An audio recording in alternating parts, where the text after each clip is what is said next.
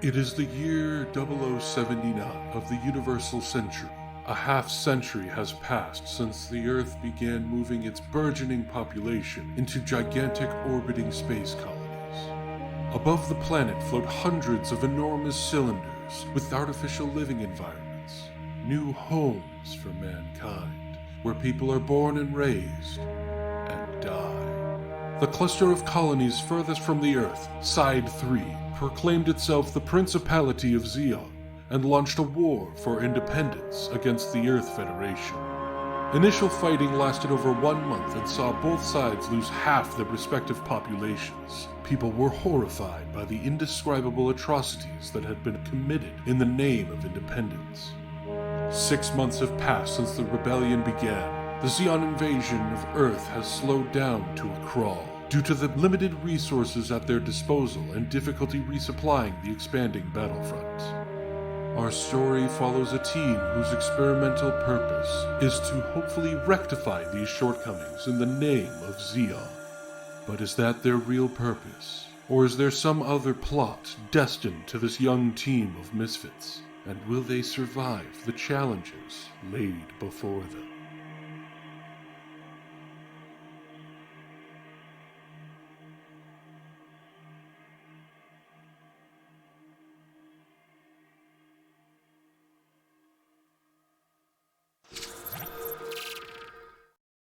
Hello, everybody. Welcome to another episode of Bronze Enigma. I am your host and storyteller, Brandon, here at Worst Heroes, and I am excited to begin episode 4. And of course, I am joined by my wonderful cast here, starting with you, Mr. Hazard.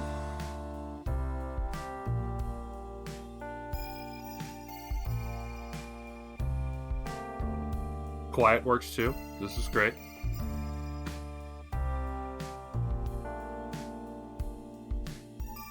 Bio. Well, this isn't awkward at all.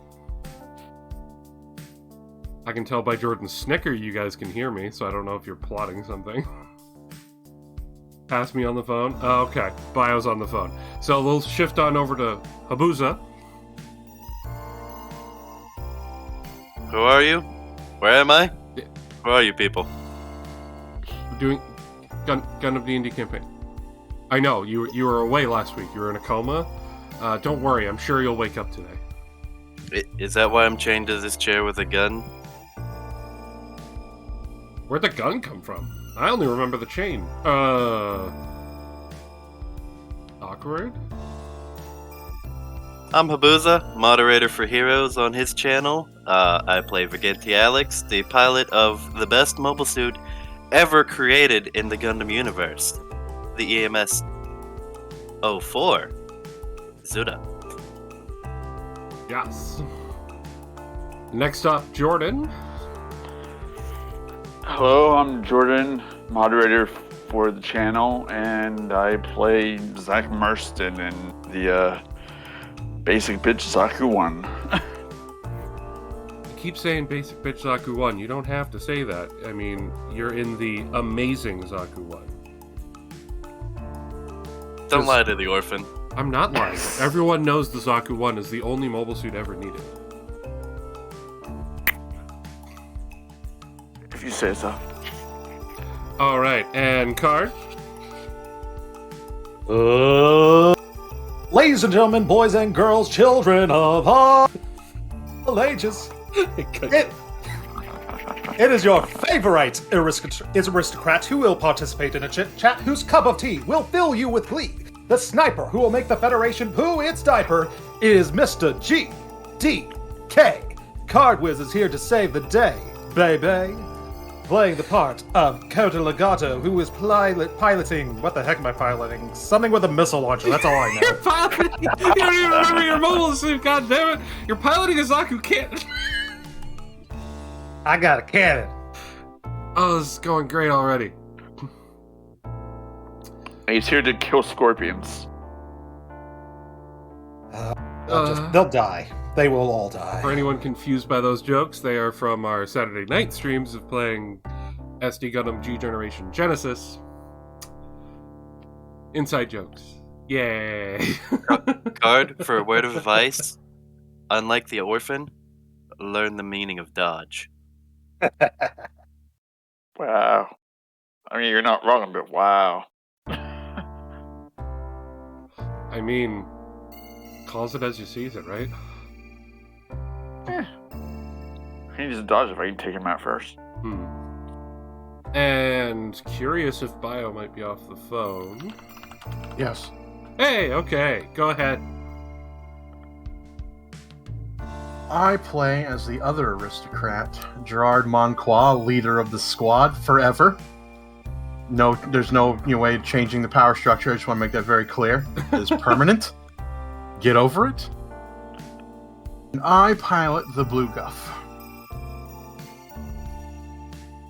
Also, Card and Bio are both streaming. Well, Card's not streaming right now. Bio is. So you Yes. can always use exclamation point multi to be able to see his clean view of the battlefield as opposed to mine. And also show him some love. And Card also streams. He's just not currently streaming as far as I'm aware. I am not. Yeah. I'm streaming tonight at 10 o'clock Central Time, playing some great Ace Attorney Chronicles with a bunch of silly voices and crazy murders, if anyone wants to watch that. Put the hammer down? What is happening in my chat? Why are we beating people with hammers? Also, hi Xenix, how are you? Jordan and Card, thank you for the hosts, and Habusa, thank you for the resub. So, can I press X to doubt this leadership not changing everything? Because, yeah. Jordan, you don't have to do that. I'm popping the full list of everything. That way it doesn't make... Just let me do it. You could just do the GRP cast. I could, but That way not it's not going to. adding extra sound. I hate you. I hate you so much. Anyway, just popping all of the fun information with the campaign. I Everyone's don't mind Twitters so and says for the Twitches. community. Everyone's Twitter and Twitches, as well as the shout out for MidnightHatter, creator of Gundam 5e, and of course the lovely information for the music that we're using again. Anyway, shall we get started with a nice, lovely recap? I believe we shall.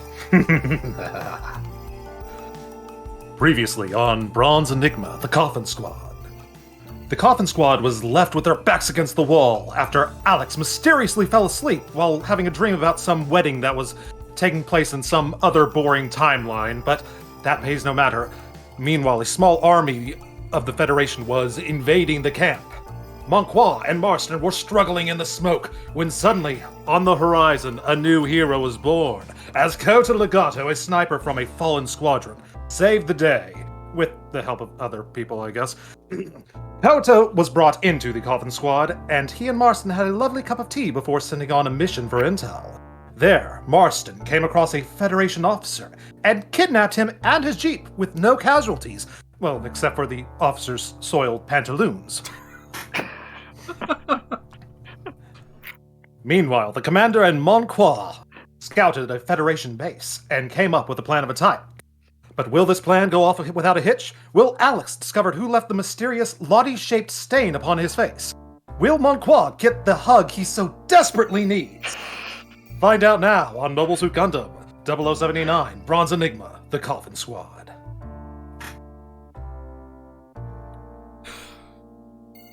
Alright, I can't compete with that. Card, this is your campaign now. I'm leaving. I'm also gone. God damn it, I forgot Lottie did mess up my face. I love how when we said Card would do the recap, he was like, "Do I even remember anything that happened? Oh, I'll make something up." Everything he said happened. Even the hug part, which is a bit obscure. That's in the side material. Should have worn his brown pants.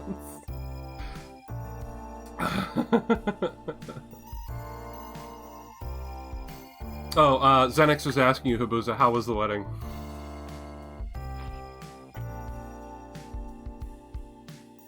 That's how the wedding was, apparently. No comment. That's how All the right. wedding was, apparently. We don't talk about the wedding anymore. I put it in chat. Oh, you did? Okay. Alright. So, yes. Thank you for that lovely recap card. That caught me off guard pretty heavily. I nominate How much him to do all the recaps from now on. I was gonna say. I accomplished my goal then. Good, a whole lot of booze. That is a good wedding if it's a whole lot of booze. Alright, so. Yes. As we return to our heroes, returning back, as they head back to base, let us remember that, as stated by Card, good old Vicenti Alex is laying in that wonderful med bay. Little bed. Bed? I guess it's a bed. It's not quite as comfy as a bed, but it Were does. they not its strapping job. you up against the wall? No, it's not against the wall, and nor is it hanging from the ceiling, despite what people may want. But I guess we should maybe rewind a little bit, if we should, back to earlier that day, before he passed out and met his strange circumstances of a day.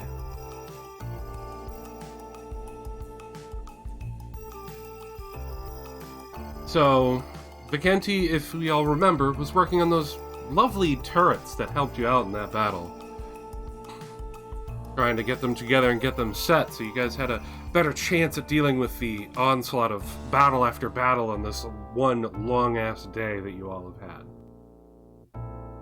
While you're working on it, comes up behind you a hand, slaps you right on the shoulder. Hey, Sugar, what you doing? Trying to finish up the turrets before the next battle wave? Ah, turrets.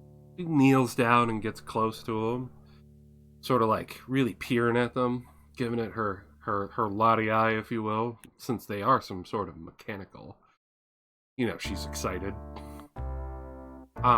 They don't look like much, but I can tell these little guys got some gumption. Keep it up, Sugar. I'm sure they'll pack a punch. Well, let's hope so. It'll be one shining, blissful star in this oblivious situation. Exactly. Keep yourself with your hopes up. And if you need a star, remember, I can shine as much as you need. And she gets up and starts kipping away towards the mobile suits outside to get them prepped. But, Kenti, can you do me a favor? Can you roll your new type intuition?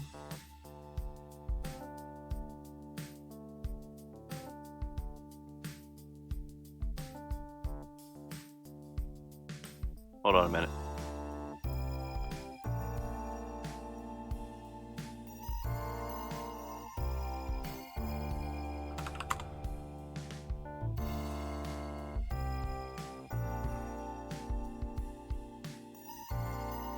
Uh-oh, where did the thing go? What, the die roller? Or your character sheet? My character sheet. Did you lose your character sheet on your desktop? We're good. I found it. Good! New type intuition.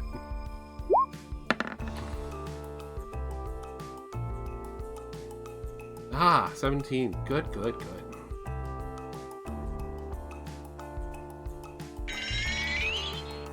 You get a strange feeling.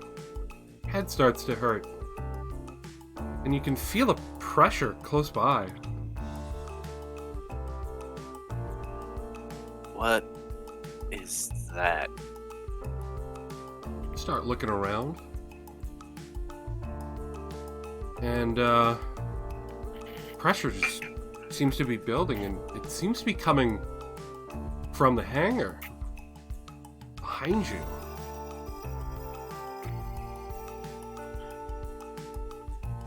get up and turn around to look, and it seems like it's coming from the Major Zaku.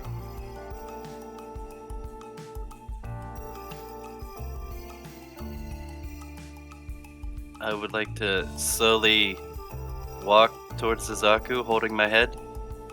Okay. You start walking towards that Zaku, and with every step you take, it's like it goes up a notch on how much pressure you're feeling and how much your head starts to hurt. At first, I'd say it would be like maybe a 2 or 3, not as bad as it was on the battlefield earlier, but now it's getting up there real quick. What could cause this that's inside his mobile suit? Yeah. Oh, right. Can you give me a perception?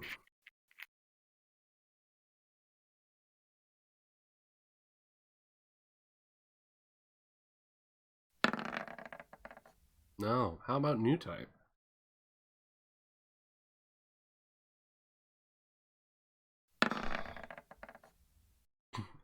Your eyes don't see it, but your head sort of senses it. There's definitely something going on. You feel like presence. Someone young. Someone in distress. As you take another step towards his mobile suit, you see the mono eye has got a faint red glow on it. But his mobile suit's off. Try feeling out a bit more, and you can almost hear a child? A young girl?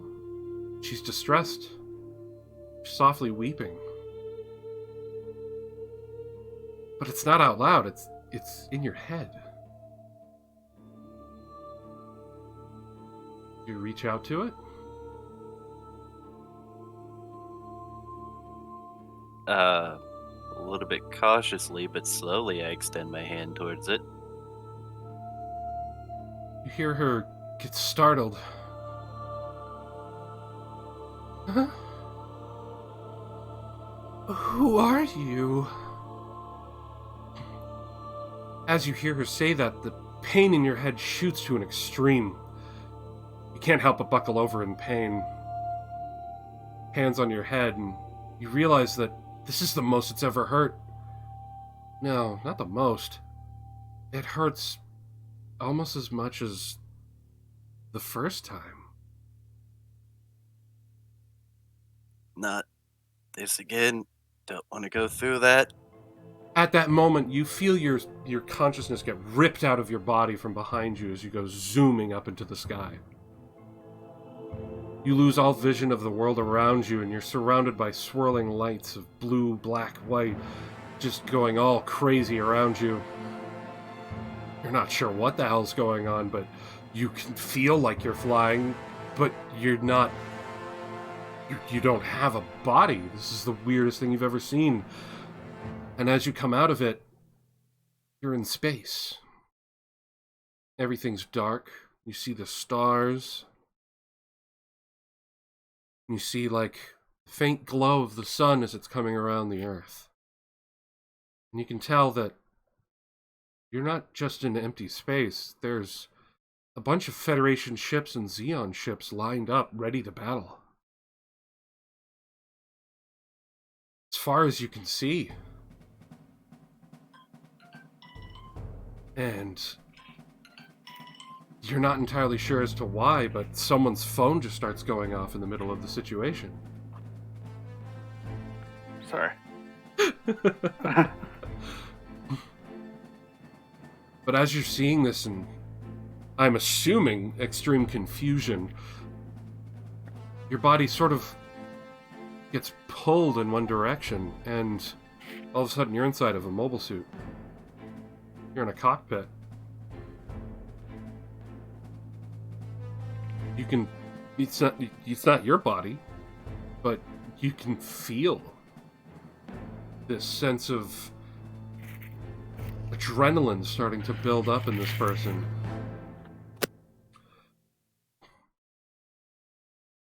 takes a deep breath, puts his hands on his controls, and launches.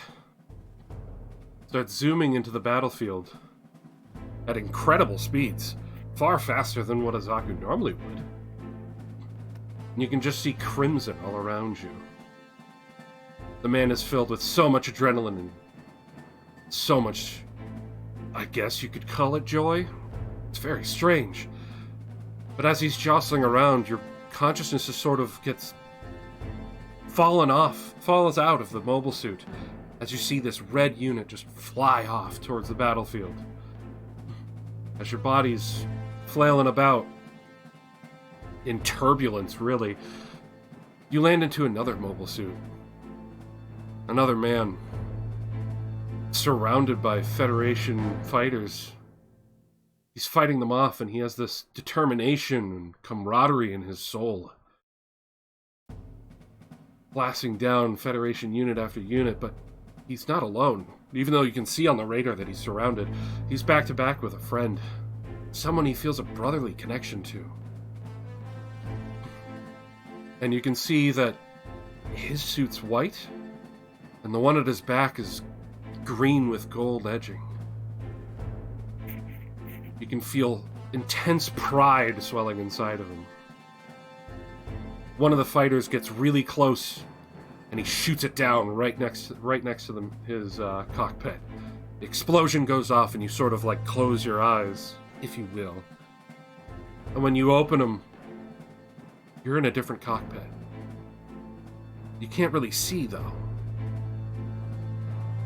But the sirens and alarms are going off. Sparks shooting out. You're somewhere else. Dana, thank you for the host.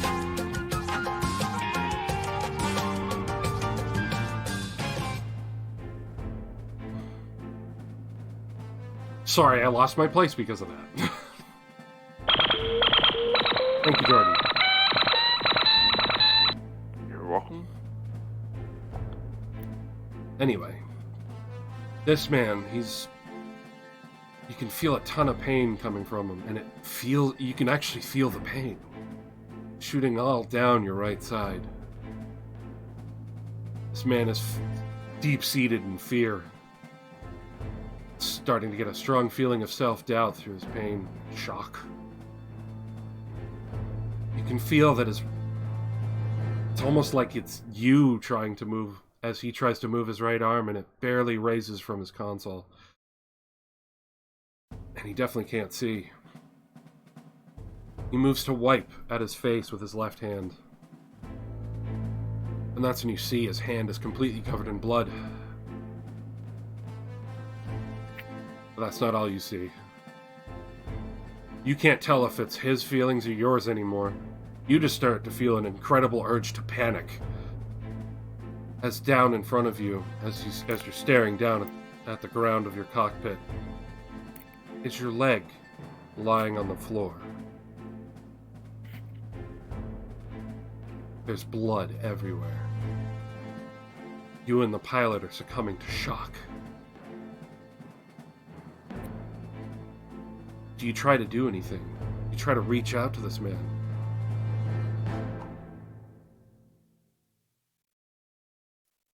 Initially, after, I see the leg, my mind instantly goes to, what? Where am I? How is this happening? And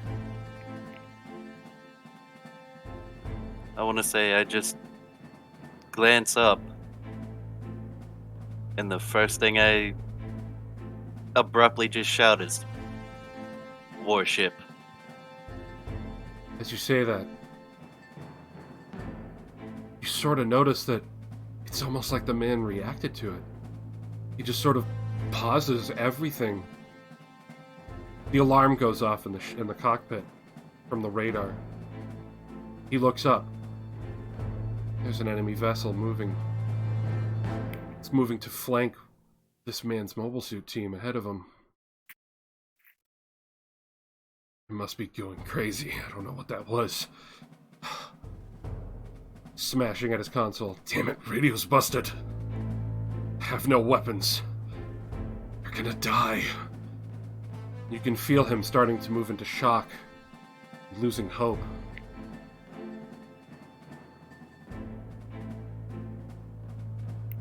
Do you do anything more? Yes, I just seeing as he responded to worship, I just use a normal, calming, just calm tone of, well, you got two options. You either wallow in self-despair right now, or you do something. A voice? Must be losing it. I can't let them down, though. I must protect those kids. You feel an incredible change in this man's mood. This strong protective instinct rises up inside of him, swelling up like a torrent. He grabs his controls and moves towards the vessel at full speed. As he does, you're left behind, watching as his Zaku-1, no leg and no right arm, half damaged and sparking, flies off towards his vessel. But you're not alone. You feel another consciousness, also watching the man. You can't help but feel incredible fear from this. This presence is very overbearing and dark. Try to see if you can get back to your body. I'm going to go deeper. So you're going to try and go after that consciousness? I was brought here for a reason. I need to find out that reason. Start to try and move towards it.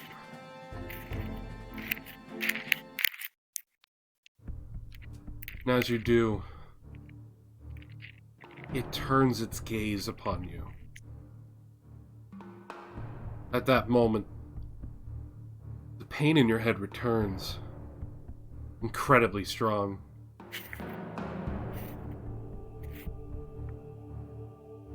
You, without control, just start moving to get away from its view. You want to delve deeper, but it feels like a wall. You see a Musai entering the battlefield. Not quite within firing range yet. Off to your left. Something about it stands out to you.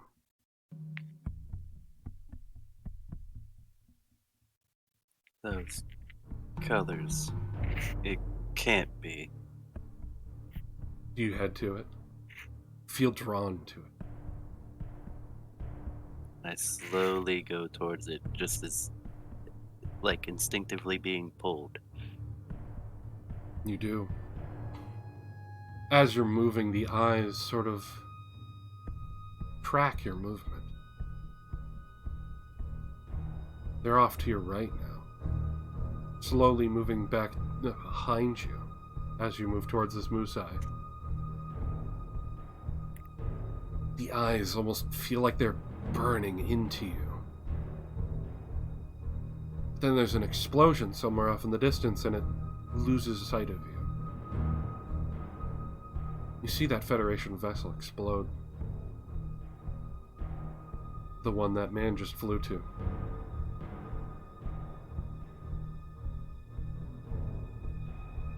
As you get close to the Musai, you sort of feel sucked in. And everything's dark. Can't really see anything. It's quiet. It's sort of echoey. And you're in a body. A familiar body. A familiar room. A familiar feeling. You're in a cell. In the brig. And now you realize where you are, don't you? The Battle of Loom. Yes.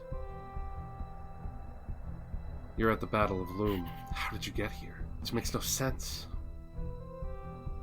You try and move, you try to speak, and it's like you have no control over this body at all. You're just an observer. But you remember, this was your cell. This is your body. And you hear a voice coming from outside the door. Hey, Vic. Don't worry, buddy. Just relax. We'll figure out what the hell's going on with you. Once this is over, we'll get the docs to help you out. That voice sounds familiar. You know who it is? It would be my good buddy from boot camp. Henrik. Am I right? Correct.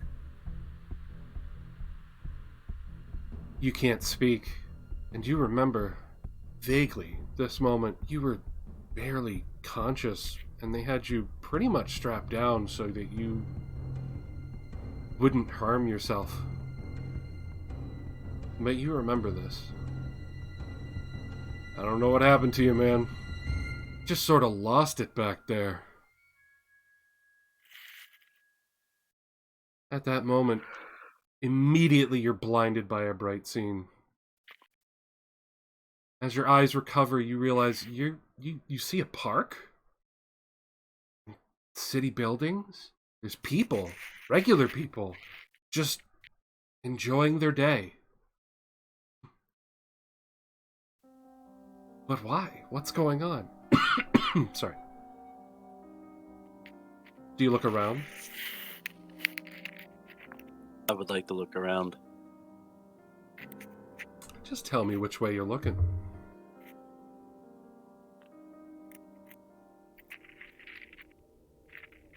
To the west and a little bit south. As you look around, you just see more and more buildings. Some greenery. Not a lot. It's very clean in here. And the lighting feels familiar. You look up? Yes. You look up and you see giant windows.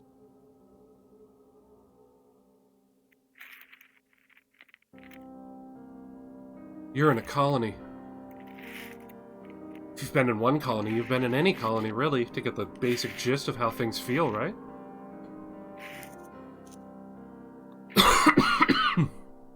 Sorry. It's so strange. But what colony are you in, right? You mean you type?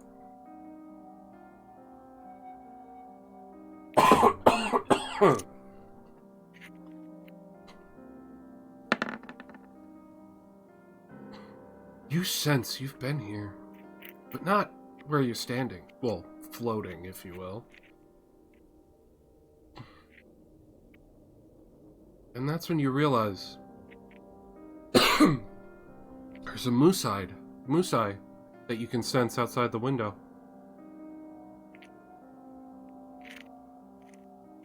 And you realize that more and more of the citizens around you are coughing. Growing more and more rapid. Give me perception. Let's see if your eyes can tell you something.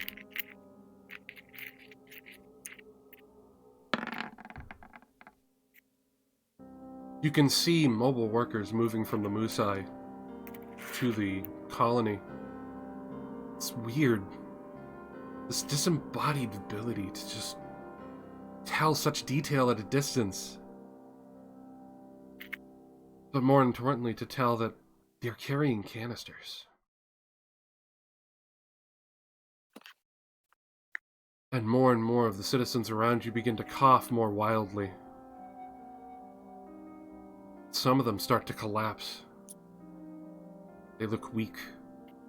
The haze starts to fill the air. They're gassing the colony.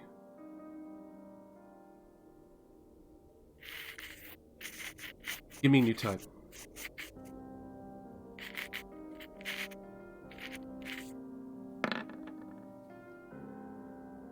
Nat 20. As you see the people around you start to fall, your head isn't hurting, but you sense that Musai, you need to be there. And instantly, you draw yourself straight to the Musai, to your body again. Sitting, getting yourself ready. Because you know that there's a chance the Federation will attack soon, right? But your head starts to hurt. Not yours, but this version of you. Your head starts to hurt a bit. You okay, buddy? Henrik's walking up to you. Hey, don't go losing it on me now, man. We're supposed to launch in suits together on the next deployment. Come on, I need my wig, man. We've been dreaming of this day, man. In that moment, everything goes dark again and you're back in the brig. That was Operation British. The colony wasn't empty.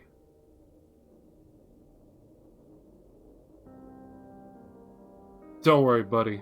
The voice rings from outside the door again. We'll get you fixed up right quick. You'll be my wingman next time. I gotta deploy alone without you. And hey, my sister recently got an officer's position as a doctor of some sort over at the new medical facility on Granada. Maybe I can ask for a favor and she can take care of you. I'll send her a message before I deploy. Don't worry. I'll take out extra fetties for you too, man. Just rest up in there, bud. Rick and Vic will be unstoppable soon enough. Ensign Henrik Slesser! Leave this area immediately! Oh, sorry. Just making sure my buddy's okay. He's in the brig for a reason. You're supposed to be on standby. Hop to it! We're about to deploy. The battle's begun. And you sort of fade back out. You're just in space now. And you feel that presence again find you. The pressure's high. Do you follow it again? Yes, I once again try to push forward towards it. You move towards it.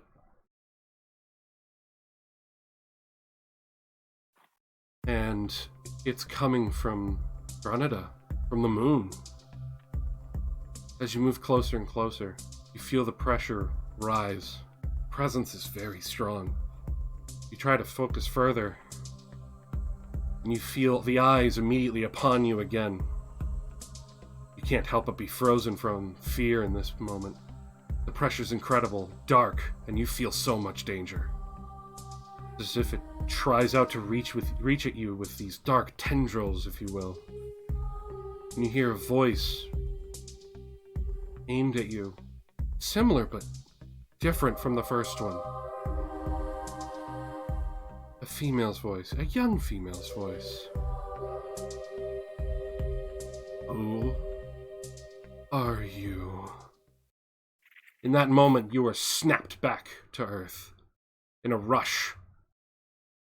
Maybe you're back in your body. Feel yourself starting to come to, and you hear another voice. Who are you? Your eyes start to open. You're in the med bay. The doc is next to you. And the major. Damn it, Doc. You gotta give me something. I'm trying to keep everyone in this team alive. First the feds find out about our top secret deployment route. There was an apparent botched sabotage plot on the Komusai. And now, a pilot in an unknown coma. I'm trying to keep everyone safe. I need something, Doc. You're now fully awake. And whoever wants to is in the room as well.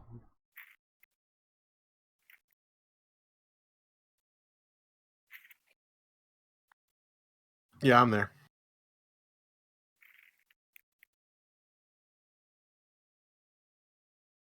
I'll overlook our my new companion. The doc is just looking at the I'm major. by the door. Cool. The doc is just looking at the major. I'm sorry, I don't know what to tell you. I'm not permitted to give you any details.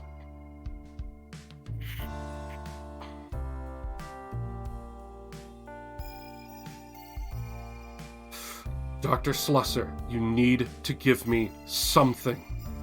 I'm trying to keep everyone alive, and not knowing any information about you or Vikenti is really causing a problem. I don't know why he collapsed. And I need something. Anything. I would like to start slowly sitting up and push the tin cup full of water on the little table next to me to make it hit by Gerard's shoes. As the water falls and splashes all over Gerard's shoes and lower part of his pants, the Major immediately snaps his attention to you, and you can see concern in his eyes. How are you feeling, son? You okay? That's like a really bad dream, Major, but everything still feels like it's there. Well, that's good. Bayou, were you about to say something?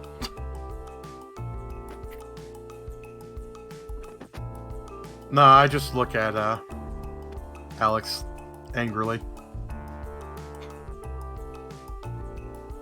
Ota would like to be the gentleman and offer a handkerchief to Monqua. I take it. I told you I thought he would prefer to have a cup of tea. That's not important right now. Mr. Alex, how are you feeling? Your head doesn't hurt as much, but you definitely feel exhausted, like you were in a very heavy ordeal. You don't know how much time has gone by. What about the battle, Major? I just sit there saying as I'm a little bit slumped over with my hands on my, holding my hands together, have them on my knees, just looking up. The battle. Son, you've been out all day. It's night. The battle's over. Your little turrets that you left behind helped us out. The doc here used the mortar for a couple shots. Helped us out a lot. And then, stumbled upon another Xeon officer out there. Helped out as well. He motions over towards, Mr. Legato. Ota Legato, it is a pleasure to meet you, and I shall extend my hand politely. Hi. Extend my hand out and shake it slowly. A nice firm handshake. It's very good to meet you. I see I am in good hands. This company has been a bit of an interesting meet upon this last 24 hours, but I feel that we can accomplish a lot if we need to.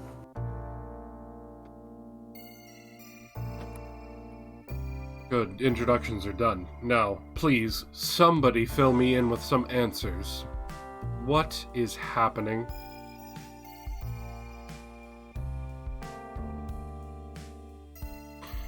That... I'm not even sure what's happening anymore, Major. The doc But I sort of could- like kneels next to your bed and is like checking your pulse and everything. But I can tell you adamantly want answers. Yeah, this has been a hell of a day. I'd like to at least get answers to something. The And fact of the matter is, I need you to be reliable, and I can't have you having these episodes. I need all pilots. So please explain these episodes and how we can mitigate so we don't have to deal with this shit again. First things first. You've seen my military file, haven't you? What military file? What little isn't redacted? If you take the black off that, it'll tell you how I was brave and heroic participating in Operation British. Until I had a Marston, you feel a chill.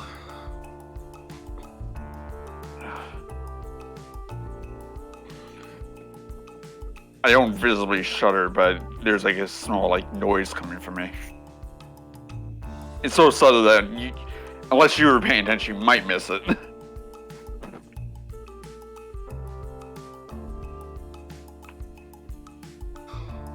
Continue. Yeah. Secondly, I was a proud, heroic soldier all the way up until just like now. My head went violent. I had an episode right on the bridge. Was locked up in the brig.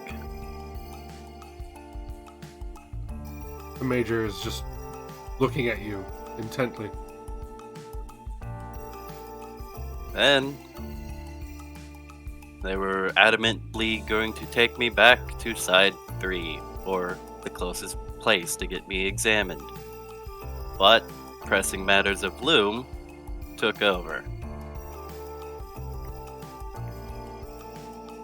And the doc is just looking at you. You don't have to push yourself. Locking you in the brig? How arcane! Why would Xeon do such a thing? Wouldn't they have a medical facility on board? The Major turns towards you, Coda. Mr. Legato, you're new to being an officer, but as someone who's been an officer since the 1 week war at the start, it was actually quite commonplace at the time. The Musai weren't really stretched out to deal with something major, and if he had an episode where he was a danger to himself and others, they would have basically used the brig as a bed space to keep him at and keep him from harming himself. Brig is not a place to cure people, but It's not a place to cure people. But also the start of this war wasn't a place for most humans.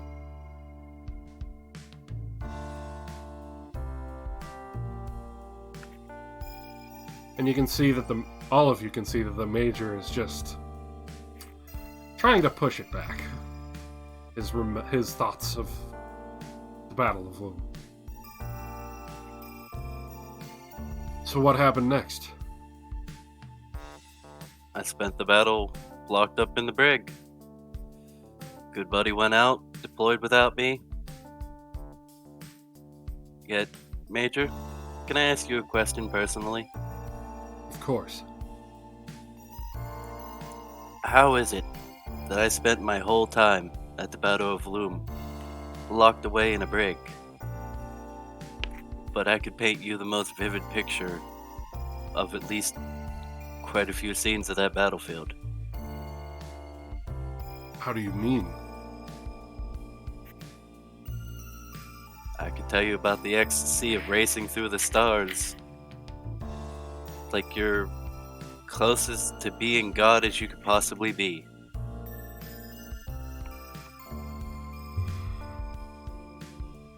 Fighting back to back with another person.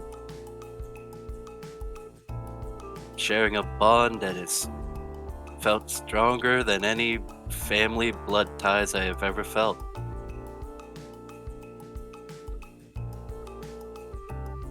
Major's just looking at you, puzzled.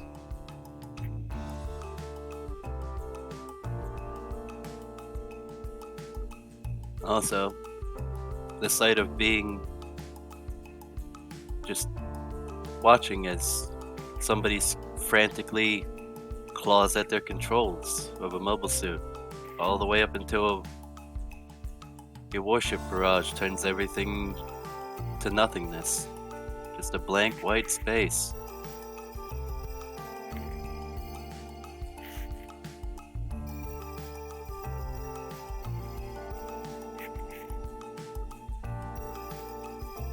You saw all of that. Oh, there's more to it. But for one reason, I have no doubt. I saw my friend's final moments at Loom.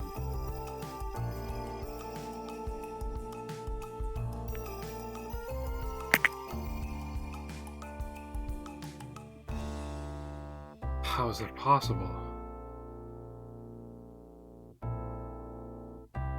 That doesn't make any sense. He must have seen some security footage that was given to him at some point. There's no security footage from inside the mobile suits.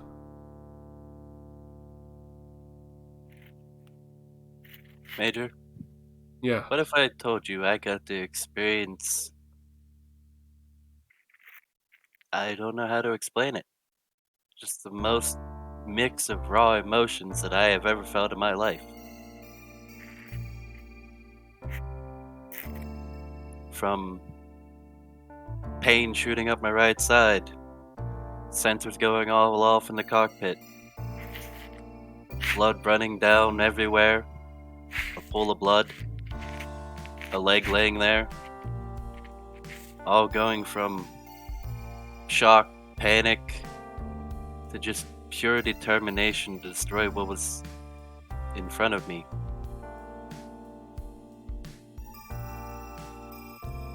Major steps back. I look at the Major in shock. Just a little bit. The Major is completely pale and shocked. Son, get some rest. We've got a mission in the morning, and we need you. Officers meeting now.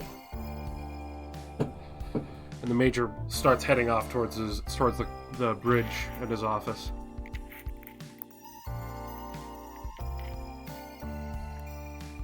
That means you too, Doc.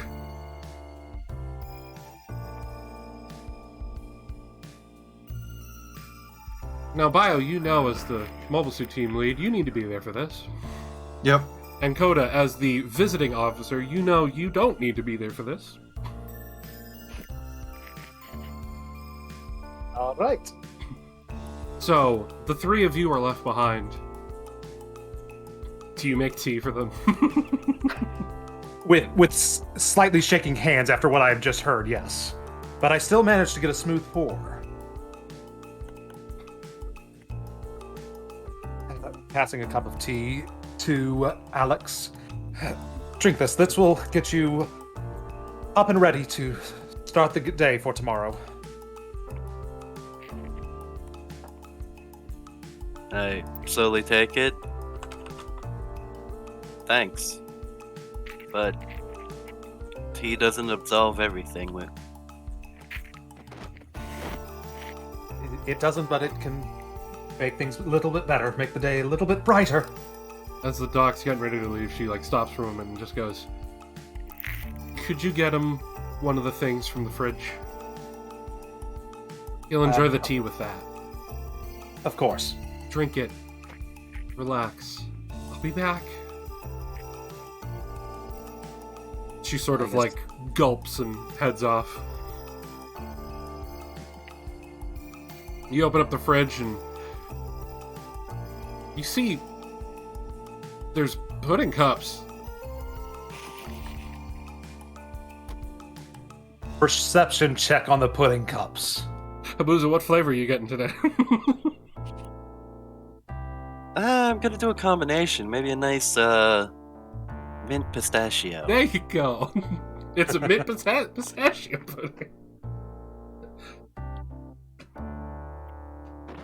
And it has a little smiley face drawn on top of it.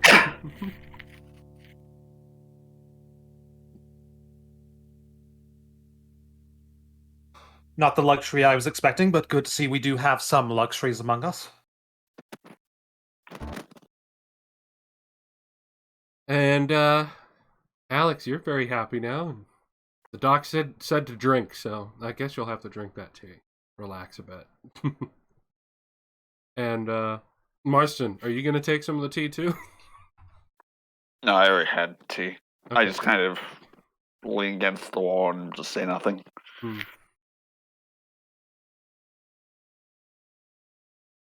Trying to process everything that just happened. Yeah. Makes sense. Anyway. So we cut back over to everyone who's moved over to the Major's office. Of course, they shout. They call down to Lottie, who runs up as well. So all those in officer and leadership type positions are all here. I'm good with words right now. And you all enter the commander's office. He sits down behind his desk, still looking a bit pale and sweating. Everyone sit or find a spot. Doc, I want you here in front of my desk. And he points to one of the chairs in front of it. And,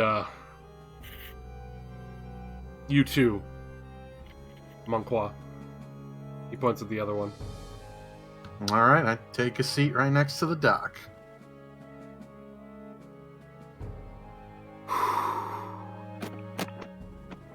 Let's out a deep breath. Well, Doc,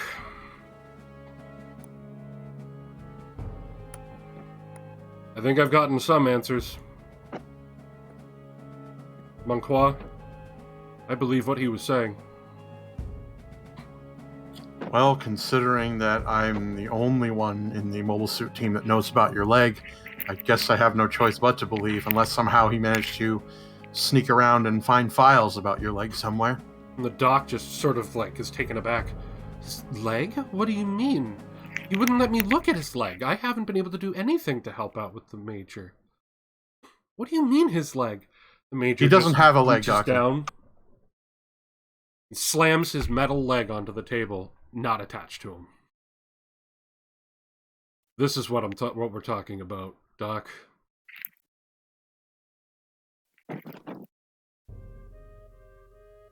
She's shocked, staring at his prosthetic. Wait, so... was that vision he felt? Was me at the Battle of Loom?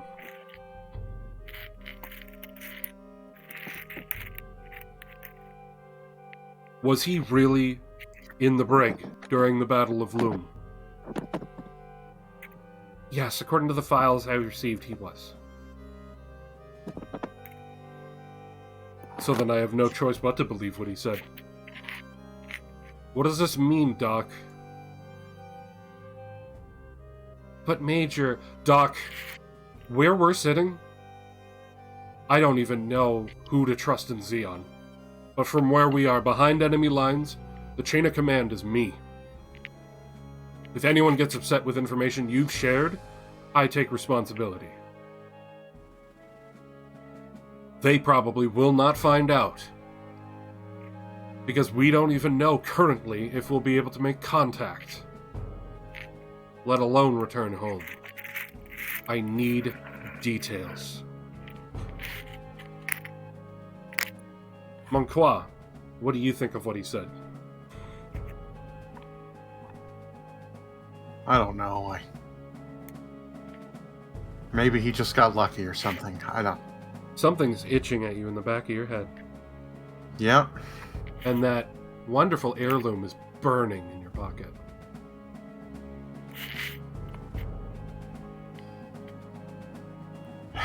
I've been told stories about phenomena like this, about a certain group of people that will eventually make their presence known. Of course, I don't think it's real. It's just a bunch of fairy tales, like unicorns and other fake shit. But the person who told me this believed in it so blindedly that it almost felt like it was real and genuine. I never thought I would see anything actually happen like this. They're talking about the psychic abilities. Yes. And the doc chimes in. It's the term new type. We've been researching it. And she's just staring at her feet. I was thrown into the team to keep eyes on him. I was the only doctor at Granada that wasn't treating him like a lab rat. So they sent me with him, thinking that having someone who actually he was close to might help garner more information. He had a freak out the very moment the colony hit the Earth. And he might not remember it. But the reports all said that he kept screaming the same thing. He just kept screaming, I can't stop hearing them. They're all shouting. They're all screaming in pain. Jordan, I don't know what you're doing, but we're hearing you scratch the entire time. I'm not doing anything. I don't know what it is we're hearing. We just keep hearing scratching coming from your mic. That's weird. I don't know if it's rubbing against your facial hair or something. Could be. Give me a sec. Yeah. Sorry about that. But all it kept saying was just, they're screaming. They're yelling. They're in pain. They're dying. And he flailed about. You were right, Major. He was put into the brig on the Musai while strapped up so that he would stop harming himself and those around him. From the reports that I got, he was a complete mess. I didn't even know that he saw those things at Loom. I just knew that they put him in the brig because there was nowhere else to put him at the time.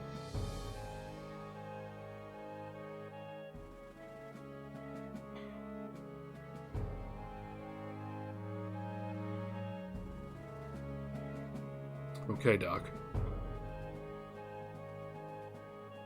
So, what do you know about anything else that's been going on? I know nothing, I swear. We received orders from Cassilia. And we can't go against them. We had to send him out with you. And luckily, I was able to convince them to let me go along. I know nothing beyond that. I don't know anything about how they knew our route or the explosive we found.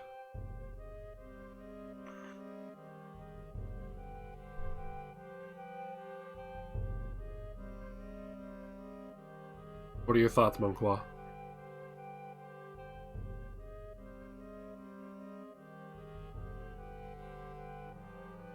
I honestly don't know. This seems like a bit much, but I will make something abundantly clear. If Alex has another episode and he attacks anyone on this ship, I will personally end him. I don't give a fuck if he's a new type or not. I care about the safety of the people on this Musai, and if he's a danger to the mission, I will destroy him.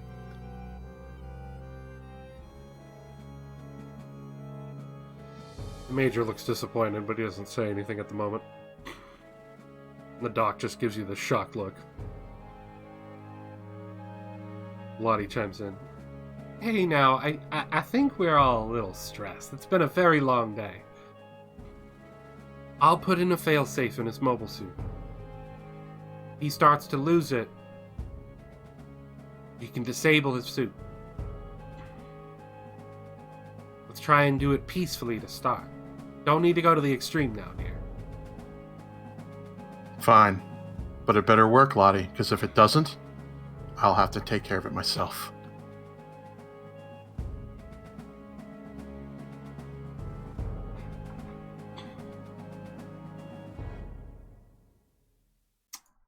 An awkward silence fills the room. And, Cohen sort of clears his throat. Well, guys, that was interesting, but, on a side note, got a lot of the controls up and running. We're at the point now where, as soon as Lottie's able, we can start the repairs and getting this thing moving again. That's good. Alright. Everyone get some rest. We have a mission in a few hours. We gotta take out that airbase. You're all dismissed. Lottie and Cohen go right out. They're right next to the door. The doctor stands up. Just out of character note, are we doing anything about the guy in the trunk? Nobody has reported to the Major there's a guy in the trunk yet. Well, yeah, well, that's the weird thing is we kind of like all met at the medical base, so I don't know if that information has been shared at all. Pretty much when you guys returned back to the base, you and the Major showed up first and went straight to the medical bay. The other two showed up afterwards, and the Major was already questioning the doc.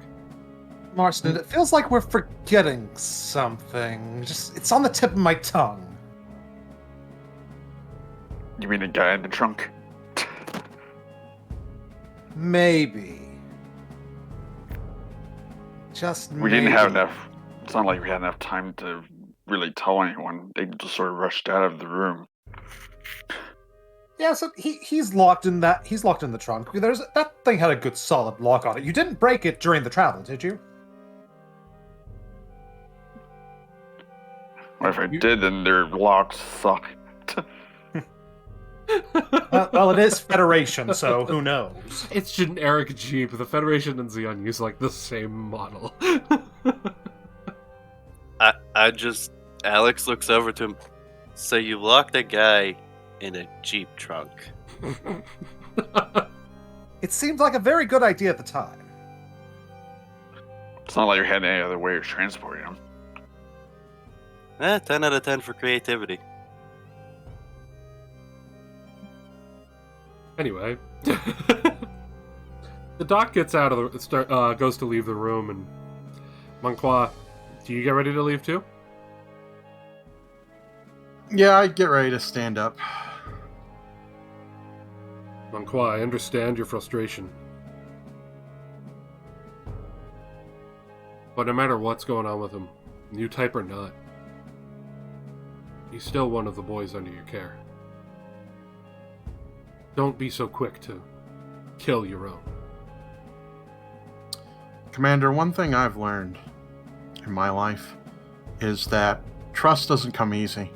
And as soon as I find somebody with a failure, I eliminate them.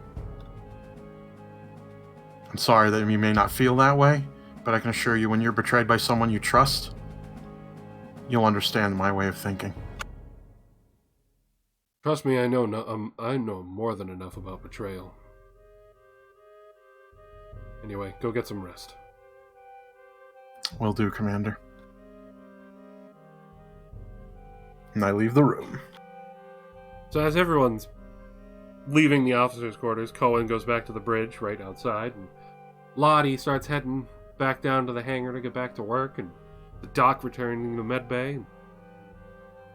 What are you three doing right now, after you had that lovely talk about a man in a trunk? We should probably go get him. I don't know. Maybe. Doc walks in. Get who? Oh, I forgot to inform you, our trip was a success. We were able to acquire a new Jeep for us. We have it parked right over there, and we also acquired a Federation uniform with a Federation officer within it. I'm sorry, what? They locked him in the trunk, Doc. She goes to the console. Major, sorry, I know it's been a rough day and everything. Apparently the boys brought back a Federation officer in the trunk of their new Jeep. What? I'm coming.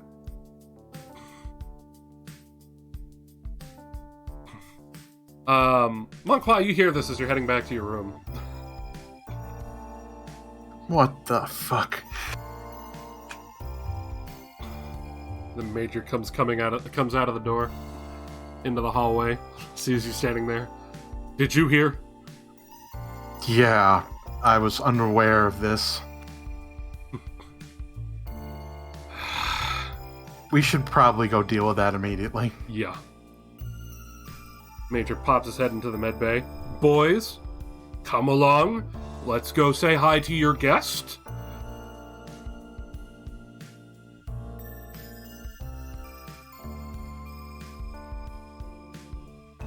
Chop chop. Well, I just followed them out. Is Habuza coming or is he staying in bed? I mean, that's up to Habuza. He's back in full control of his body right now. Well, I wasn't sure if he was still all hooked up and shit. It doesn't take long for the doc to detach him. I'm gonna take a side route and go stand on the catwalk in the hangar. Okay. Continue nomming on your pudding. The doc is concerned, but she lets you go. She's just sort of feeling defeated at the moment. Lottie looks up from the base of the hangar as you guys are coming out onto the catwalk, and she's like, boys, why's the new Jeep clanking at me and yelling? Apparently, we have a guest. Which one of you boys has the key? Does he have the key? Did we take that key from him? I'm fairly certain that Jordan grabbed the keys. Yeah, I have Jordan the keys. I do have the keys. Lock him in the trunk with the keys. Open it. Lockpicking check.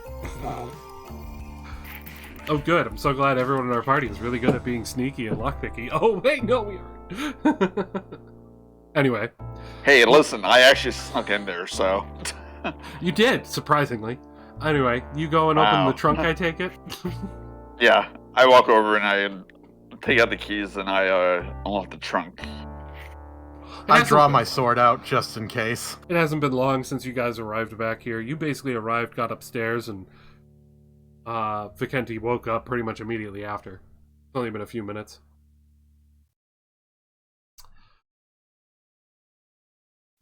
And you see the Federation officer laying in the trunk, tied up.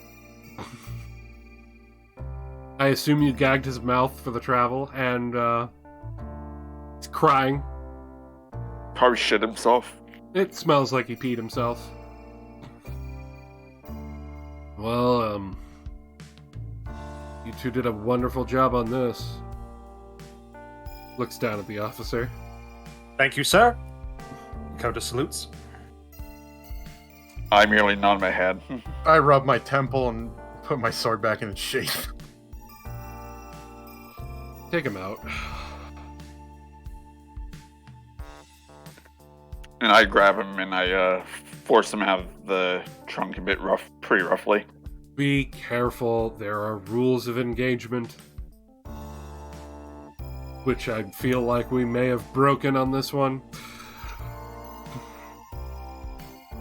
The Major steps up and pulls the gag out of his mouth. I'm terribly sorry. Welcome to our ship there, officer. We will not be causing you much harm than has already been done to you. How did you get the Jeep back? Carried it. That must have been a rough ride. The officer's just like shaking. He's like, a bit. The doc from upstairs next to Booza just goes, is he alright? Does he need medical attention? More than likely, Doc. Might need a new change of pants too. Yes. I just smell in disgust. He didn't shit himself, but he did pee himself. Oh, urine still smells, bro. I know, I'm just letting you know. Very important. We know we don't have to dry clean this. Doc, can you get him a change I'm pretty of much used clothes? to it. Doc, can you get him a change of clothes? We'll let him use the spare room. We can lock it so he can't get out. And get him some food. Okay. She rushes off to go take care of that. Federation officer looks at the Major just like, thanks. I thought they were gonna kill me. The Major just turns and looks at the two of you. What happened? Our reconnaissance mission was a bit of a success. We did find our friend here. He was alone at the facility, and our choices seemed to be let him get away, capture him, or murder him. And look at him, he's so pathetic. It would be... I don't want to put that down for no reason. I'm not meant for fighting. I'm just a science officer. Science officer, huh? Sir, he was rifling through papers looking for something. I don't know what it was yet. Well, it's fine. Someone took the computer and the documents, so there was no information anyway. Oh, that's too bad.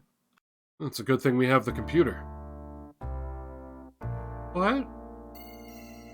Take him to his room. I facepalm because I was like, I was kind of hoping you would say that to him.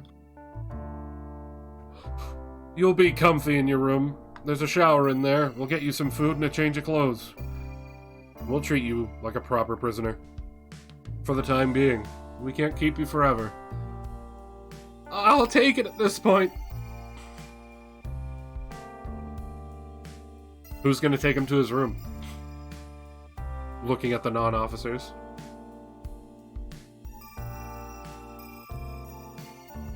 I don't know if he wants me to take him to his room. He's probably still scared shitless of me. Well, the other non-officer is currently in medical fatigues right now. Eating pudding. Mm-hmm. I'll walk down. I'll take him to his room. Oh, you'll take him to his room. I will be polite. Anyone want to go with him? I'm gonna go because, considering how much of a shit show capturing him was, I want to make sure he's actually secure. I would like to yell something down to Monquois. Don't forget to get the Jeep battery. Might come in handy. No. I smirk at that comment and then I just move on. As I'm leading into the room, if I see Lottie, I'd like to signal to her to bring a little bit of that, of the product of our still that we discussed last time. If she has any prepared. For him to drink, relax his nerves a bit after what you put him through? Sounds great, sweetie. I'll bring it right up to him. And don't worry, I'm up all night anyway. I'll keep an eye on the boy. She eyes him up and down, and the officer looks at you and goes, why is she scarier than everyone else? You'll get used to her. I've been able to get used to her very quickly, so she seems like a very nice lady. You know, once you're better, just cooperate and we won't have to use her. Let's just say that, okay? Yes, sir? You can see on his uniform, he's an ensign. He's just a junior officer. And judging by the look of his uniform, this is the first time it got dirty. And boy, did it get dirty. Yeah. You get to the room, the doc comes in right behind you with a spare set of just like basic medical fatigues and just change and I'll take your uniform from you. And Lottie comes up with some alcohol and goes, here, something to relax you a bit. And don't worry, I'll keep watch on you. And she cracks her knuckles. You can change. I ain't losing my eye off of you. Boys, you can go get some rest. You got a mission soon. She just has a giant grin on her face as she's staring at him. The Major Very just well, Lottie. walks down the hall past you. Go ahead. Remember, if before I leave, I will tell the officer, if you would like to ever have a word that... You know what? You two have fun.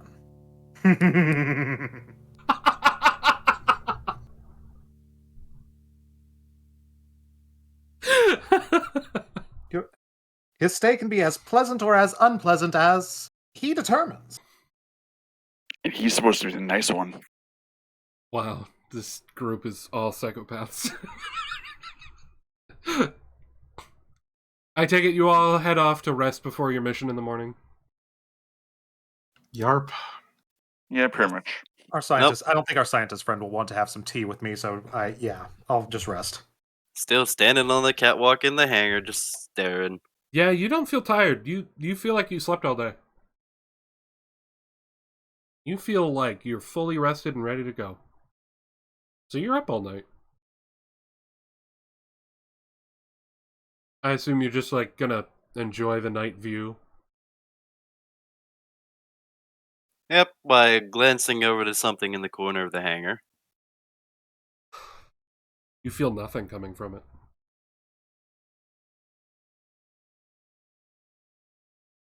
You have no idea what that was. But one thing you do know is those voices were very similar, yet very different. It's so weird, right?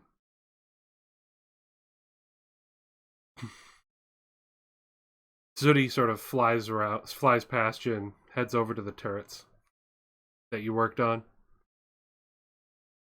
I take it you're gonna basically tinker on them to get them ready in case you need them again. Yep.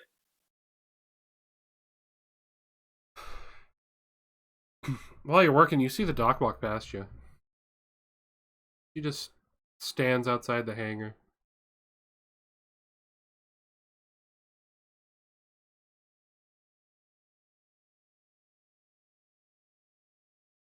You know, you can say something if you want to, Doc.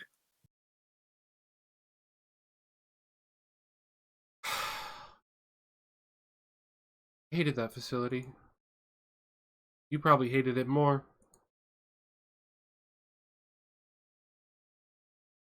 He's just looking out at the stars.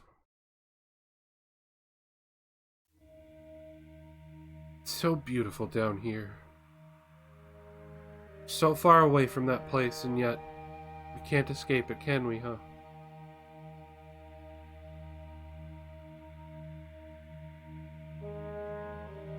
Some things that I've learned, I'll never be able to escape anymore. She turns and looks at you. I never did mention. I did get the message from my brother. That's why I took your case. That's why I pushed to take your case. You saw his last moments?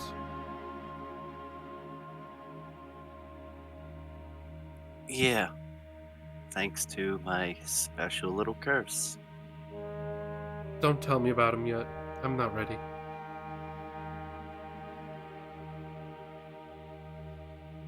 Didn't plan to it until you asked in detail, Doc.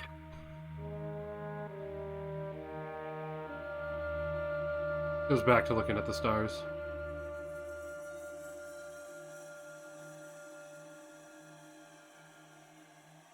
Fuck the facility. She turns and looks at you. Let's be completely open with them from now on. And that's why I let my whole military record fly out. I figured better to be watched than in the brig again. She nods and turns back towards the outside and starts to fade off as we end that section of the night. And off in the distance, you just hear a yelp and Lottie giggle. Oh, you're a fun one. And now we're going to fast forward to morning, shall we? Well, just before sunrise, I should say, because y'all have a mission.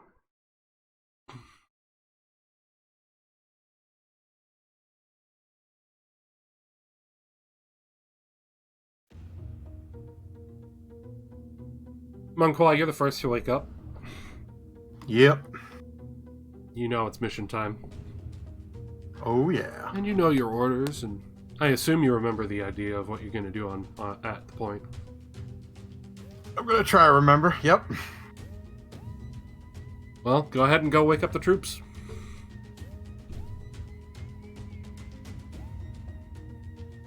All right, I head over to the first room. Let's see, it's Habuza's. I knock on the door. He's not there. Door's open. He's already awake. I don't know where the hell he is. Probably in the hangar. Whatever. All right, and then I move to Marston's room and I knock on the door.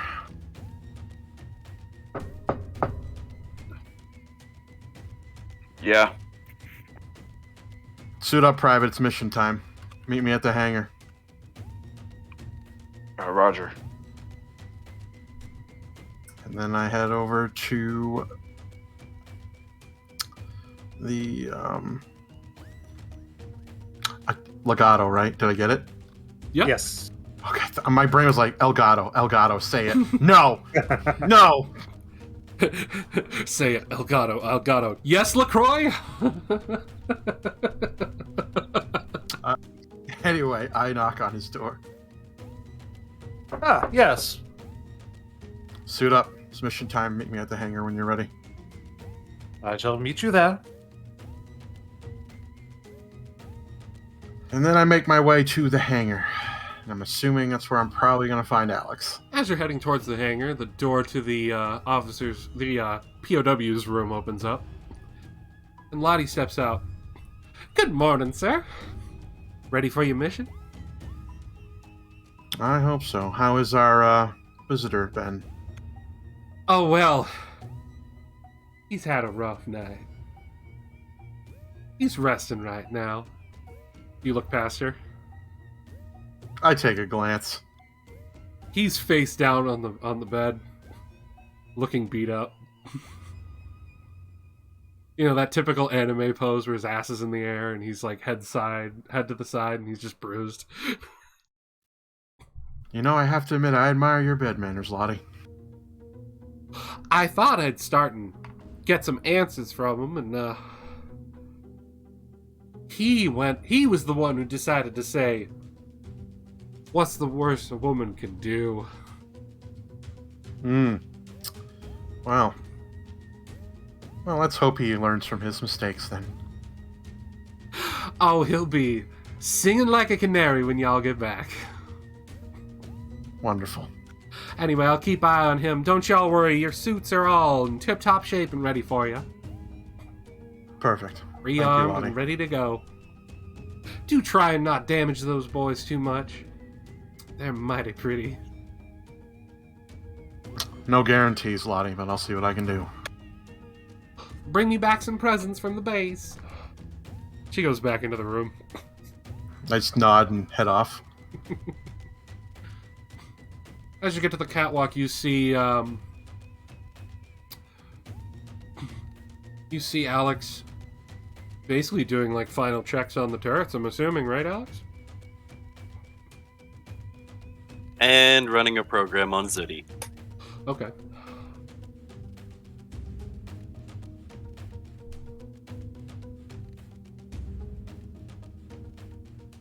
I make my way over to Alex, the hand on the hilt of my rapier. Private, it's mission time. I stand up and stretch and give a half-hearted salute. Roger that. Your head feels fine. No issues. All night. You see the dock just not far from where Alex is working. Just sort of leaned up against the side of the hangar doors. She's asleep. So, suit up and grab anything you need to prepare. This is probably going to be the biggest fight that we've ever been in. Also, we're probably going to need, if I remember correctly, the mortar's name is Cynthia? Yes, Cynthia. Yeah, we're probably going to need Cynthia for this one. I'll make sure she's ready to go. What are you going to load Cynthia up with this time?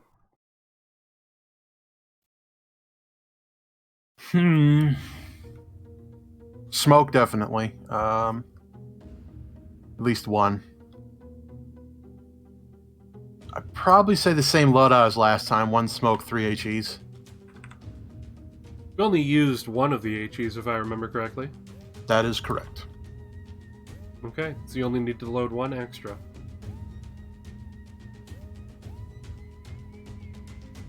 Does that sound good to you? I think that Yep. seems right to me. Okay, I'm just keeping track of the resources. Also, I'm going to take a quick moment, have us move over to the last battle scene so we can figure out how much resources y'all used.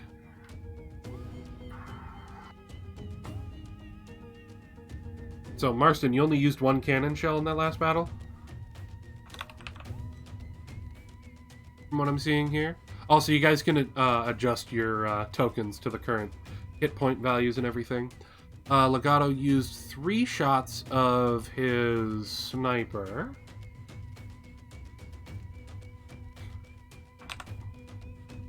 And 1 shot of your rockets? I believe that sounds correct. Okay. Booza wasn't in that battle, and Monqua didn't use his gun at all. He just used his sword that whole battle, if I remember correctly. That is correct. No weapon was fired from me. Awesome, awesome. So we don't have to do a whole lot of calculating on that part. So yeah, you should all have access to your tokens so you can update their hit points and everything like that.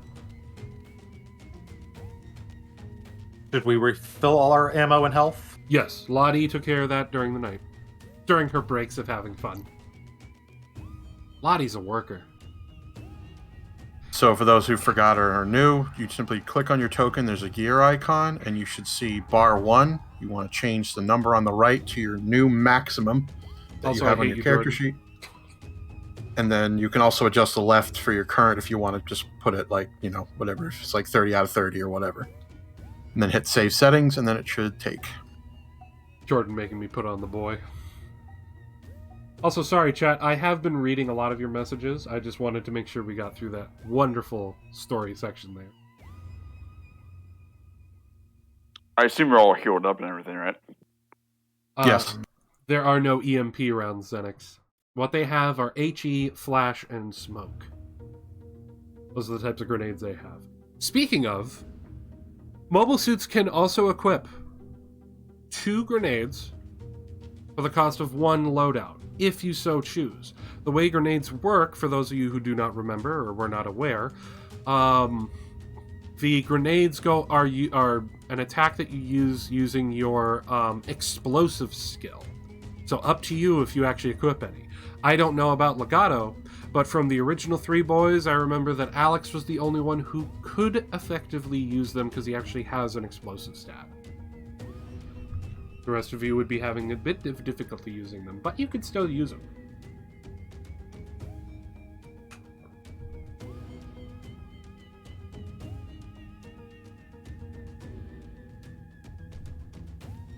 By the way, is our tank fully repaired too, or no? Not that we're using it, I was just curious. The tank is not fully repaired. Okay. The tank is still... sorry, I didn't mean to remove the icon from that one too. I was just cleaning up that stuff. The tank and both of the DOPs are out of commission right now. And I have to remember, you guys now have a second Jeep. Let me just add that to the resources y'all have. Did we clean the pee stain out of the trunk? Lottie ain't It'll cleaning air that out. up. The trunk is open, it'll air out. Totally taking an HE grenade. So you would actually take 2. It takes 1 loadout space. And for your Zuda, you actually have a launcher for grenades in your shield.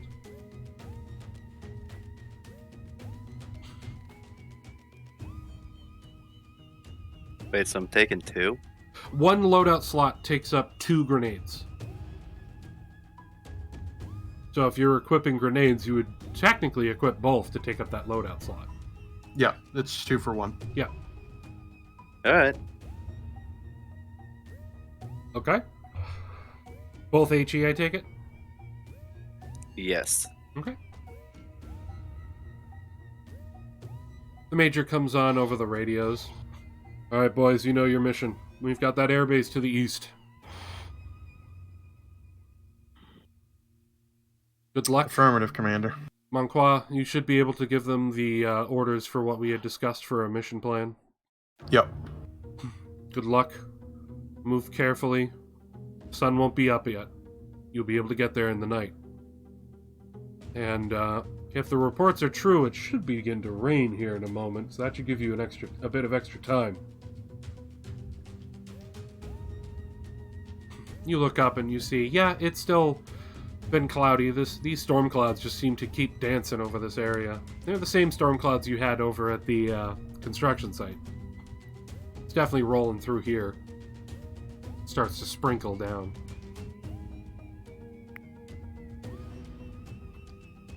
Alright, Mobile Suit Team. As always, Monqua, you're in charge. Your objective, take out that airbase. Disable its communication tower first. I know we need to communicate out, but that tower won't get us the distance we need. All that will do is alert the enemy to our presence. That is Objective 1. Objective 2, take out any enemy resistance. Objective 3, see if you can find anything useful for resources or intel before destroying the rest of the base. Leave nothing standing. Understood? Affirmative, Commander. Still waiting on the other 3. Roger. We're ready. Roger that. Good. Good luck, everyone. If anything happens here, we'll launch our flare. You'll be able to see it from out there. If anything happens out there, I know that the Zuda is loaded with flares. Red flare will mean that you are in distress. Copy that. So if we see that red flare from you, I'll get out there and as soon as possible. Monqua, you realize that all 3 of your assets are currently unavailable.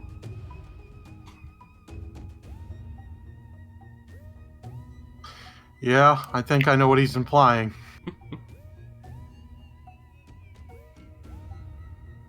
Hopefully we won't need your assistance, Commander. I hope so. Hopefully this goes smoothly. Be careful. Good luck. Cuts communication. Well, communication ends. He doesn't cut communication like, fuck you. Alright, gents.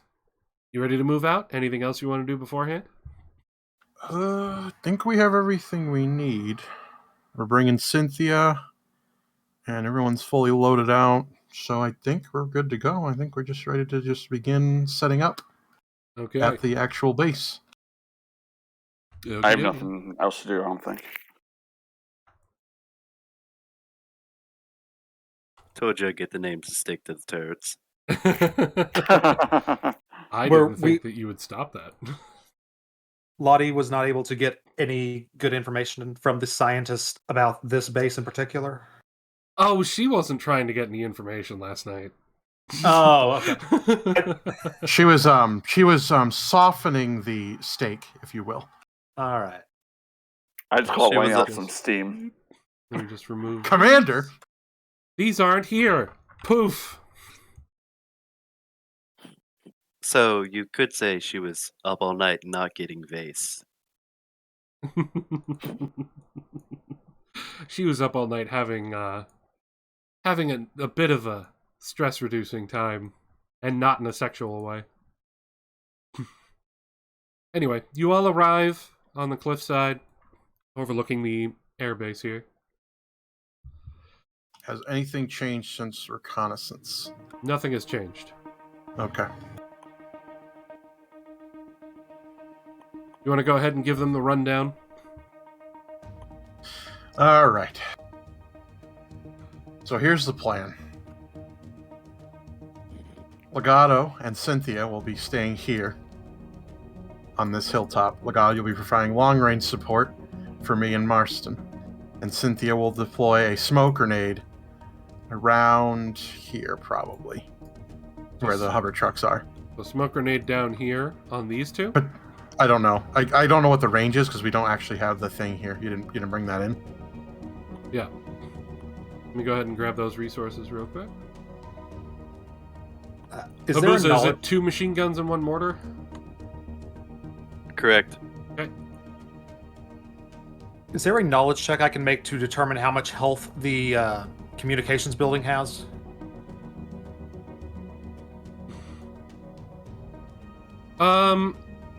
Given your cannon that you have on your shoulder, you probably have a little bit of something that you could try and roll for that. You got a skill you think you can use for that? Land knowledge, maybe. I don't have demolitions experts, but I'd say land knowledge. land knowledge. Okay. Boozy, you have control over those turrets, so I'm just going to leave them right there for right now.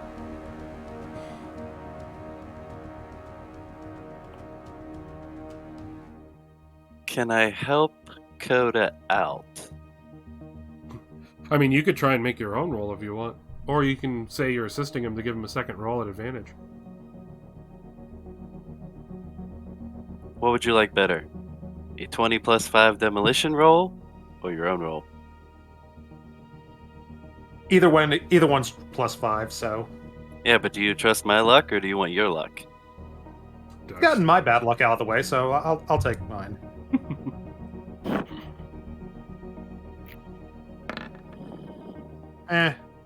Roll twice, highest result.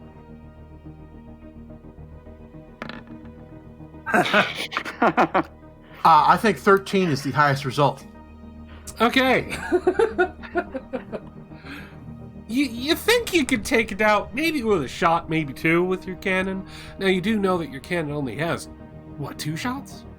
2 shots, yeah. Yeah. You might be able to do it with 1 shot. Definitely can do it with 2.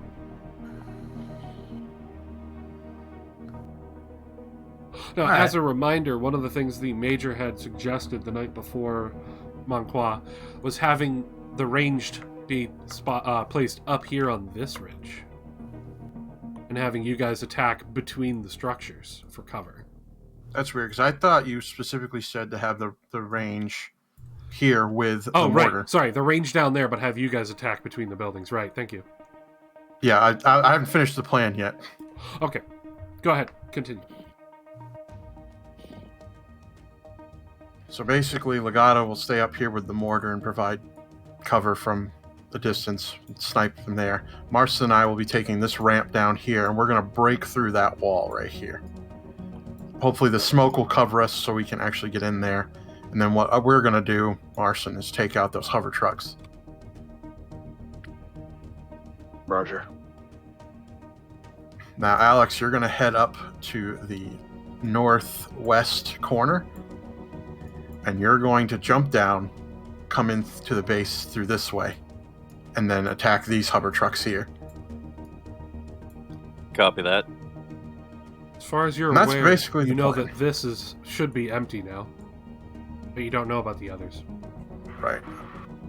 Be aware, I do not know what's in the other hangars. I do know that this time the hangar here had nothing in it. And as you're all standing there, keeping watch and whatnot, you see the spotlight finally cycle over the cliff area and continue to do its watch. You've been here for a few minutes. That's the first time it finally looked over there. And as you can tell, security is very lax.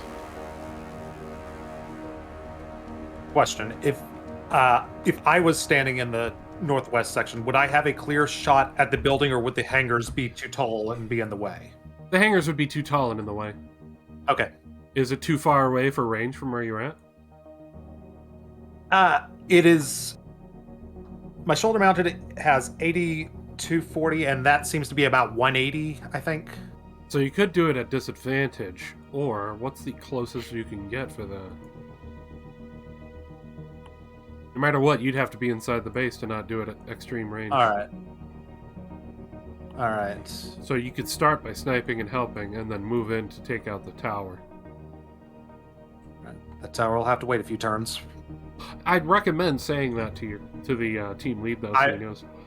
I will say that to the team lead. Just like, I don't think I'll be able to get a good shot off at the communications tower from here with my heavy utility.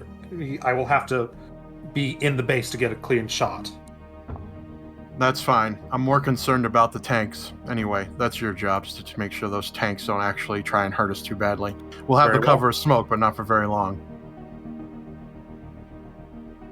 Important thing is to take out the hover trucks. Without the hover trucks, they don't have the support they need.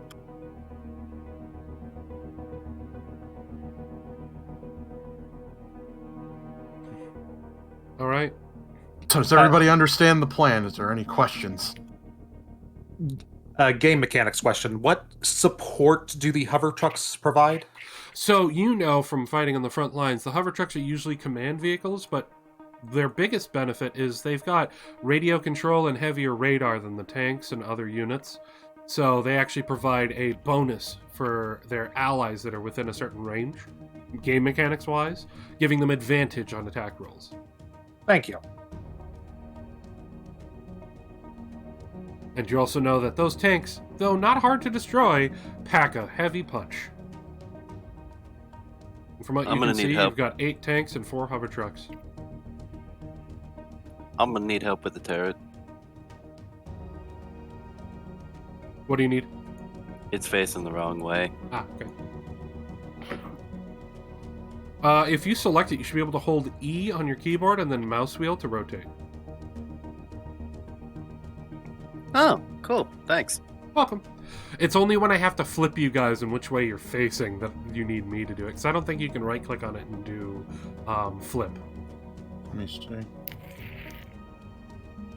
Yeah, I don't have a right-click menu. Yeah. Card, if you want it anywhere else and you want that spot Cynthia's in, just tell me, I'll move it. Brendan, can you put the zone of influence on the mortar on so I can just see if there's a good spot or not? Kabuza should... Oh, no, I think Kabuza can't do the auras. I thought he could. But, either way. I don't know. What's the range on the mortar again?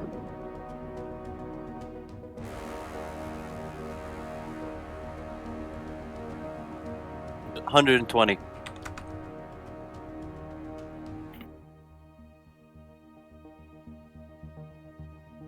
Alright, it's set to C.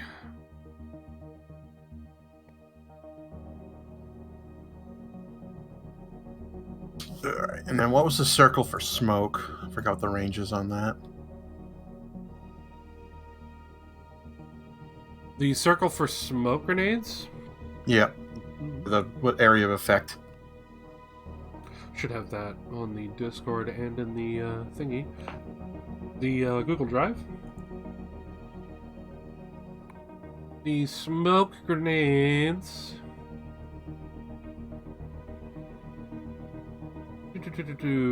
40 down. Sphere. Okay.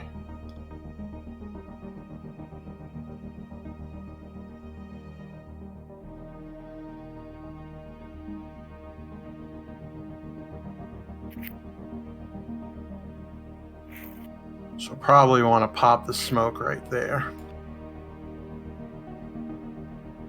That's probably what we're going to do. Alright, so with that being said, I mean, we could also move the mortar up, but I don't think that really is going to matter that much. Damn, that smoke's so thick, we can't even see it. Yeah, I don't like that. Let's see if I can do just the border. You did it, but yeah, you didn't have trouble last time, so I don't know. Doop. Ah, fuck you. Get rid of that. There we go. Alright, so you're thinking of dropping it like right here? If it's updating it, I don't see it. Okay, there we go. I mean, technically shouldn't the center of it be here, because that's as far as the grenade can actually reach. I mean, I've got the center basically like right here, on the edge. Okay. Okay. Yeah, I think that'll do. That'll provide a nice cover zone. Alright, so I think that's what we're going to go with. So unless somebody has a suggestion or hates the plan, speak now or forever hold your peace. I'm good with I'm it. just going to leave your machine guns down here at the bottom, so if you end up having to deploy them, just grab them from there. Wait, I can just throw them out? Doesn't it have a ruling on your ability that you can spend a turn to deploy them?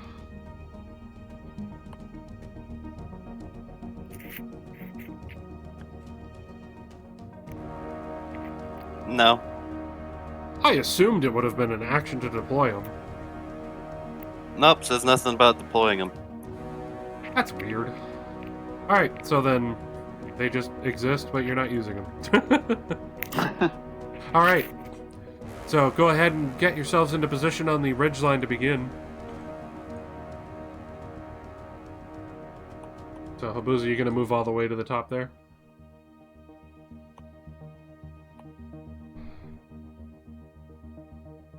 There you go. Now, Habuza, looking at where you're at on the cliff here, you should be able to, given the power of your Saturn engine, use your thruster to make it so you can land safely, and basically land right in this zone here. Like right on the other side of the wall. Providing you a nice way of jumping in and beginning and joining the battle. Once you choose your position, your timing correctly. Alright.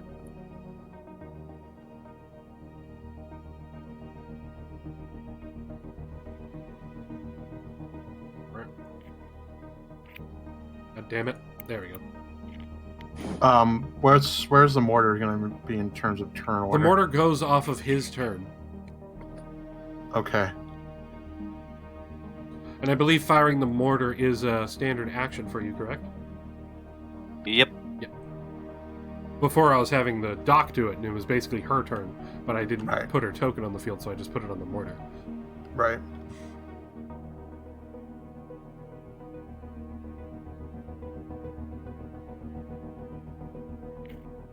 Okay. So let's go ahead and roll our initiatives, and we will begin this, gentlemen.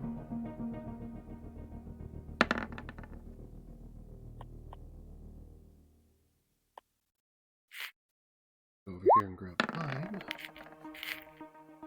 So, just so we recently discovered, you can actually edit your initiative. If you click on the number next to your character token in the turn order, you can edit it and type it in yourself. Yes, you can.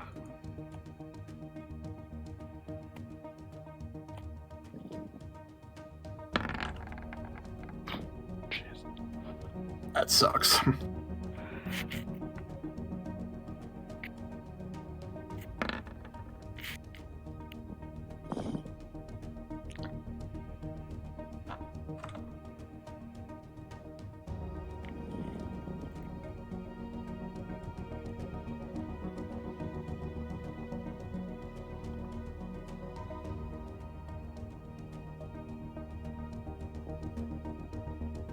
Alright, Marston, just need you to update it.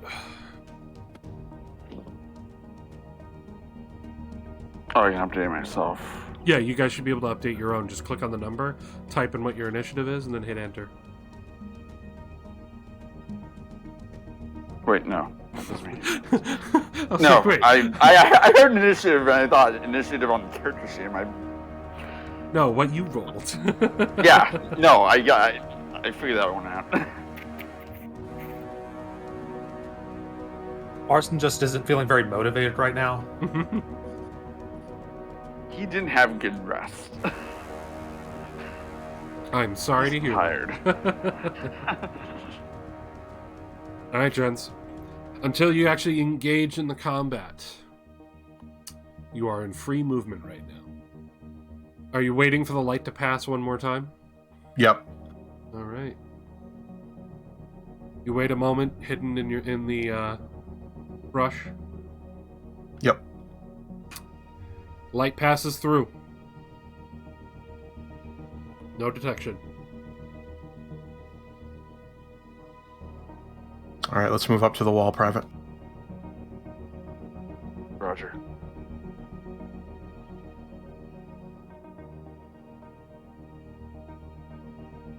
Can you do me a favor? And I need you both to give me a d20 roll.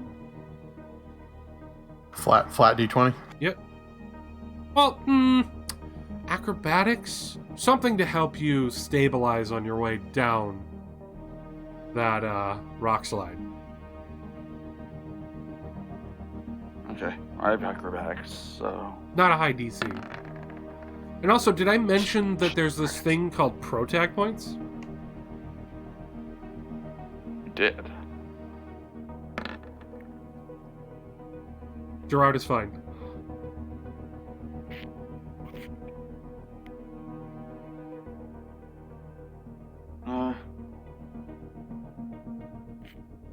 save my prototype point. You'll save it? Yeah. Okay.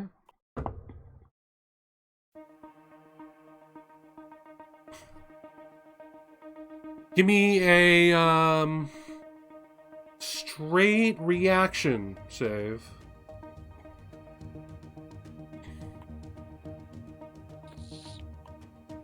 So that's a d20 plus your reaction bonus. Reaction's one of your main stats. yeah.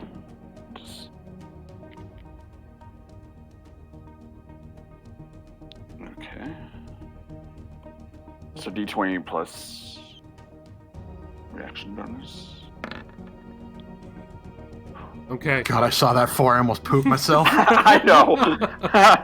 I was like, oh shit, no. I hate this 3D dice roller. It gives me anxiety. I like the dice roller. It's so good. Instead of just being like, oh, the number's already there. There's no anticipation. All right. As you're both heading down, Monqua, you get to the wall just fine. Look back and basically signal him to move. Yep. As he's coming down, the rock slide is not completely stable, and the rocks start to shift underneath him and crumble even further. He starts losing balance on his mobile suit. And as it looks like he's about to go down, he just sort of like uses one of his heat hawks to smack the ground on his way down, giving him that little extra push, so he starts falling forward instead, and is able to recover himself and get up to the wall as the light shoots over to where the sound was and investigates the rock slide. Jesus Christ, Private. Can you keep that thing under control? Sorry, the rock slide wasn't stable. Peers around a bit, looks up at the ridge line. The light moves right over Legato. Do you flinch? No. Peeks around again and then goes back to its duty. Alright, you're in position.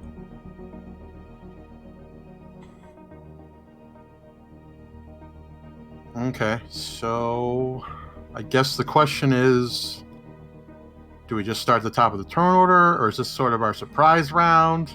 You have one surprise action you can do right now, whether it be moving or something else. Well, in theory, it should be Alex deploying the smoke at this point. Okay. Is that what you do, Alex? Or press the button and let Cynthia roar to life. The silence in the air, well, it's not completely silent. There is the rain going on right now. But the rain is sort of cut off. The lightning starts to strike in the air, and almost accidentally, maybe? Who knows? The mortar fires at the same time as one of the lightning strikes. Nice. Sniper Elite 4, this shit. And I'm smoke okay with goes this. off. And the smoke goes off inside the base. All right, we go in now. Copy that. All right, so I guess 1, That's 2, servant. 3, 4, 5. Your mobile Can I suits go? will easily just be able to walk right through that wall and destroy it as it moves. It's not a thick wall for a mobile suit. These walls were made well before this war. Smoke goes off, and the two of you immediately dive right into the smoke. Yep. All right, that movement was your action. And Legato, what do you want to do for your surprise round? Who do I want to shoot? I got lots of people I could shoot. Mm-hmm. Is there a penalty for for attacking someone who's sort of beside another person who could be in combat considered? No. But if you shoot at the guys that are in the smoke, you'll have disadvantage from the smoke. Then I will shoot at this guy. All right, go ahead and give me a roll. And I assume you're doing your sniper stance. Yes. Yes. Damn. All right, roll damage.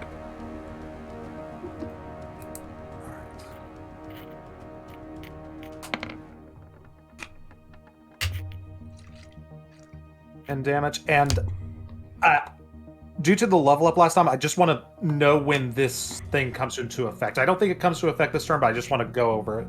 What? I can do an extra 1d8 of damage if my target's below its maximum armor point. I take it it's not below that now, but let's say I were to attack this unit a second time, it would be on the next turn. Correct. The unit has to be damaged. As long as it doesn't get repaired between then. But yeah. Okay, just wanted to be clear and make sure I understand the rules. Yeah. Very well. Shoot that guy. You shot this one here, yeah? Yes. Okay. Badly damaged, but still moving. And with that, the battle has begun. And I'm going to take a quick break. Because we're supposed to take a break halfway through the stream anyway. Oh. Oops. Shit, it's been halfway already. Yeah. Doesn't feel like it. That first part was loaded with RP. Anyway, Yeah, we're gonna really take a was. quick break. Nice little cliffhanger before we continue this battle. But the battle has begun, so everybody go ahead, get up, stretch, get yourself a snack, get yourself a drink. When we come back, we'll continue the battle against the airbase. See you soon!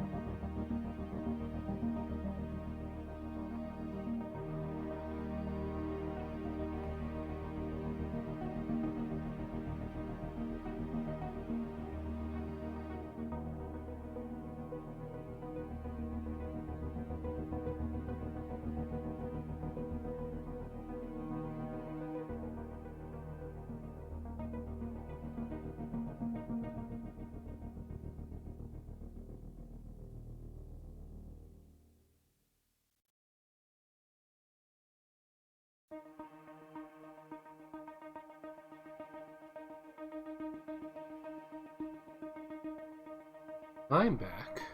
Hello, everyone.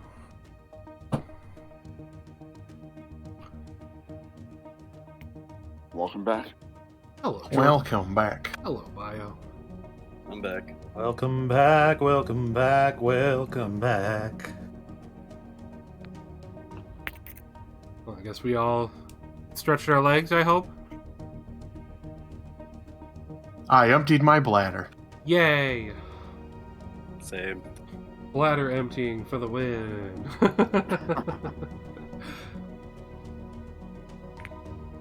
Two Jeeps now, we can both separately... Someone's playing the mortar of the shit out of you. You don't have to worry. Oh. Just run. Run away! I hope everyone's enjoying the session so far. I know that first part was very Alex heavy. Had to make it up to him. He missed a whole session, guys. I mean, Kinda honestly, fun. I was starting to forget that I wasn't the pro tag or something. That was weird. But you're not an orphan. Not yet. Not yet. Well, until then, I'm the pro tag. I mean, what? I'm the pro tag. Kind of fun tripping Spaceballs. Sorry, I figured I'd fix the circle so it was actually taking up the right space. There we go. Alrighty. My English is terrible lately on this phone. Not a problem, Zenix. Blue guy's the bad guy. We Be right have to back. keep an eye on the bad guy. Yeah. Nope. Jordan will be right back, so we'll just hang out for a minute. Jeez, Monqua, get a hold of your rookie. No, apparently he can't handle a slope. Yes, but this gives me time to get inventive. It was just this like, what can I do to make you hate your life? It's not like my character threatened to kill him. Since I did my main action to shoot that guy, is there anything I can do with like a? Can I do like a perception check with instead of a movement action or something like that? What, for that jump, that surprise round? Oh, okay, it was just a surprise round. Never. Yeah, mind, that never was mind. just the surprise round, so you got one action. The two of them One action. moved. You fired that, and Habuza had to fire the mortar. Forgot it was a surprise round and how those worked. Yep, surprise round, you get one action. Yeah, so I assume we're starting at the top of the turn order, right? Once Jordan's back. Yep. Okay, I'm back. Okay. Had to Okay. get the door. Yep, so we are starting at the top of the turn order now. Okay. Let me just get us some new battle music playing here.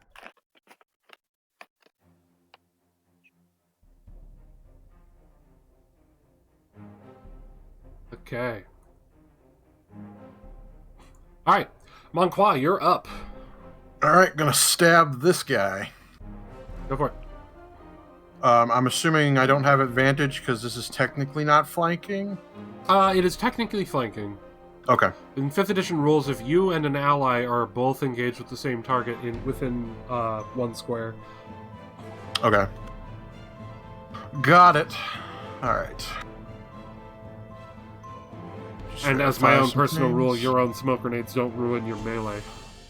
Right. If it was an enemy smoke, though, it would. Yeah. Just mechanics-wise. Anyway, go for it.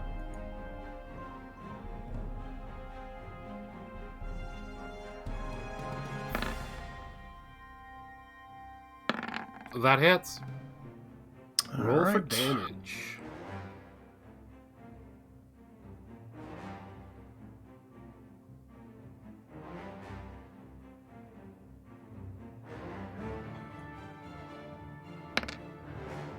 Eight damage. 8 damage. Badly damaged, but still going and sparking. And that is my turn. No movement, nothing. Sticking where you're at. Yep. Got it, got it. Next up, the tanks. Tanks turn themselves on and get ready They can't, unfortunately, see any of their targets. But they are going to get themselves prepped up and try and take shots where they think the enemy are. They did hear a sniper shot ring out.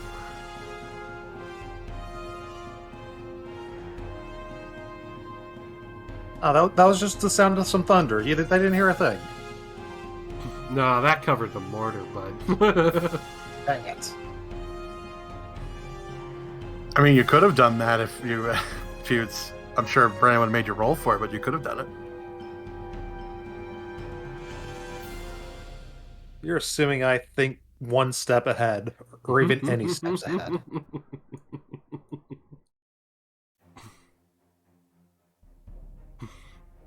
All right. The front four are gonna try and fire into the smoke. The back four are gonna try and fire into the ridgeline. Is there a chance they could hit their allies? I'm rolling to see what happens with their shots right now. Okay.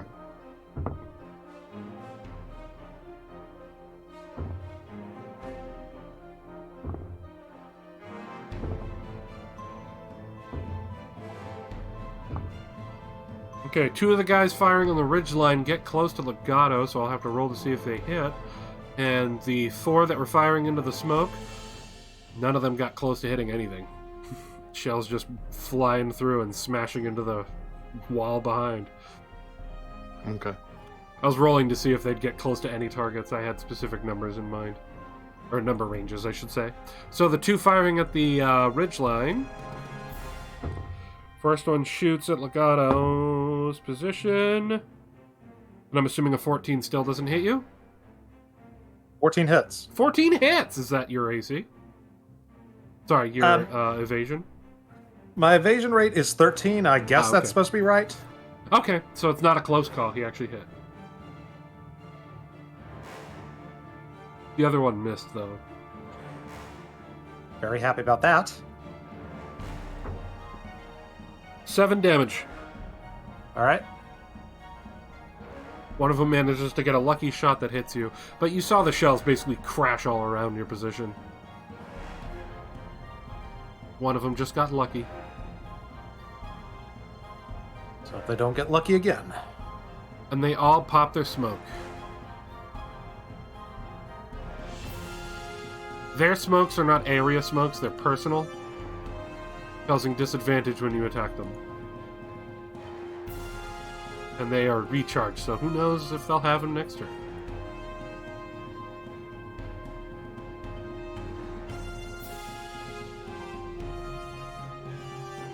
Legato! Alright, let me do measurements. Okay. Just so I'm forgive the asking of these questions again. My missile pods are 60, 180. So if it's between 60 and 180, that is the disadvantage. Correct. And if you are firing at a target that's already a disadvantage, I won't let you roll. All right. So you can't missile pod the two in there. Plus, your missile pods would hurt your allies if you shot in there. I could purposely miss and just get the splash, but I'll snap my buddy over here. If that you I've hold already left shot. click, it'll ping. Yes, I was clicking on the wrong thing. I had the wrong settings. That's okay. That is a hit. Are you firing with your sniper rifle? Yes, I am. Okay. Describe how you destroy this unit. This poor guy doesn't even know what's hit him. He's just been shot once. He's just looking around the inside of his cabin, what's trying to figure out. So he looks out of where the hole was, where the hole in his cabin came from. And unfortunately, he sees just in time for something really unfortunate to happen to him. As your shell rips through the hole and splort explosion. Got it. Yeah. Bad ending for that guy. Yeah. Hell of a last thing to see, though. Yeah. Usually you don't see the bullet. But when the bullet's around the size of you... Alright. Do you move or anything? Can I make a perception check? What are you looking for? I should have done this earlier, but I know this is an airbase and I don't really see anything in the air. I'd like to just do a perception check just to make sure I'm not missing anything. No one informed you. I did have a question section of the battle plan. Yeah, and I didn't think of it until after that section was over with. So I'm just going to look in the air just to make sure there's nothing crazy going on. You don't see any air units, but you can use your radio to ask questions still. It seems odd that an airbase has only tanks and land units. Yeah. I guess they could be in the hangar, I guess. Well, their air unit came after us earlier in the day, yesterday, and we destroyed them. So they have no more air units. Well, I'm glad you knew they only had one. Well, when we came to reconnaissance the base, they were trying to ping them over the radio, and they were unable to reach them for obvious reasons. I'm very glad to hear that. They didn't have one air unit. You guys had a very tough fight with those air units. Oh, the way you described it, I thought it was just one. My bad. Sorry, when I meant a unit, I meant a whole squadron. My apologies. 4 Saberfish jets and 9 helicopters. Well, that sounds like a fun battle. And now they scatter the desert. Yeah. Yeah, you showed up after that battle. Like, right after that battle. As the second wave was coming in at them. Anyway. And that is the end of my turn. Okay, Alex.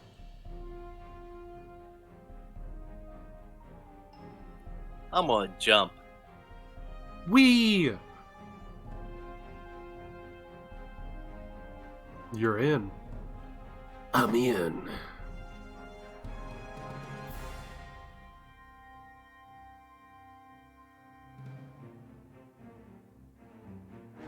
Oh, you missed 1 week and now it's just... Ugh. Forget to do something? How do I do video games again? I mean tabletop games? Eat the wall meat. I'm gonna fire at This that isn't guy with Castlevania. my machine gun. Awesome, go for it.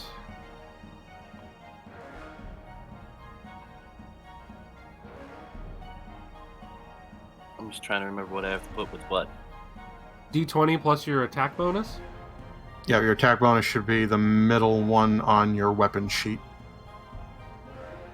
Okay, thank you. That's what I was unsure of. Yeah, you would have range to hit and then damage.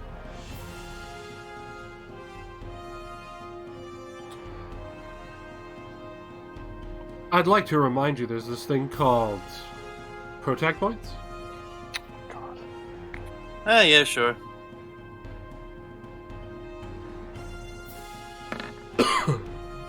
Okay, you hit. Roll your damage.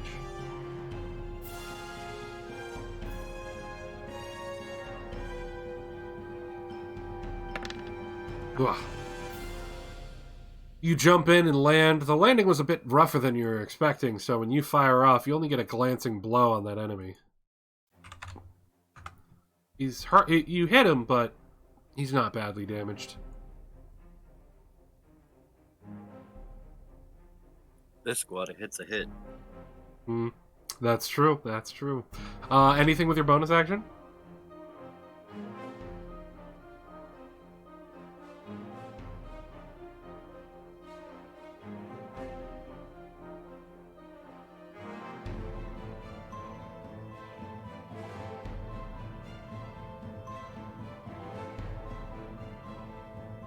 I think I'll use an off-the-wall bonus action. Okay. I'm gonna have Zudi behind me start up a little program to monitor something. What's he monitoring? The Saturn engine. Okay. Oh, God. All right, we're about to see our first character death, everybody. Get hyped! Woo! Don't you fucking dare. Now Okay. it's my turn. Okay, then.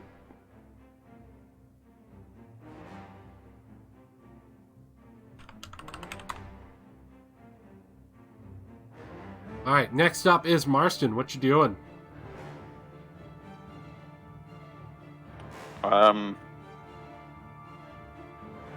I'm going to attack. Ping, goddammit. Why is it pinging? If you're on the There arrow, it is. you There just hold left. It wasn't recognizing me as holding it for some reason. Okay. Ping again. Sorry, I looked to the corner as you did it. It's the next hover truck beside mine. Okay, so Yeah, this one. Okay. All right. Yeah. Okay, so I'm just going to attack. Go for it. Okay, that's D20 plus my initiative, right? Or is it Not initiative. Your attack bonus. initiative? No, yeah, attack bonus. Mm-hmm. Duh. I knew that.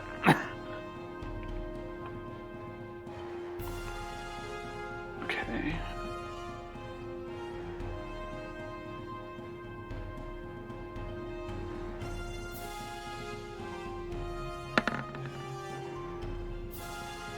That's a hit for the first swing. You gonna use Keep your in bonus mind action for your second?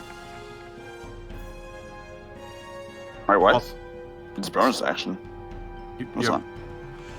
I have two of them, but that's not bonus action. It's a bonus action to use both of your axes. Oh, okay, then that's my bonus action. Okay. Also, so, keep in mind you have advantage, so you can roll twice on both of them. yeah. So the 21 and 10 was the first attack, so the 21 hit. So roll twice for the second attack.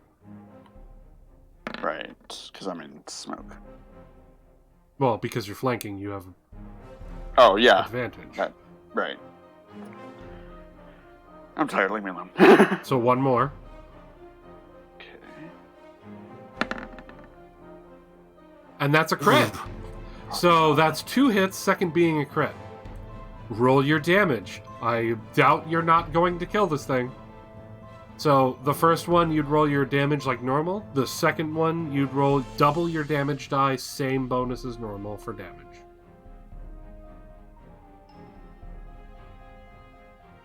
Okay, just check. Don't worry, someday you guys will remember how to roll your damages. Someday. Someday. Okay, so for the next one, you want to roll 2d6 plus 4. Yep.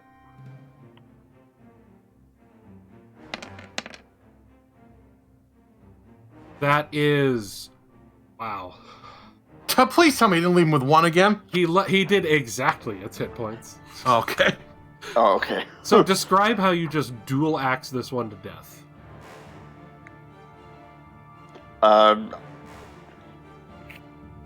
Wait, that's a land vehicle, right? Yeah. So it has treads?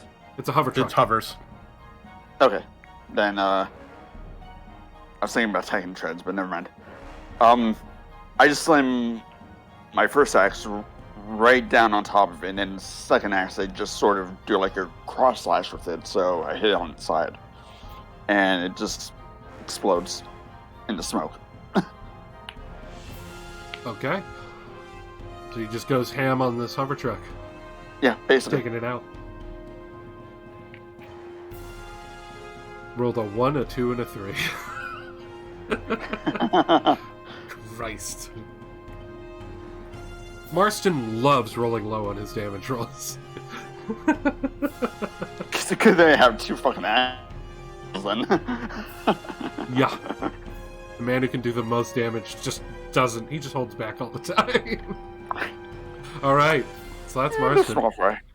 And now it's the hover truck's turn. This hover truck here is going to move.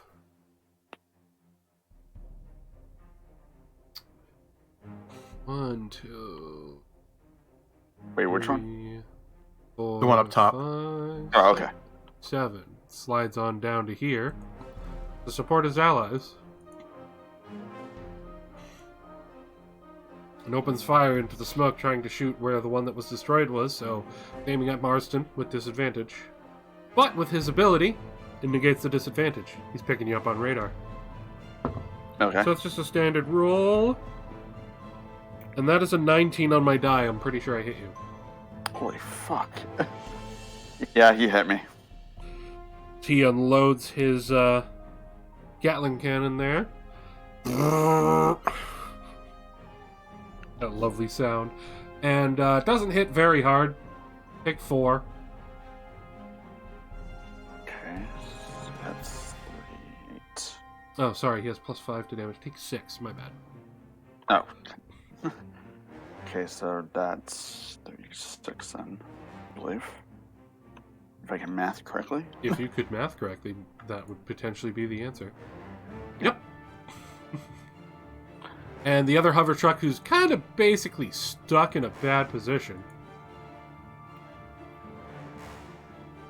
is going to use his ability Emergency Retreat. As a bonus action, he can disengage. So he disengages and then moves. 1, 2, 3, 4, 5, 6, 7. And he will also fire in on where he was just getting attacked from. Wait, that retreat wasn't a full action? Nope. He has his movement is 70 and disengages a 5 foot, and he has an ability that lets him disengage as bonus. Okay. So that was his move and bonus action. So he fires, and I am fairly certain I do not hit you with this 11. No. The other 2 hover trucks are dead. Monqua!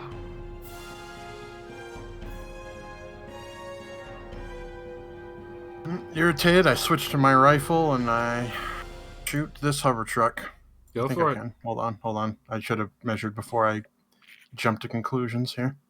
90. No, that's a disadvantage. Shit. I'm gonna shoot this one. Okay. Roll. Okay. Oh, okay.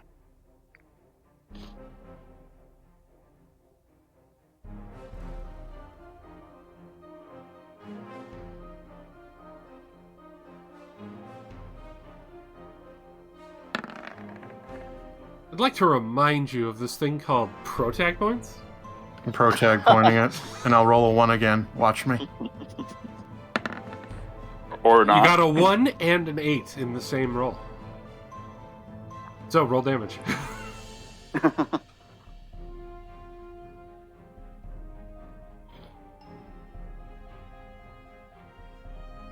Marston's the only one who didn't use his protag point up. 6 damage. Yep. Awesome. He is now badly damaged. Still rolling. Well, hovering. But he's hurt and sparking.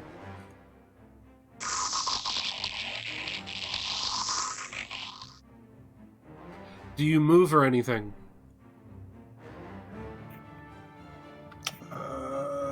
We can only move 5 foot, right? You can move full movement. You have no one engaged with you right now. You don't have to disengage first. Let's see, 1, 2, 3. Reminder, I'm gonna these crates move- can't really be used for very good cover because they are ammo crates. They could explode. Well, if their tanks aren't smart enough, they won't fucking shoot their own ammo now, would they? I mean, that's a good point. I don't know. Who knows?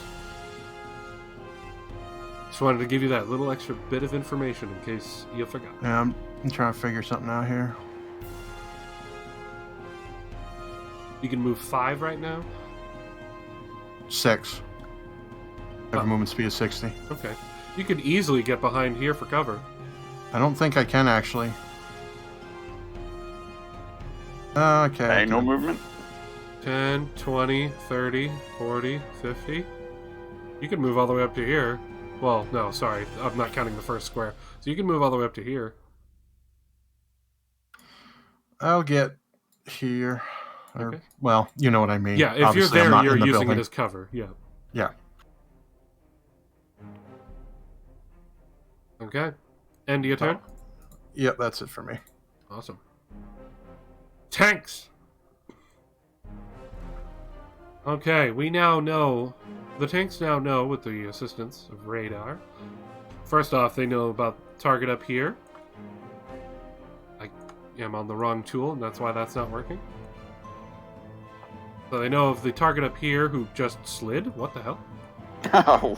What is happening? Roll 20. Stop being a pain in my ass, please. Wow, that's really annoying. That's really annoying. Okay, anyway, Why I is know it of this doing target that? up here. I don't know. I have no Stop idea. touching me. They know of this target here and cover. They know someone's still in the smoke, and they know someone's up here in this ridge area. So some of these boys are going to probably split up. We got 4 targets to choose from. So we're going to go top of screen to bottom. 1, 2, 3, 4.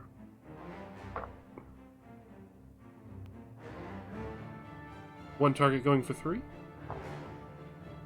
2 targets going for 3. 1 target going for 2. 1 target going for 1. 2 targets going for 1. 1 target going for 4. And another target going for 2. So I believe that's 2 on 1, 1 on 4, 3 on 3, and 2 on 2. I didn't consent to a foursome. Huh? I didn't consent to a foursome. I just like to point that out. Yeah, the enemy doesn't care. So this target is going... I'm going to move them all into position first and then take their shots. This one is moving up here. As well as this one with him. To focus on Alex up there. This boy is going to move up here. Focus on the smoke. Same with the other 2 in the front there. This one is going to move out of the base to try and get a closer look. What was he? He was here 1, 2, 3, 4, 5, 6. Yeah, okay. And these 2 are going to move... Is he blitzing through the wall, by the way? Is he blitzing through the wall? Yes, is that tank going through the wall? Yeah. Okay, just checking, because if they wanted to keep it pristine, you'd have to take the dirt road, which means you'd have to go around, but I just wanted to make sure that was what you're actually doing. Mm-hmm. Okay. Alright. So let's do our shots, top to bottom. So the 2 on Alex. First shot fires. They have a +4. So I'm going to attack you for a 15. Miss. Second one. 23. Hit.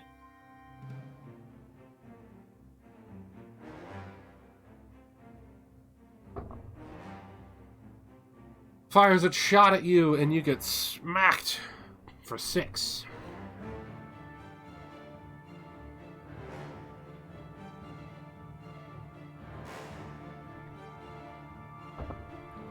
Does not recharge, does not recharge.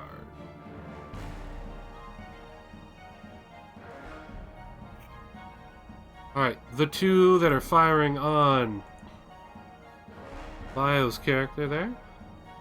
Monqua. 16. Are they at any disadvantage, or are they just going to shoot straight through the hangar?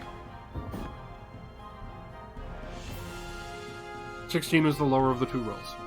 Oh, okay, sorry, I didn't hear you roll twice. I just No. rolled the second one. No. Okay, 16 doesn't hit. No. Okay. Second one.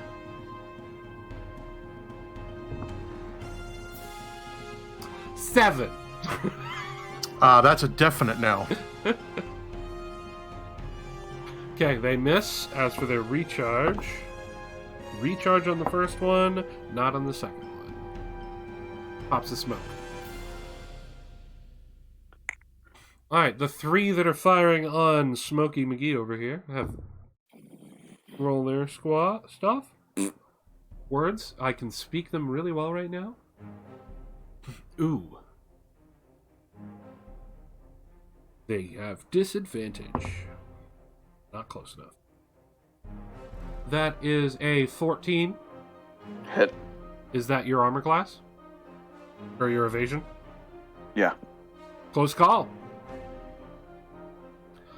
Roll to see if you can avoid the hit. Whatever skill With the you skill? can... Yeah, whatever skill you think determines that you'll be able to avoid it. Describe how you're using it. That would be probably acrobatics. Okay. You gonna use your acrobatics to do some fancy footwork? Yeah. Describe how you, without breaking a sweat, just dodge this shot coming right at you. Let's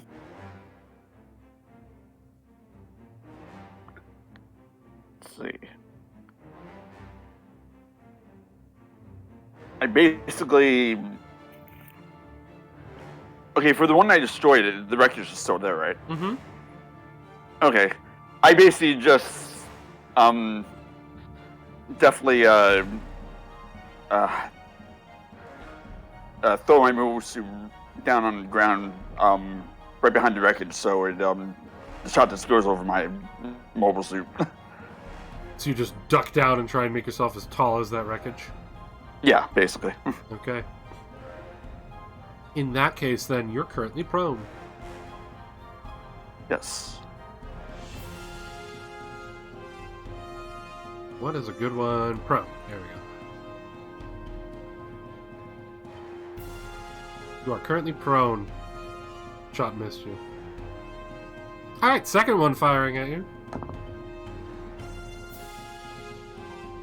13. That's a hit.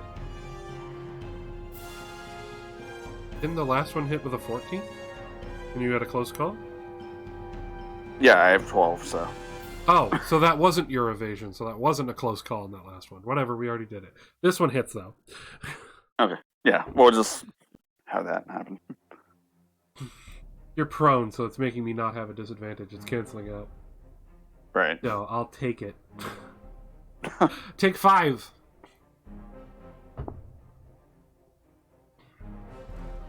And the last shot... 11 doesn't hit. Right. So let's roll for recharge. First one recharges. Second one does not. Third one does not. So the first one keeps its smoke going. And finally, the one who's trying to come over and attack at the sniper somewhere on that ridge has disadvantage. And his lowest roll is a 19. Yeah, that hits.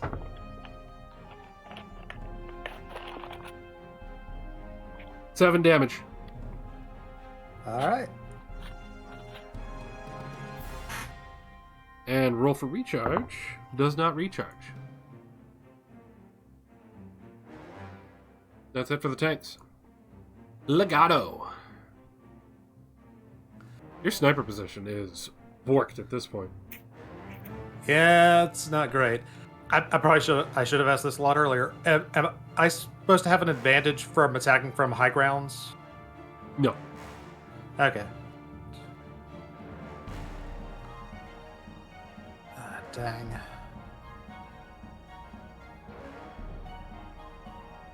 You can move closer now. I can, but even if Yeah, I mean, Monqua only wanted you on the ridgeline for a surprise attack. At this point, you're pretty much your own.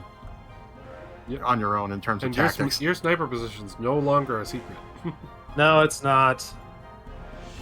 Trying to figure out the best place to move. It's not great. With your mobile suit thrusters, you can use you can safely get down the ridge.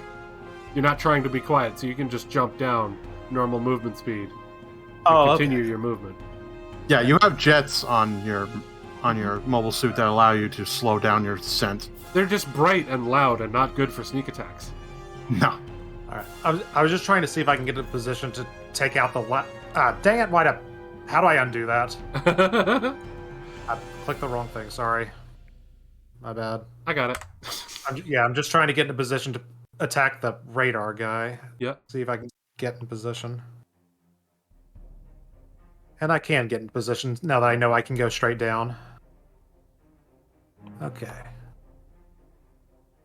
So I will hover down. Oh, can I shoot through the wall? Yes, like I said, the wall was made before this war. This is an old base made during the times of like normal tank warfare. Okay. The walls aren't that high. We're way too tall for the walls. Yeah. It doesn't even stop your movement to crush through it. You can see how thin those walls are. In that case, I'll probably go for a sniper shot on the big guy. Yeah, that's... This one Let's here? try... Yes, let's try to take out that Go punk. for it. Roll your damage.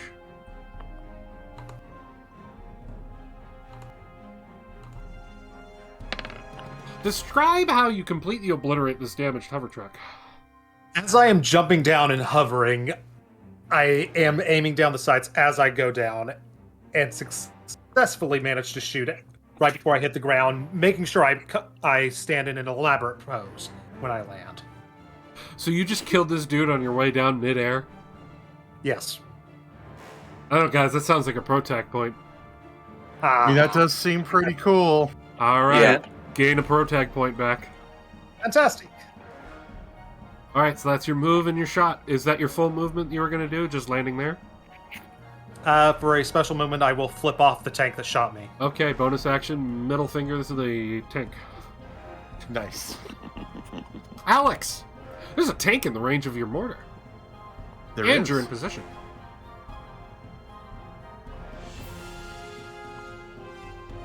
I'm gonna fire the high explosive round at it. All right, then. Now, if I remember, that's just a save I have to make, right? I believe so. Does it say what my DC is? Believe it's. It doesn't matter, I rolled a 1. Oh, all right. Well, Roll your damage. Now I gotta find out what a damage I roll. should be in the. It was in the Discord chat when you shared it from your character sheet, but it's the grenade damage because you're using the actual grenade, not the makeshift round. So, high explosive. I should probably write that damage down on my sheet so I don't have to friggin' dig around for it. That would be good. That would be good. So it should just be regular hand, Hand grenade, grenade, right? yep. So that's 3d8. Damn, that's a lot of damage. Mm-hmm. Oh shit. Well, I mean, it did allow have our lovely nurse have a kill count, so I mean, it was quite powerful. Yep. Yeah. 10 damage. Since I rolled a 1, should we give him a crit? I mean, that's up to you.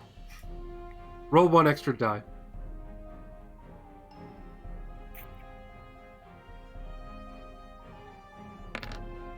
And that is exactly what you needed to kill him.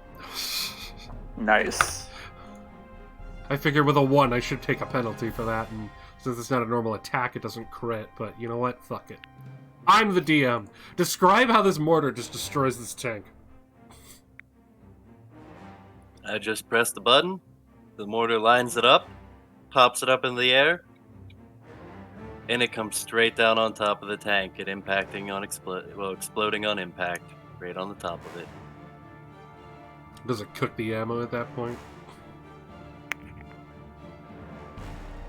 That would explain the nat 1, wouldn't it? Cooks the I ammo mean, and the tank just erupts. Fire shooting out of the top.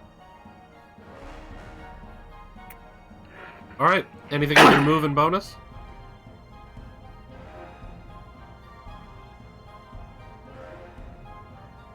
Yep, I'm gonna dodge over to this way. Alright, in between all the warehouses there.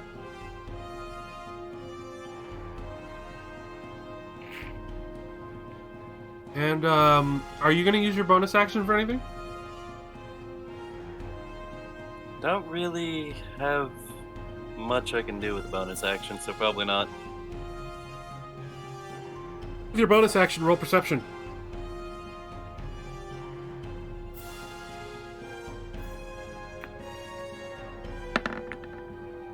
You catch at the last second.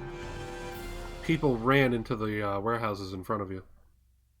Oh, shit. I can't be good. Marston! Do you report Okay. anything, by the way, Habuza? Or Alex? Yes. Leader, we kind of have an issue. People are going into the warehouses in front of me. What were they dressed up like? Not sure, I just saw him hauling ass inside of the warehouses. Might be an issue here soon. More than likely, they may have mobile suits. You want me to pop a high explosive grenade through the wall when I get a chance? Do what you have to do. You know that your grenade won't get through the concrete wall. It'll blow up on impact. You'll make a door in the back of the warehouse. So they don't have the little window on the back like they do in the front? As you can see, only 2 of them have the windows in the front. The other 2 are blocked off completely, but no, they don't have them in the back.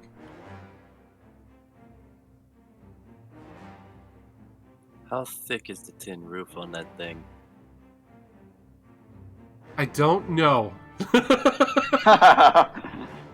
You're supposed to be all-knowing. Are you about to Mario stomp them? The big thing is you're firing a grenade that's not on a heavy, like, rocket launch or anything. But they are explode on impact type grenades.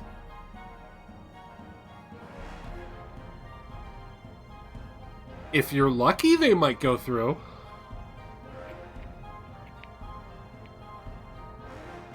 So what can I do with a bonus action that all entails?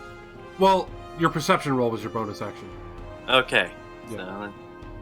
So, The mortar is god of all gods. well, why would you even ask this? I can't do anything. I got no actions, no nothing.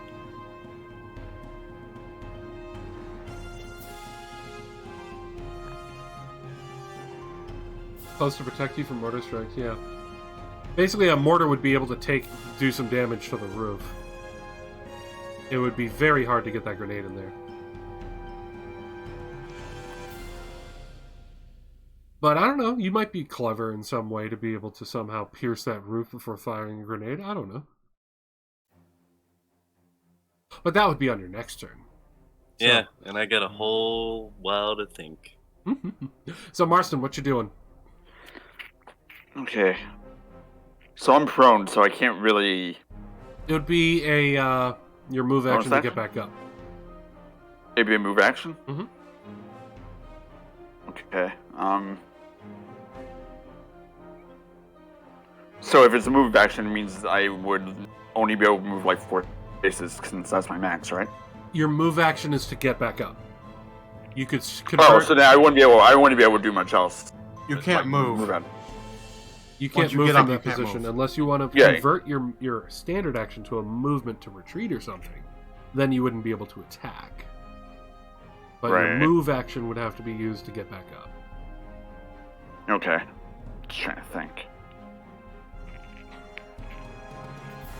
I don't know if this is allowed, but I'll give you this idea. You could use a combat roll to try and move and get up at the same time. That would require a skill roll as your move action to do that. Correct. I believe you do have a skill that could apply. This is true. I'm allowing this type of collaboration because there's varying levels of experience and inexperience in the party, and I'm not that harsh yet. And you don't have to do that either. I'm just saying there are ways to get out of your predicament. Just a strange Yeah. voice in your head, you know? What the hell was that? Why am I hearing voices in my head now? Story-wise, it's not a voice in your head. That would require you to be a new type. Anyway. Oh, yeah, no, I know. I mean, it could be my own voice for all I know. Yeah, exactly. Anyway, continue. Okay, There's only one hover truck left. And someone still has a mission to take out that radar tower. By the way, so that you all know, I described this last time, but a reminder, this structure here is the communication tower. right. We're on round 2, correct? Sounds correct. Making sure. So what's this one? That's the headquarters, main building. Yep. Yeah. Although I'm gonna assume that Monqua told you that. Unless Brandon gets angry and be like, "No, you didn't say it, so you didn't tell him." Again, I'm not being that mean yet. Okay.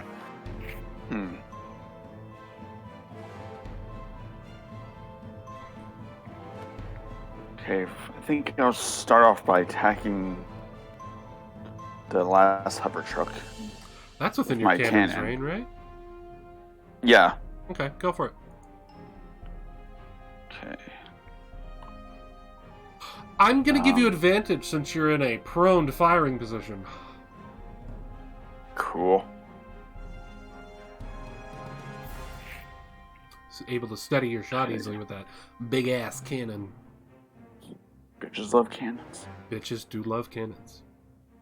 Okay, so that would be D20 plus bonus action. Attack bonus. Yeah. I can speak. I can roll again. Yep, 'cause it's advantage. right? Yeah. Yep. And Okay, I'd first also like to remind you of this thing called Protect Points. Protect points, I know. What is its evasion if I hit it? You with didn't 13? hit it. Okay, protect point. Hence why he said you should use a protect point. Yes. I didn't say you should. I was just making sure. wanted I was to just making sure. I'm just saying, there's this thing we have called Protect Points. All right, protect point time. Okay, so I roll for the protect points. I just roll once, or Okay, you reroll once, I think. You unless re-roll your roll- attack, which is at advantage. Oh, so you get to reroll 2 more times. Yep. Ooh, nice. I'm okay with this. If you had a standard attack, it would be 1 roll. If you had disadvantage, it would be 2 rolls, lower result. So, there you go. Ah, there you go. You hit. Roll your damage. Okay, that's... And knowing how much damage you can do...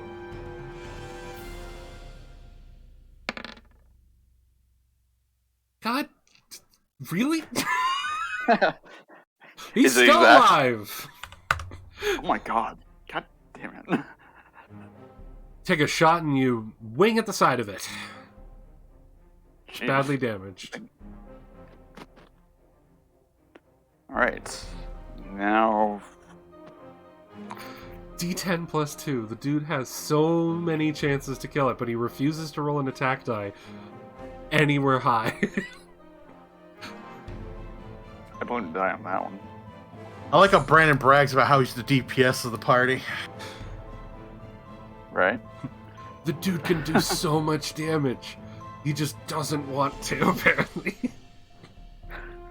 Remember, I'm not a big fan of Xeon, so... I may not be putting my all into it. Doesn't mean you're a fan of the Federation either. You have to make up your own mind, but still. Right now, it's your own survival. Anyway, what are you doing? Okay. Okay, I do have a feat, but I don't know if that's viable. I guess it would be. What's your feat? I have martial adept evasive footwork. Don't know if that would count though. That is what? When someone attacks you, you can use one of your martial die? It says or when you something? move, you can expend 1 superiority die, rolling die and adding the number rolled to your evasion rate until you stop moving. That But just that would gives be- you extra evasion for defense. If you want to use that during your Right. combat roll, that would buff your evasion rate for the next turn. Right. Okay. So you could use that in addition to however you're going to move.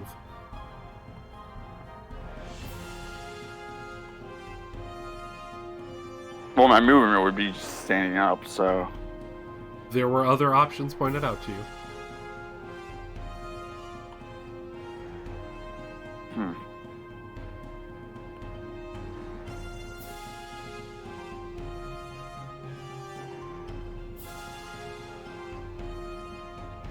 Did you already forget them?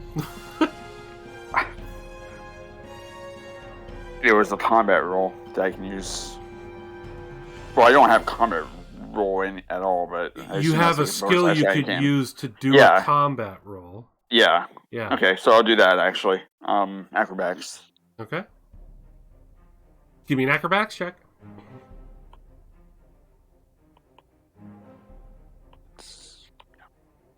Checking. Fuck. I'll let you move 1 square and you're still prone. Roll. Nice. You fumble it and don't get back up, and you don't move very far, but you move 1 square and you're still prone. Roll over, Marston. Roll over, boy. Roll back then. Okay. maybe hoping that they try to shoot where their ammo crate is. Yeah. You do know that ammo explodes, right? And it has a radius. I do know, but I'm hoping they know that too. I'm hoping they're willing to, not blow up their own ammo. If I was a tank driver encountering a mobile suit, I'm going to sacrifice that ammo dump in hopes to kill you. Just saying, that would be my motivation. All right. Marston's turn is done. Yeah, just leave it. I'm taking a risk. All right, Hovertruck's turn. He's going to move up to provide radar for his friends. And with his movement, he can move pretty dang far. 1, 2, 3, 4, 5. So he needs to be within this line. He's going to move right here. He's going to try and fire on where your position is. Mine, I assume. Yes. Okay. He rolled a 10, so he's not hitting you. Monqua! I'm going to shoot at the hover truck. Go for it.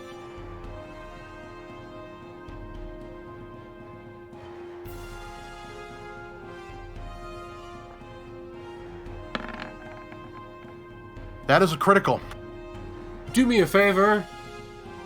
You can go ahead and roll your damage, and it might help you describe how you destroy this hover truck.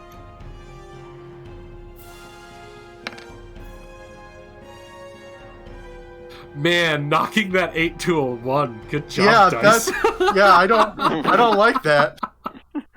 Oh, that's funny. All right. Damn, you have to still give credit kill for the dice physics on this. That was pretty cool. I wasn't expecting that. But how do you destroy this hover truck?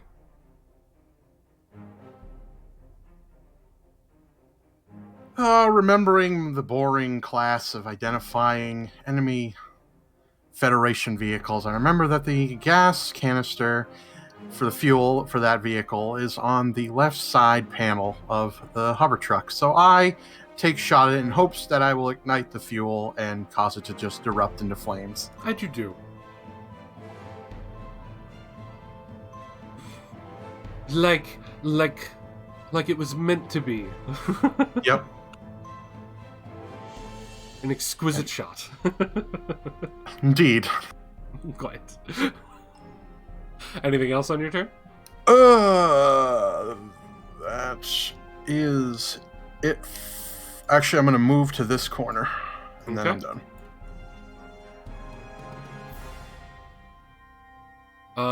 Give me a perception for your bonus action. You got it.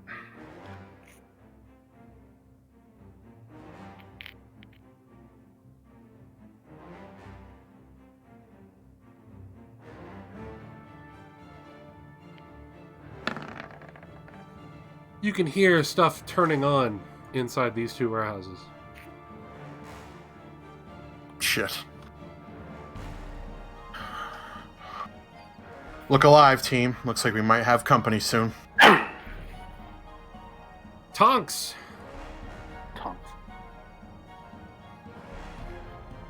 Alright, given what's going on in the battlefield here, they aren't going to be able to get a shot over at Mr. Alex.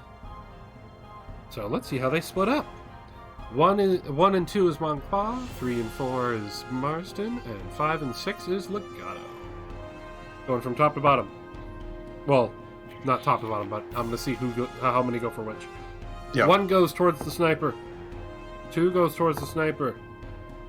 3 goes towards the sniper. 1 towards Monqua.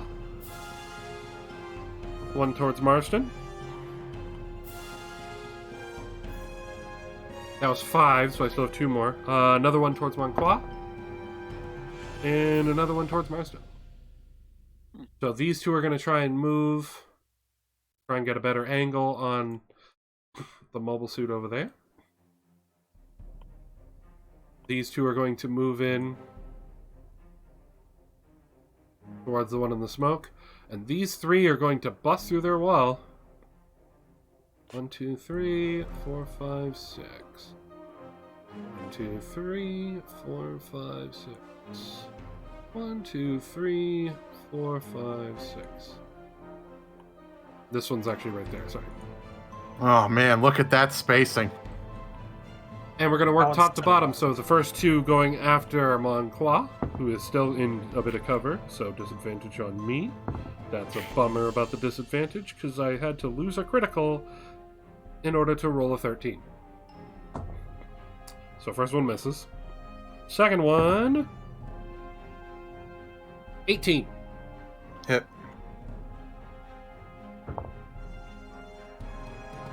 Eight damage. No recharge, no recharge. They both fire at the corner of your warehouse. One of them just smacks the building, and the other one manages to hit you. The 2 on Marston, without the hover truck's bonuses, they'll be at disadvantage. First one misses. And the second one jams his gun. Yes.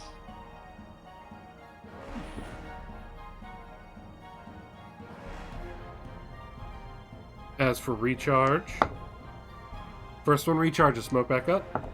Second one does not. That one's just keeping his smoke going. Now for the 3 on Legato. 11. Miss. 8. Miss. 6. Ooh, the sniper lives. They come out and they just fire guns blazing while they're moving, apparently. Not trying to steady their shot. They're just in a panic, apparently, because they hate my life. And they don't even think to reload their smoke, either. So, sweet. Happy about that. Fuck! Legato! It's your turn. Man, look at that spacing, Legato. I know, I see it. It's quite lovely. Man, if you just move up like 1 square... I know, I'm thinking about where to move, but I'm trying to worry about other things too, so... Okay. Movement. Dang, no, I don't want to move Habuza. What? Stop it. You shouldn't be able to move Habuza. I know. Oh, you're clicking on his picture. Yes. Okay. I need to do measurement time. Okay. Alright, I think I can do that. Yes. Like to go here. Okay. Bust through the wall in the corner. Mm-hmm. If they're not going to care about the way their base looks, then I'm not going to either. Hey, smoke buddies. Yep. I'm going to take a knee, and I will shoot my missile pods at middle guy. Go for it. And none of those guys are damaged, sadly, so that is... Nope. Crouch down one of your knees and fire a rocket.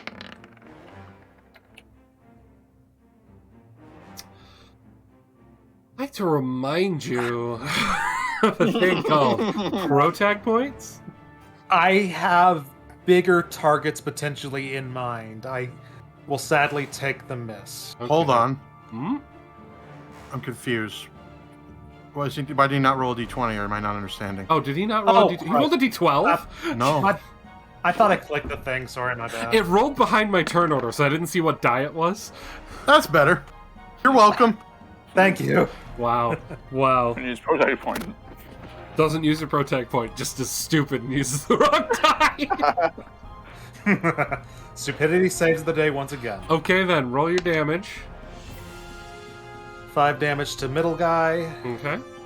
And how does the splash work on that one again? I think it's just 1d4. I don't I think believe it it's just a 1d4. Yeah, it just has 1d4. So I don't think the You don't My get bonus bonus for that. get No, just Okay. D4. Alright. Alright, they take 2. Rocket splashes on them. They all take some damage, so now they're... That is not how I wanted to do that. So now they're all a bit damaged. Not badly, but just damaged. You get a good solid hit. For your pods. Alright then. And that is your turn? Bonus action, I'll see my companion rolling around on the ground. It's just like, is everything all right over there? You're not having a malfunction, are you?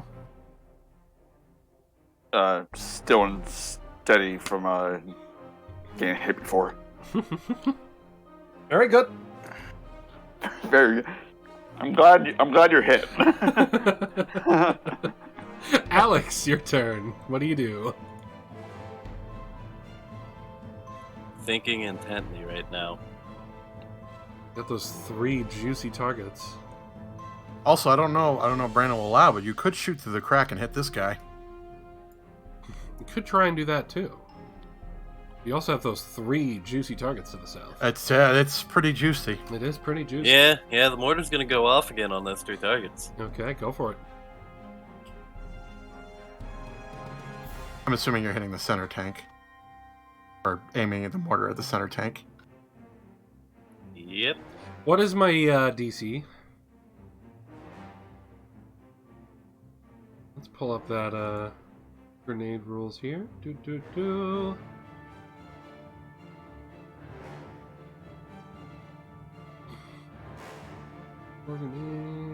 That's homing, not homing. I want regular aim grenade. There we go.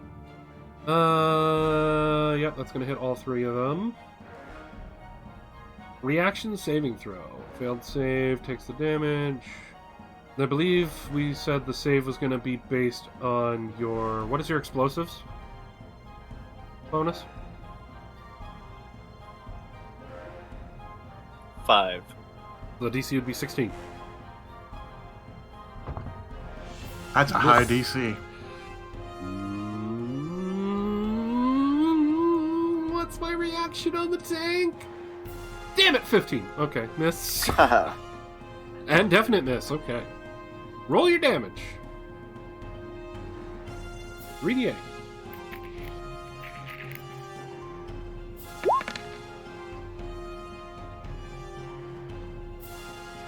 Please describe... He killed all 3 of them? Please describe... Holy fuck!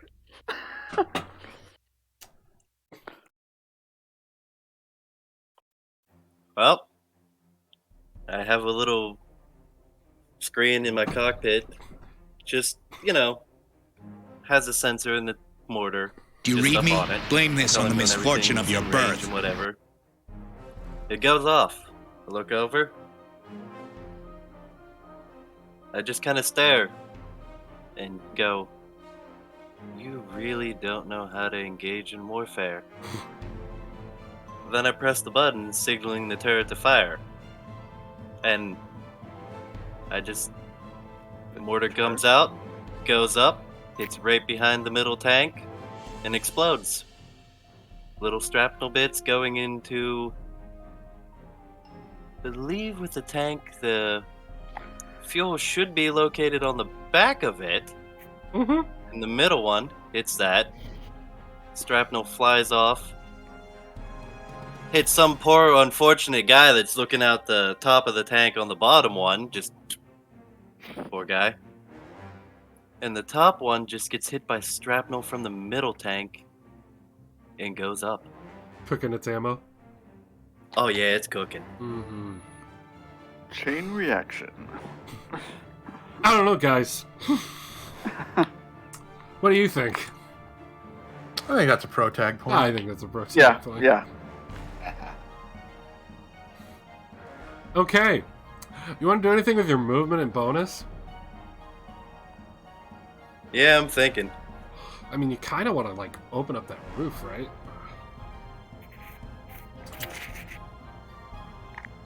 You kind of need to be up there to do that, right? Yeah, but I'm trying to think of how to get the grenade through the roof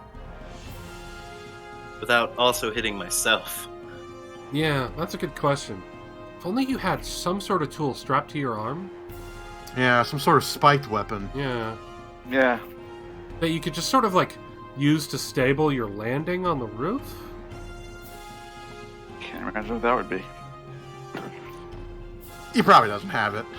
Nah. How thick is that concrete in the back of the wall? Pretty thick. The roof isn't as thick, though. Yeah, but if somebody just decided to jam a shield through, say, against the concrete wall. They would Go need through. an attack action to do that, though. Eh. But if they were to use, like, I don't know, some sort of special experimental engine to get some air, and then let gravity do the work for him and use his spike as a third point for the landing. Think of the hangar as a giant toilet, Habuza. I'm going for the flush.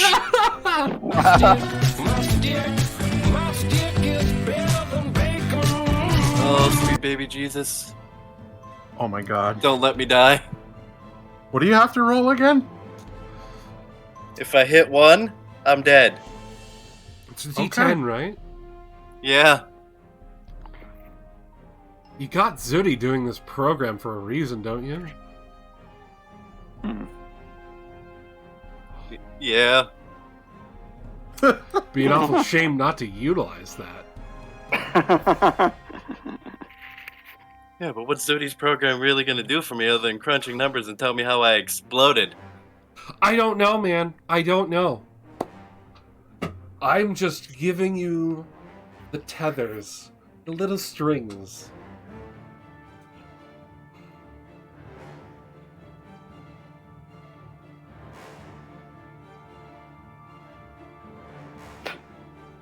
Senex is just, come on, this is gonna be fucking funny. Yeah.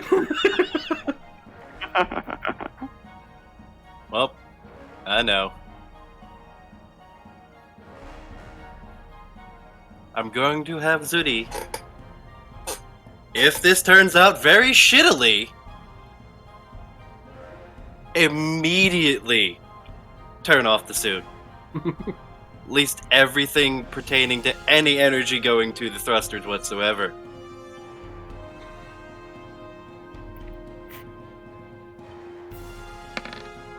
And he gets a perfect 10! Oh, Damn. got lucky. Your Saturn engine kicks on. Describe what happens. The sounds, the visuals. Wait, which roof are you popping into? I thought you were hitting this one. These are the ones that are having the noise coming from them. Right, but you said this hangar was where the men were running into. No, he caught people going into the hangars from the rear door. Ah, my bad. Okay, got it. Sorry. Continue. I just take a deep, very deep breath. Look at Zudi. Just let out the, up, little buddy. This may be the last time seeing each other, so keep your mono eye bright. And let's hopefully try not to die. And my finger just slams right down on the button. The engine comes to life. Full thrust. You can hear the sound just rip out between the hangars. It's a large, concussive sound that you all hear come from behind the hangars. The Zuda shoots up into the air. I angle the trajectory and just come right down through the hangar roof. Would my character realize what he did? I don't know, you'd have to roll some sort of roll to know. Like a history, right? Yeah, history makes sense. You're welcome to chat for the visual. The Saturn engine did not explode.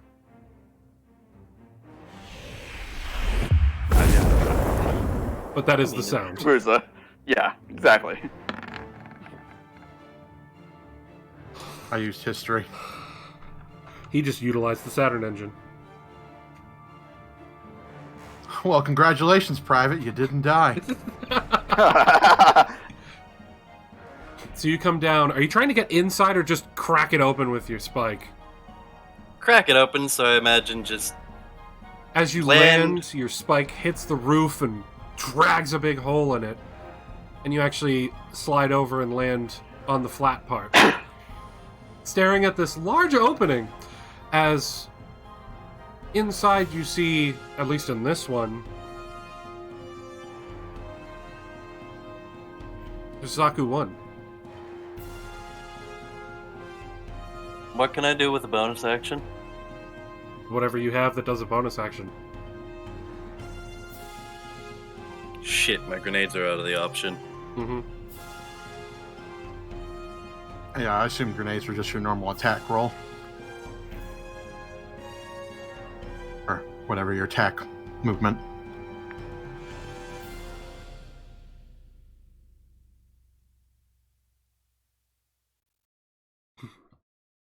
Yeah, grenades are a standard action, if I'm not mistaken. Yeah, I believe that would make a lot of sense. So Although I bonus feel like action it'd be would weird if it wasn't. be any class abilities, or if he has any other type of ability that says bonus action. Or making a specific skill check, or something like that.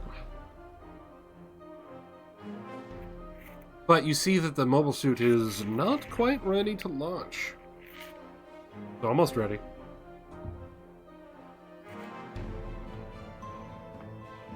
You're basically, as you rip that open, you see the pilot standing, getting into the cockpit, look up at you in shock, and he dives inside.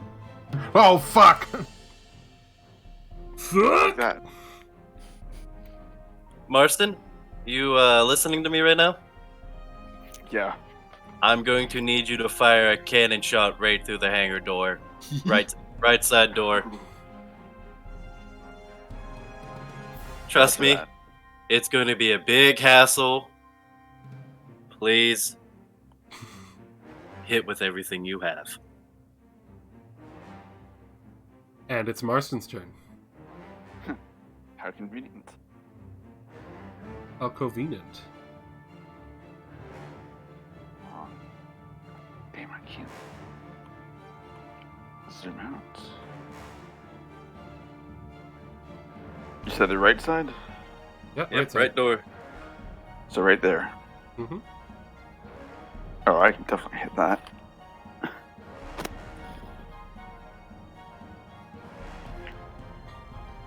Okay, then let's do that. Swing, bada, swing. I'm at advantage too, right? So, Yeah, because you're still prone. yeah. Okay. And he's painting where the target's at for you. So you can fire using your radar. Right. Just double check. Don't know why my email opened up, but. Oh. That is a hit, but you could roll a second time, see if you get higher. Okay, you didn't get the crit, but you hit. Roll damage. Alright. Okay. 5. Someday he'll roll above a 3 for damage. Someday. I don't believe it. He gets a solid hit on the mobile suit, but it's not heavily damaged. Would that fuck up the pilot if his cockpit's open? Oh. I'm just wondering. Roll Or me a did he d10, Marston. Luck roll.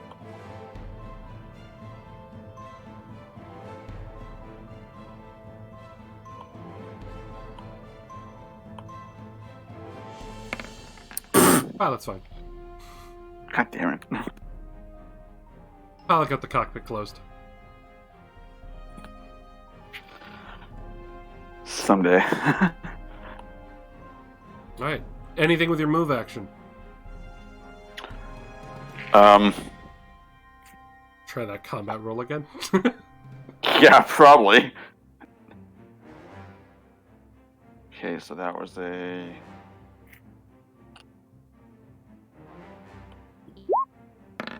Oh, thank God. Alright, you made it this time. You can move full speed and get up at the end of the roll. Okay. Yeah, that is not what I meant to play. And I go into cover. And he rolls out of the smoke after his shot.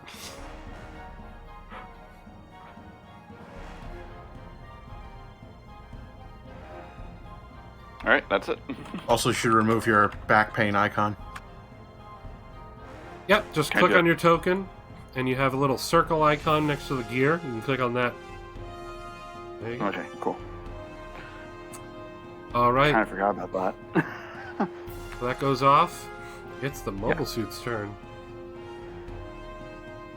The one inside here has a blown up right door a bit and a huge hole in his roof. It's going to take a shot at Alex.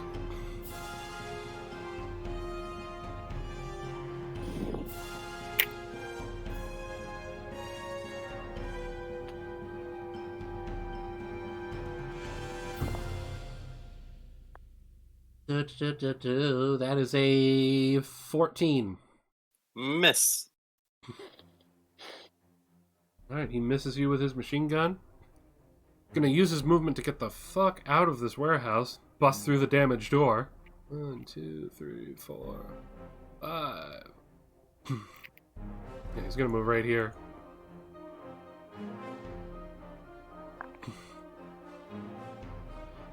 And...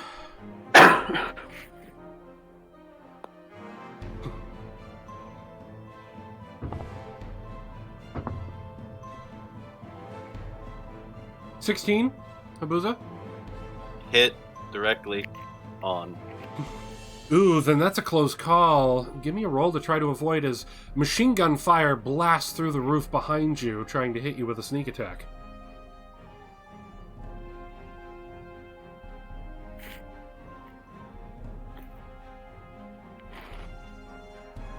I am going to use acrobatics. Okay, roll. Wait, there's 2 Zockers? Yes. Oh, okay. Yeah, I thought that was an accident. no. He when you mentioned that, I heard 2 sounds coming from. Yeah, okay. Yep. Alright, describe how you narrowly avoid taking full damage. You're gonna be taking half. I hear it come through behind me. One pings right into the shoulder of the mobile suit, and I just let myself go forward into the corner of the warehouse. No, actually, I should do this. Alright. Take 4 damage and move where you are landing inside of the... You said you were going to the corner of the warehouse? Inside or outside? I'm gonna fall through the hole. Okay, so you're inside again. And this one busts through his.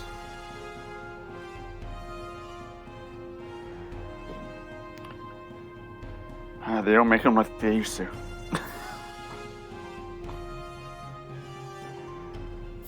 And you're picking up some static, Mr. Monqua. They're trying to signal out, but currently they're having a little bit of difficulty. We need to start thinking about focusing on that communications tower.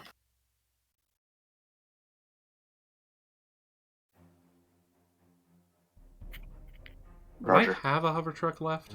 Nope, they're all You do gone. not. Unless you have some Bye-bye. hidden somewhere. I could. Do you want me to? I mean, That's up to you. You're the DM, man. I don't. Yeah. Is this combat not hard enough for you? I can make it harder. I feel like we're already gonna fail this. So Monqua, it's your turn. I'm gonna peek around the corner and pop this tank.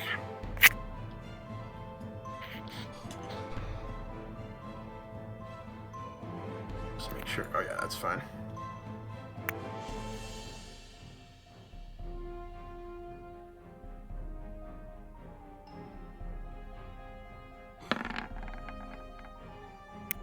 Hit. All right.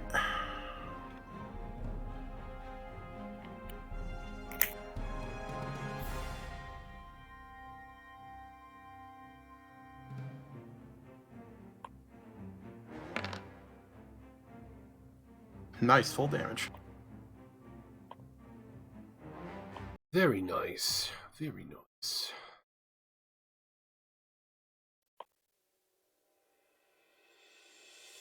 Alright. 14. Describe how that tank gets exactly destroyed.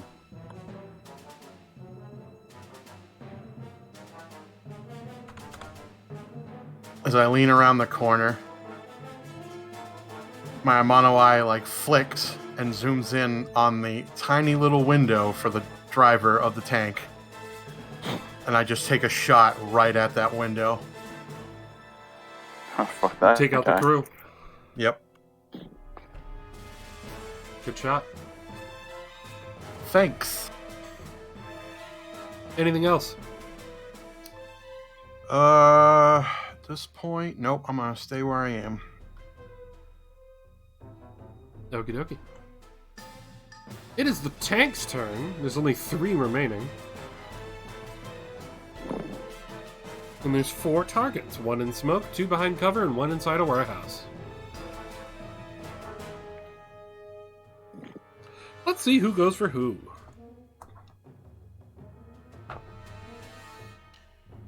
One for Alex.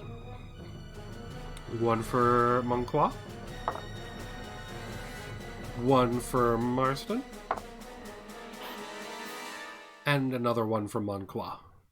Wait, no, there's only 3. Up there That on. was it. Yeah, I was gonna say. That was it. 1, 1, 1. Got it. And then the stealth tank showed up. Yep, the stealth tanks show up. All right. And doesn't this one of them one's have a jammed gun? moving here? Yep. Oh yeah, that's true. This one's moving to Marsden. Gonna try and see if he can unjam his gun. Which he doesn't. And he doesn't recharge his smoke. The one going for Mr. Vicente does not recharge his smoke, finally. But he will take a shot. Clear line over here. 15. Miss. Okay. And then this one's going to move 1, 2, 3, 4, 5, 6, and not have a disadvantage on his shot on Monqua. Doesn't help when I roll a 4 on the die, though.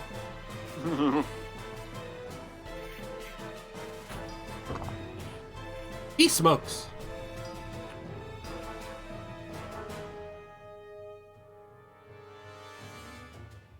Legato. Call on the radio. That building needs to go down. Yeah. But I gotta move just a little bit so I can get the actual shot off without disadvantage. So I shall move up here. Okay.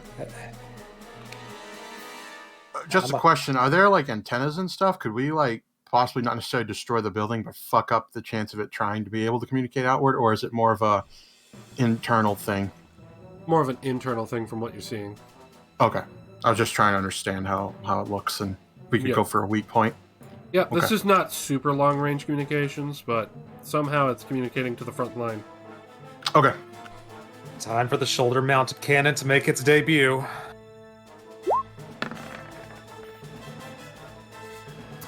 That is a hit. Roll your cannon's damage. And it's anti-large. Yes, it is. And what is it we saw that anti-large does again? I forget. Pull it up. Write this stuff on your character sheet. Alright, let's see here. It would be under gear, weapons. Anti-large explosive. Explosive is the damage type. Anti-large is Okay. the special thingy. Property. Anti-large.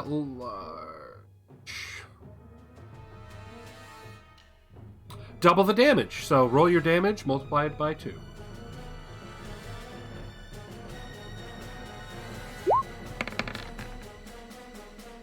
So 38 damage. 38 damage destroys the building.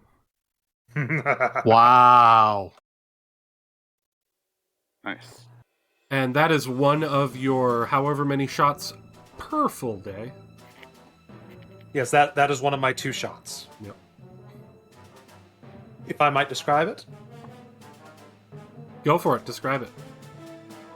I take aim and shoot the missile out through this fog. Oh, it's a Those shell.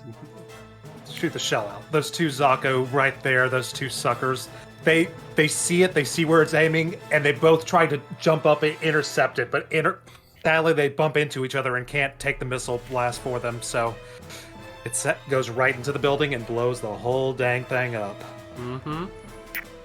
Building collapses in a huge explosion from the cannon shell. And that area you see is where the rubble lies, damaging the structures around it. Step 1 of our mission has been completed, gentlemen. I mean, I would argue that's the main objective, but yeah. Well, I don't want to leave here and just leave these Federation forces still standing. Oh, I understand that. I didn't realize you had that type of arsenal. This cannon isn't just for show. Noted. Anything else on your turn, sir? I'll take a bow. No movement, staying where you are? I've used my movement. Yeah. Okay. Alex.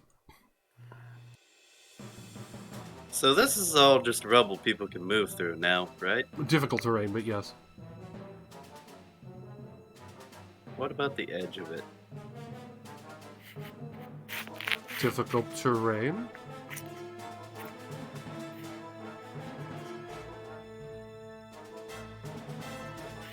I'm gonna move right here. Okay, you're going to stand on the difficult terrain and sort of use the corner of that warehouse as a bit of cover. And then I'm going to let my high explosive grenade go right towards our lovely friend here. Okay. So hand grenade, I got to roll a save against that.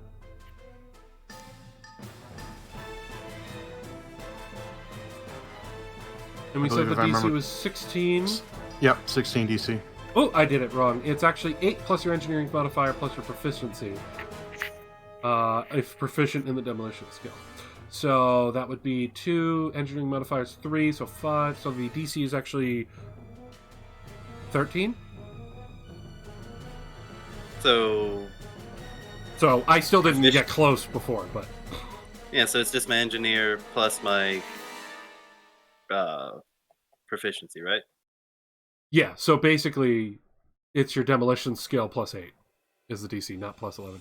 My bad. Anyway, I didn't get close on it before, and I'm not going to rewind. So, the DC's 13. Sorry, I just saw the ruling at the top of the page there. Alright, make sure you write that down so we have it in the future. But I have to roll a save with these two, and these two have a reaction save of 2. That's worse.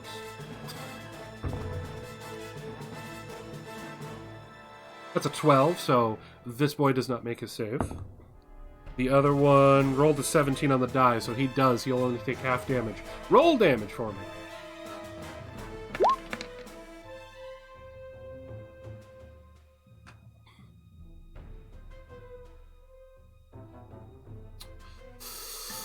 That is 19 damage.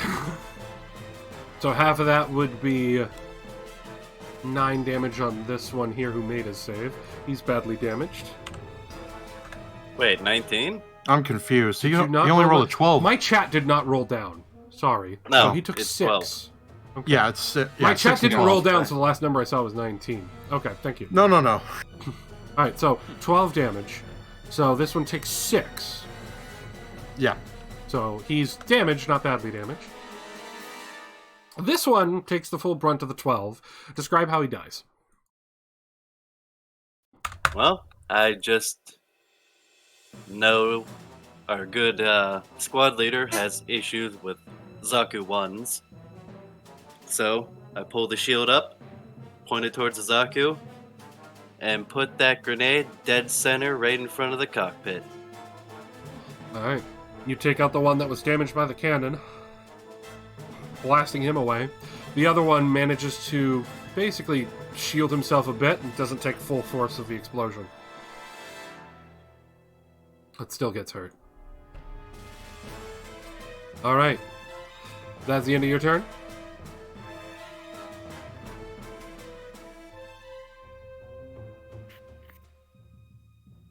Remember, your heal's a Yeah. bonus action.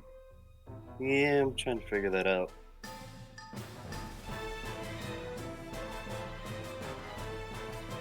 And your suit does have, like, the status, if you will, of the other suits. That's how we do the whole you guys can see each other's health bars.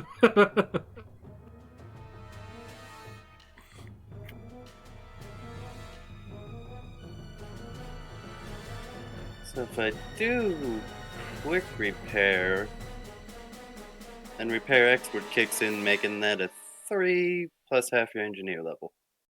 Mm-hmm.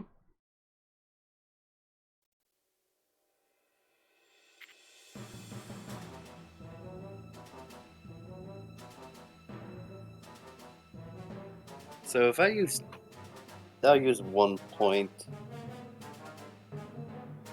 What is your bonus from your feat? Like, totaled? What, for quick engineer and then getting repair expert kicking onto it? Yeah. The original one would be 1 point. Mm-hmm. But your feat gives you a bonus to that. Oh, hold on a minute. Restore its armor points from full equal to your engineer. Yeah, so it's still 1 plus 3, and then my engineer level's only 1, well, 3. So it'd just be 1 on top of that. Yep. So it'd be So whatever you heal plus 4. 4. It'd be 4. Mm-hmm. So how much are you going to use on yourself?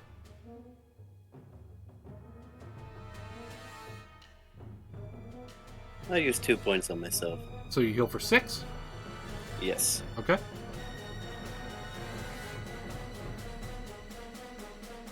That'll end my turn. Alright. Marston. Okay. Got a tank in clear view of you. And a tank moving up on you. That didn't shoot.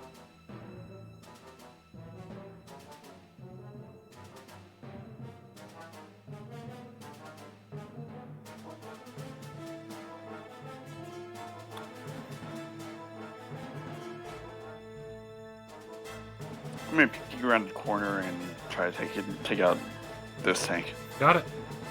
Roll.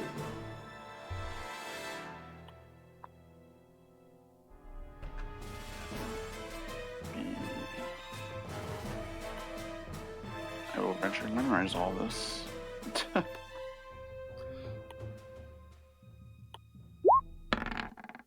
Fuck. Wow, the music stopped as you roll the 1. That really,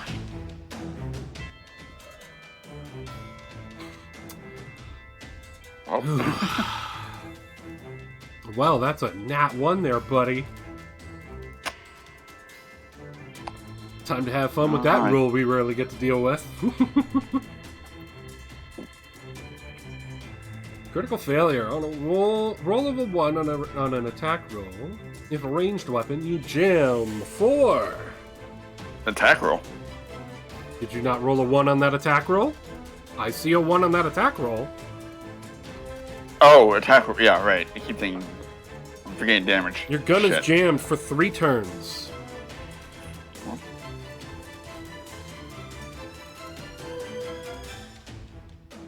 Oop. I already did it, but There we go. Okay. So your gun is jammed for 3 turns. You can try and make as a standard action on a future turn, a way to try and de-jam it, or you can just swap to your melee weapon for now. But that is your attack roll for this turn. yeah, I was probably just swapped to melee. So use your bonus action to just drop your cannon and pull out your axes. Yeah. Okay. Do you move this turn? I'll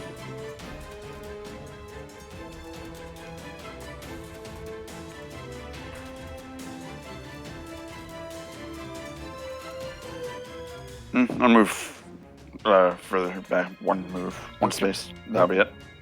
Sounds good. Monqua, you see him drop his cannon after it jams, and swap to his axes and shift.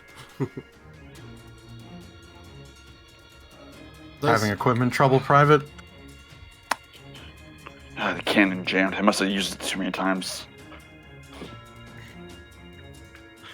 Don't worry, I have my axes. Yeah, you probably broke it while rolling around. Probably.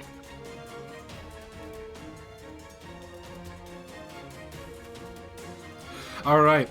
It's the mobile suit's turn. The stolen Zaku is shifting his focus towards the boy who threw a nade at him. He's going to charge right at him. Getting up into the rubble.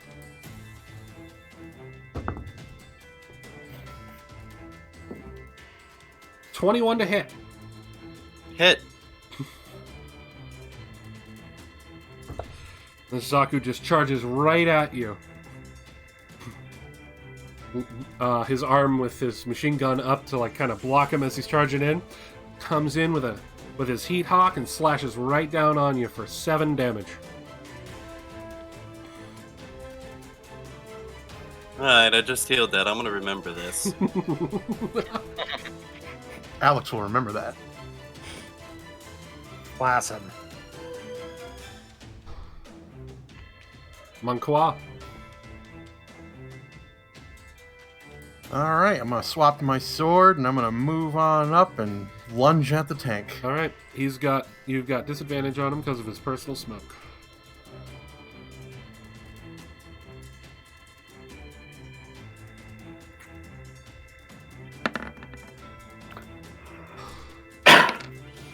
Oh, what the hell? Fuck, I hate it when it shifts.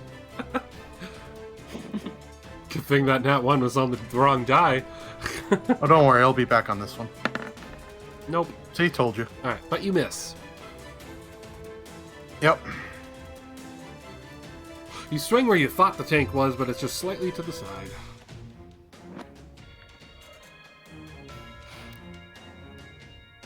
That your turn? Yep. Okay. Tank! Well, that one's clearly going to be fighting you.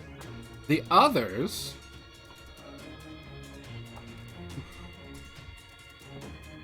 Hello, Schwizzle. One's going after Marsden. The other's going to go after the cannon. The what? Cannon boy. Legato. Legato. Oh. So the tank that's currently engaged with you is going to use his bonus action, right? He has that bonus action.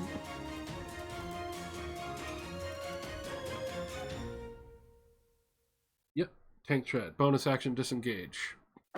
He's going to fall back. Does not recharge his smoke.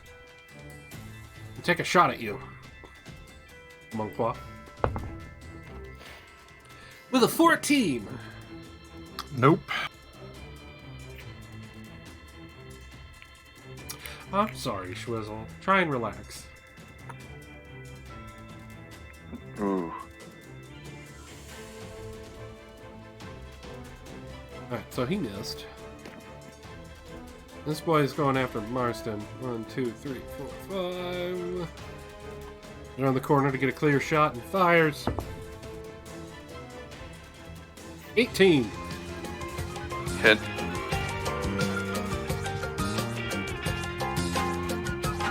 Thank you for the host, Bennett. Also, hello. Welcome to both of you.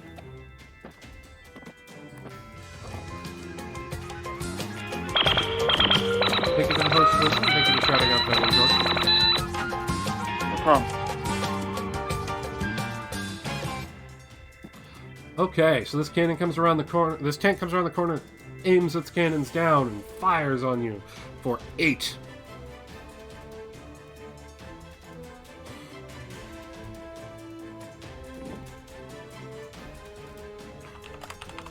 Okay.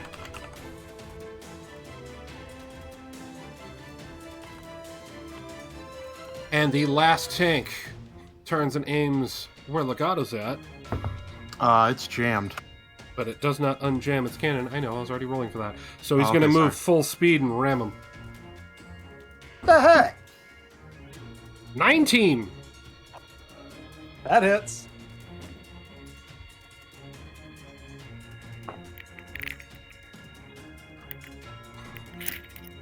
Take 6 damage and roll me a reaction save. I cannot stress how rude this is. 13. Okay.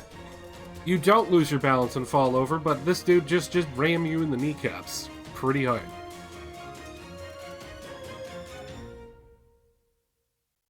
And does not recharge.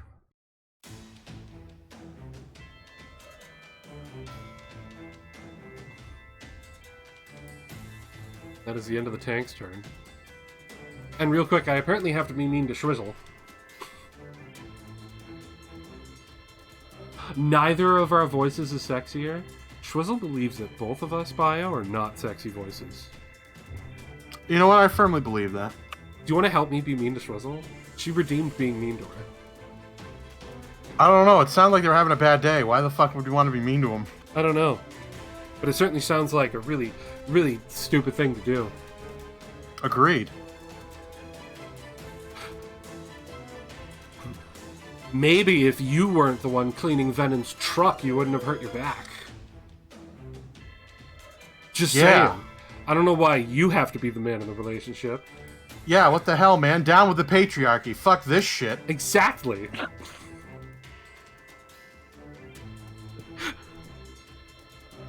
How dare you try and be nice to him? What's wrong with you?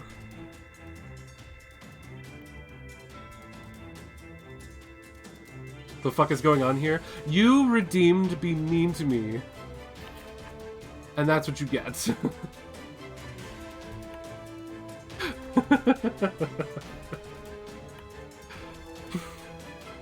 Alright, back to what we were doing. I'm being mean. Legato just got smashed, and now it's their turn. Yes, Legato, what do you do? You Legato's are... just- Oh, you are badly damaged, sir. Yes, I am. As that hit you, you just take it. Crunch. I'm... I'm just standing there blinking, just like, did you really just do that? How dare you? Why, I never. Exactly. Is the tank in front of me, or that tank, or this guy, are any of them damaged? The 2 tanks are not damaged. The mobile suit is.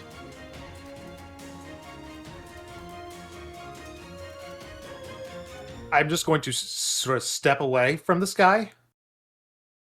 Mhm. Can I do that without a penalty? You would have to use your bonus action to disengage and then move to move that extra square. I would like to do that. Okay. Oh wait, no, sorry, that's an extra special feat to make a disengage a bonus action. So it would be your standard Yeah. action to disengage. You could move there with your disengage. Disengage is one square. Okay, but can I still take an attack action, or does that take that action? No, that just used your move action. Okay. I will take my sniper rifle, and I will aim at the Zaku over there. I'm sure Alex can handle it, but it seems to be the best option for me at this moment.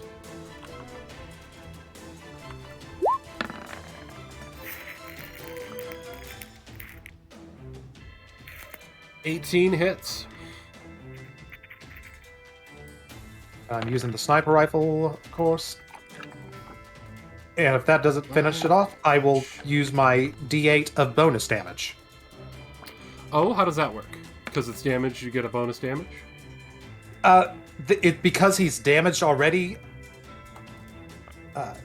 when you hit an enemy with a weapon attack, they take an extra 1d8 of damage if it's below its armor point maximum. Oh, if Since it's below its armor point maximum, so that's any time it's damaged and doesn't have temporary hit points. Gotcha.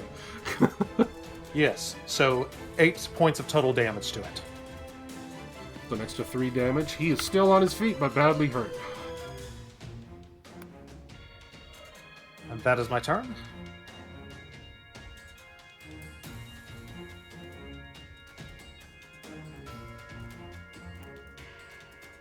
Okay. Alex, what do you do? The sniper just got an extra hit on that Zaku in front of you, and he's sparking like a storm. I let the picks on the shield clink out and fully extend. Mhm. And I thrust myself towards Suzaku, using a little thrust boost. All right. Roll.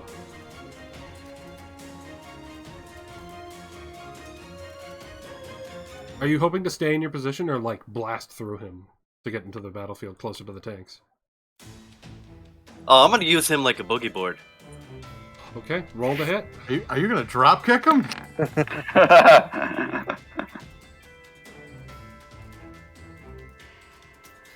Yeah, that hits. So you pierce him with your shield spike. And he goes... well, roll your damage, but he's going down. Oh, he's... he only had one hit Max? point, so... Max damage. Yeah. Have fun with this. Where are you moving to? And using him as like a platform, essentially, as your move. Well, I crouch Tezuta a little bit, extend my shield arm up, give it a good thrust from the thruster, not too much. Put the shield spike right dead center of his chest. Mm-hmm.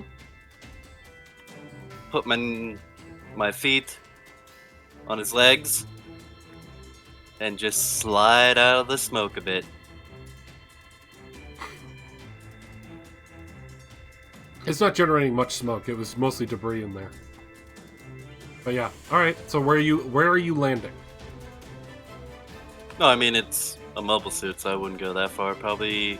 I'm letting you move your full movement with that max damage. You can ditch the board at any time during your full movement. You're using your thrust to move.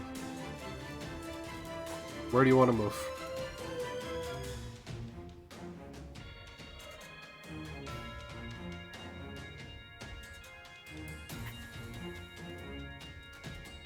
And are you ditching him somewhere along the way? Yeah, probably right around there. Which is where I was holding him. Monqua, you see that super easy from your cameras in your cockpit. Blasting from the rubble, Alex comes out, spike right in the cockpit of the Zaku, and using him as a board as he slides onto the field, ditching him on the way and landing out in the middle.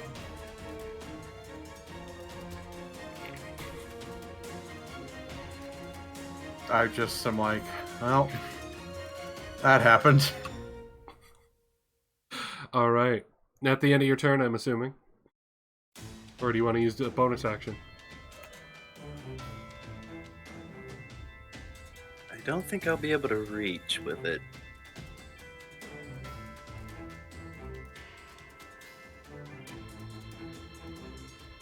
Yep, no, can't reach. That'll be the end of my turn. Alrighty. Marston. There's a tank staring at you, and you've got your axes out. Yep, I do indeed. So I'm gonna move up close, and I'm gonna attack. Go for it.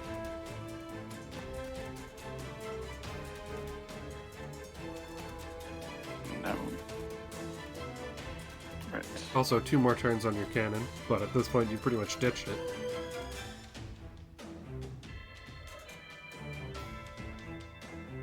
There it is. That's a hit. You can use your bonus action for your second axe. I shall. That's a hit. Hell yeah. Roll your 2 damages. And... Right. Oh my god. And your second damage? Hey! Wow! Describe how you just killed this tank, because that's 14 total. Okay. So, my first axe makes a horizontal swipe right where the turret is. Mm-hmm. Lobs it off, then I flip it, and I flip the turret up with the axe. Mm-hmm. And then as the turn's coming down, I use the other axe and slam it down onto the rest of the tank and destroy it. So use your first axe to do minimal damage, but pop the top off, and then use your other axe to use the cannon to smush the tank. Hell yeah. Fuck that thing. Did you use your protag point? I did. You did? Yeah. Hey guys, I used it what do you to think? Was that cool? Seemed cool to me. You rolled more than a 4. That's cool. He's above a 3, so I just meant the description. I think that's a protag point. All right. Cool. And that is Like that all work 3 bot, of your actions. Killed it. Good job. Moncla. Move up here and swipey swipe.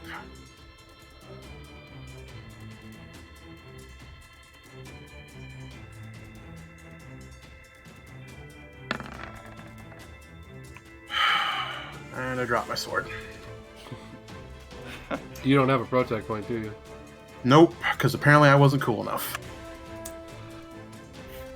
Okay, I need you to roll me a d8.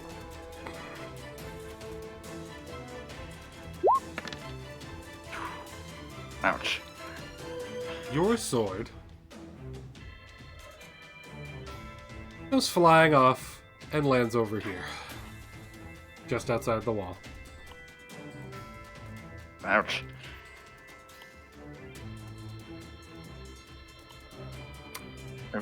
Ignore that. Alright, well, that's it for me. Big oof. Alright. Tank's turn.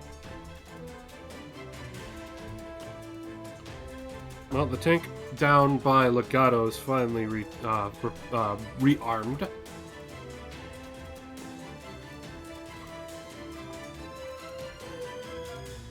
But he's in smoke and doesn't have a good chance of hitting him. So, figuring the battlefield and his own communications you can't hear, Sure, he's going after me. Or out. he's going to go try and back up his only remaining ally. Oh. Takes a shot. 6.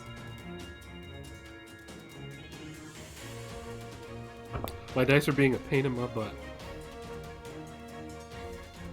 Alright, does not recharge. This dude's going to use his disengage bonus action. Take a shot. 15. Nope. And that's going to be the end of their turn. Legato.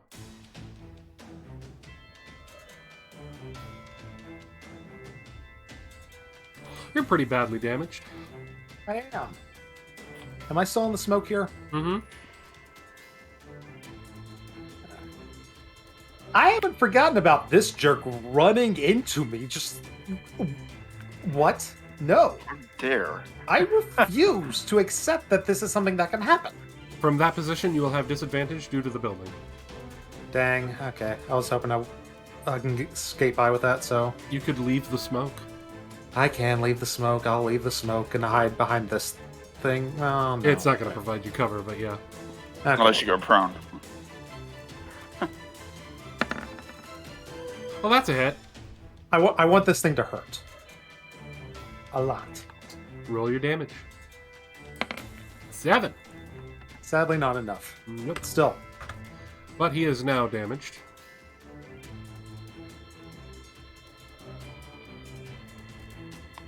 Alright. End of your turn? That is the end of my turn.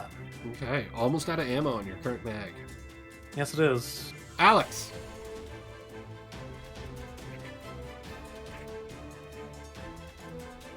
I'm going to take a shot at the already damaged tank. Do it up.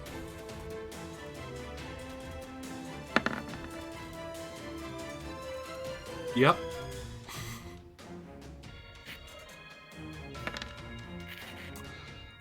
How's this tank dead?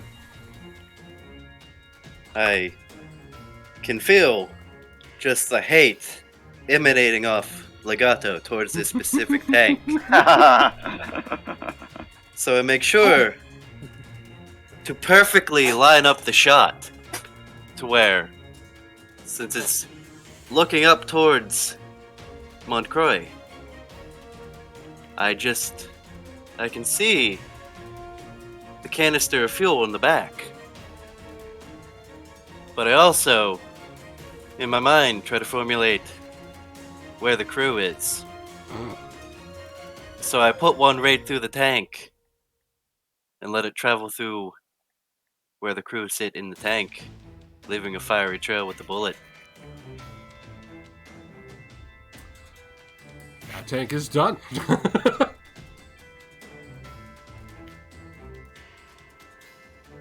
Then I would like to use, for my bonus action, I would like to use 3 of my points on Legato.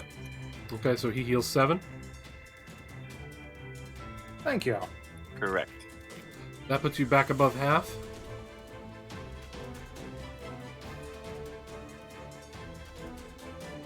Pretty sure. Hold on, I gotta slide this over. Yeah. Okay, you're no longer in damage status. So the damage status, for those who don't know, is what I'm using for like the bloodied status from D&D when you're at half health or less.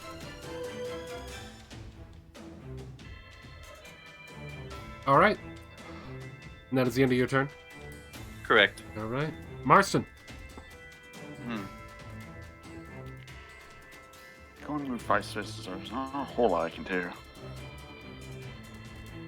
Yeah, and unfortunately, given the stuff in the way, you won't be able to charge as your action to get him in the... Yeah, I was that first thinking that, but I'm like, no, I'm just gonna. If I do that, I'll probably just end up rolling through armor and hurting myself instead. Yeah, best thing you could do is... That's pretty dumb. That's a pretty dumb. Yeah, best thing you could do right now is use your action as a second move if you want, so you do 2 movements to get up to him.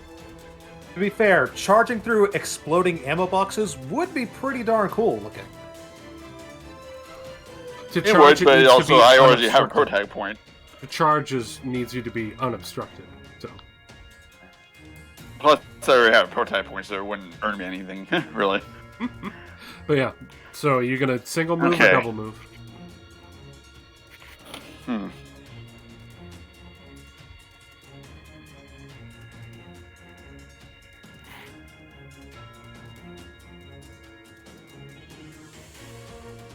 think I'll. Let's see. Wait. 2, 3, 4.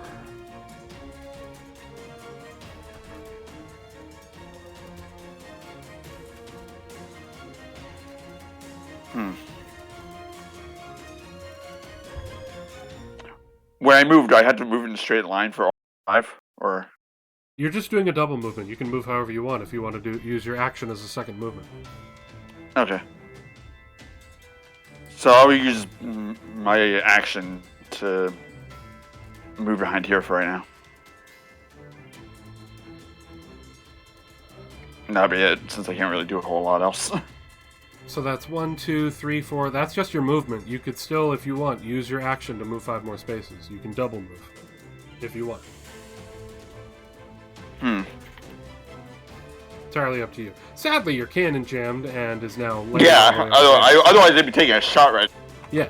And I left it behind anyway, so... So up to you if you want Is to that my move hawk? closer and, like, box this dude in. Would it put him at disadvantage? If Bio goes in for, like, an unarmed strike... Or if Bio does something clever to get his sword back.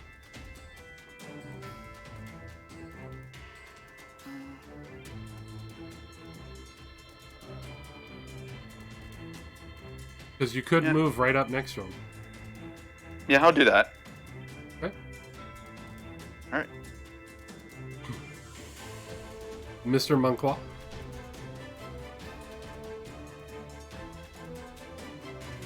I just pull out my gun and shoot him. Okay.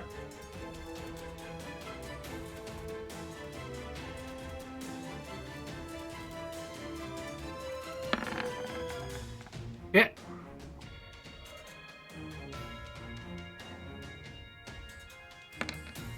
Four damage. Wow. That's my turn. Alrighty. The tank is going to use his ability. Disengage.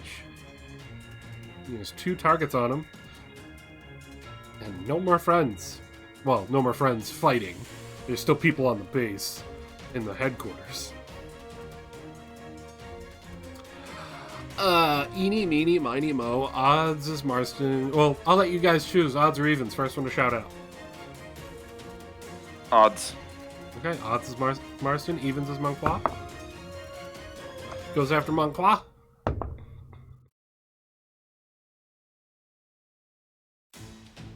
$22. Hit. 5 damage.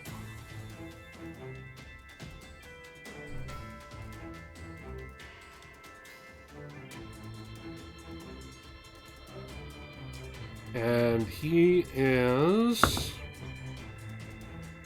going to panic because he's kind of cornered. And he's going to try and escape. But in his panic, doesn't realize the angle of the fucking tank. Slams himself into the wall. Smooth. I rolled completely random to see what direction he was going to go. Because he's been in, essentially, melee combat for multiple turns. It's like, constantly moving the turret around, jostled, stressed, alone. Yeah, let's see what happens to him, kind of deal. Maybe be shitting his pants, though. Does not recharge. Legato. Considering I don't think we have a huge surplus of sniper ammo at the base, I think I will let the melee guys finish this one off. And I will just do a perception check to look around. I'll move closer to the base over here to get a look around, make sure there's nothing that could potentially surprise us. Perception.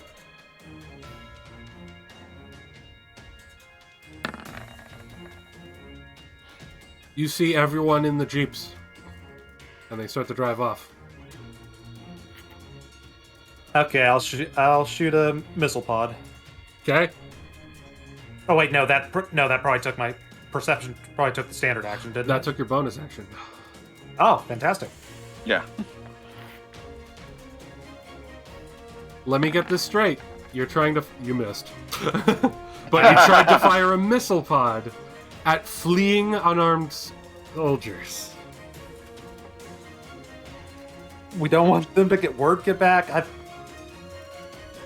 I'm just understanding your thought process, but you fired a missile and missed. And smash it into the building. The headquarters is now on fire from the left and the right. Brilliant.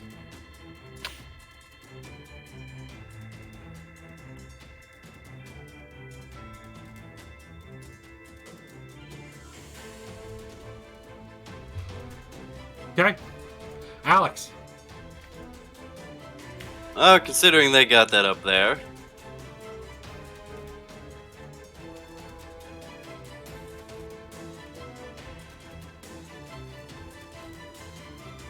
And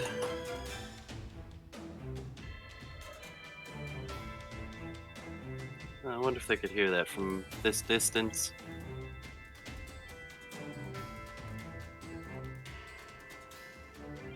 How far does my loudspeaker on my mobile suit reach?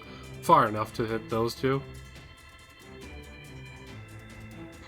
I'm assuming you're trying to yell at the Jeeps.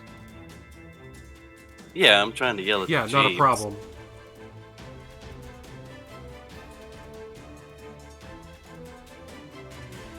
I would like to calmly, well, not calmly, I'd like to advise them that if they keep trying to escape, I will put a round into a Jeep. So you got something you can roll for that?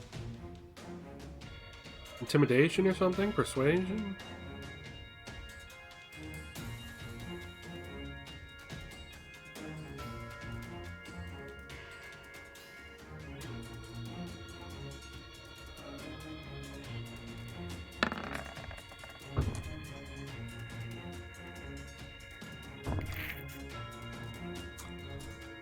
They stop. And the soldiers get out, hands up. Nice. I'm going to keep the, just as a deterrent, I'm going to keep the Zaka machine gun pointed that general direction. Mm-hmm. Just to hold them there. All right.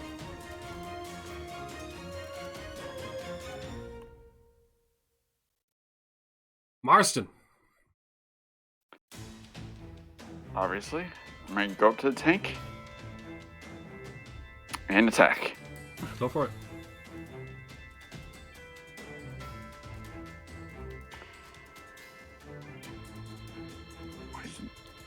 Okay. That's a hit. Bonus action, second axe. Yes. That's a hit. Roll your damage. Nice.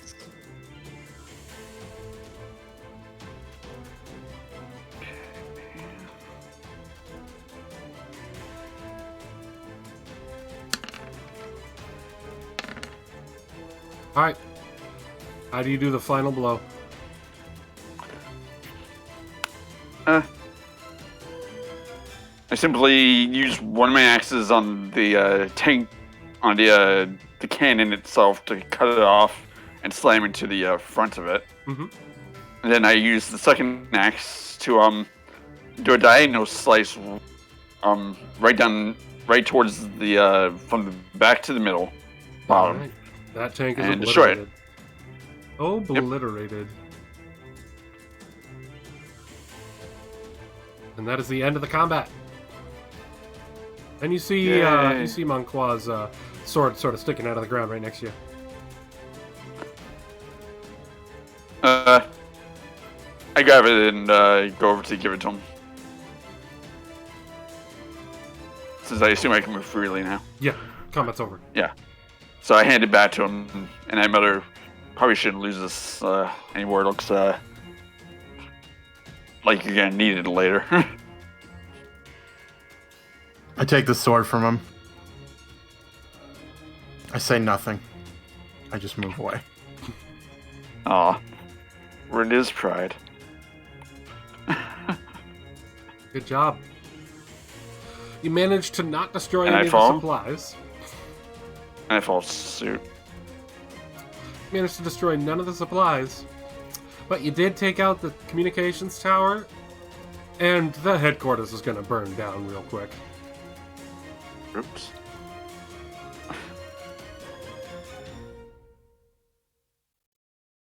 Congratulations, gentlemen.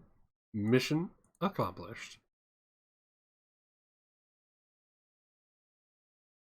You're free to do as you please, as you have some surrendered soldiers in front of you.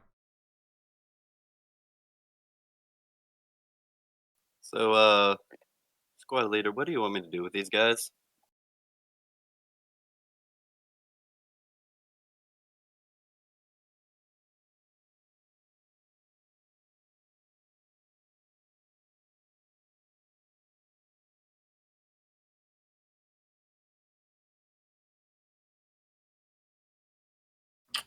I have no idea. Do they have handcuffs on them? There's a couple military MPs in there. I'm sure they have different ties. I would like to instruct the two with ties, two of them, one to collect the weapons, any, firearms, melee weapons, explosives that they might have on them, to drop them right there, while the other one ties up all the others, and they lay face on the ground. And after he drops the weapons, he goes back, gets tied up, and the last one comes over and stands right there, since he's untied. Okay. Well, the only ones who had any weapons were the MPs, and there's only a few of them. So they draw off their rifles and sidearms. No grenades or anything. They tie up the rest of them and do as you say. So there's only one not tied up right now, and he's standing over here.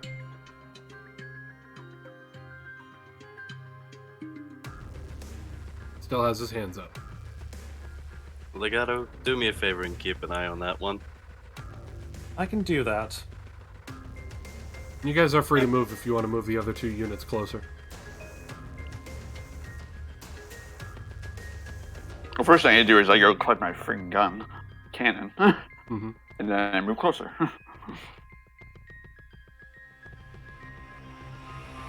Alright, guys, Okay. you're free to proceed at your whim. Are any of the other soldiers of any importance ranking? From what you can tell, looking at them, most of them just look like, analyst soldiers. Desk jockeys. All the No officers. all the actual soldiers are gone. You don't see any officers with them.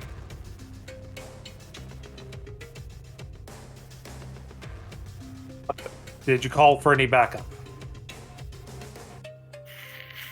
Well, I'm pretty sure the commander tried to, but between this storm and the particles, we couldn't get word out. Where's your commander? He points at where the rocket hit. He was in his office.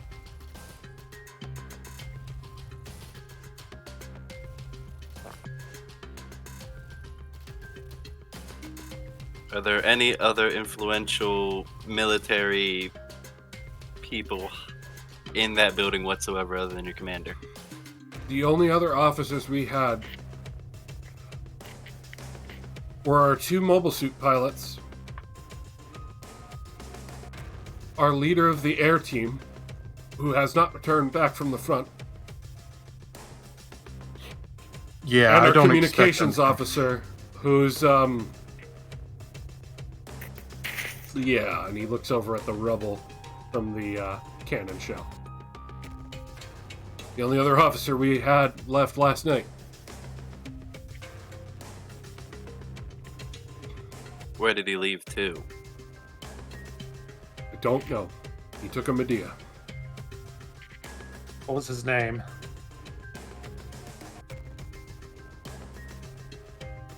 Or what rank was he? Hold on a second. Okay, sorry. Sorry if this wasn't... I was trying to ascertain if it was the guy we'd captured before. No. No. I know I know who they're talking about, and it's not him. Okay. I just know he was a lieutenant. I believe his name was Lucius Palmer.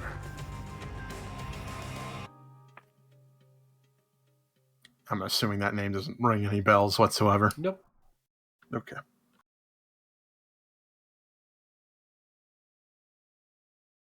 So what was the MO for this base? What was your job here? We were a resupply and air support base for the front line. We just recently resupplied the front line. So it would be a while before we got more supplies arriving here. And as I said, our air support units are at the front right now. They left early yesterday.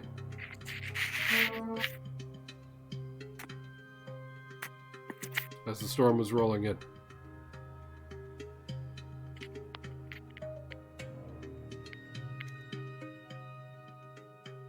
How many air support units did you have?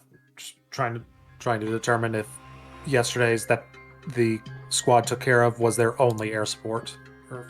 You can tell that this kid is like super nervous. He's so scared.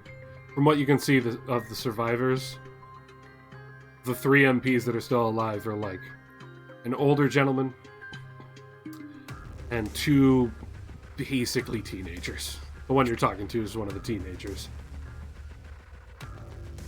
I think we had, after the last engagement, 9 helicopters and 4 Saberfish.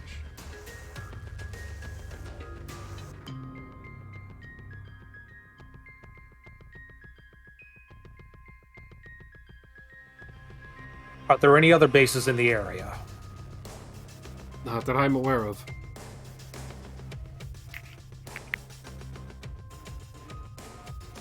So what are these buildings here? Barracks. Okay. But when an attack happens, everyone clears out of the barracks to go do their jobs.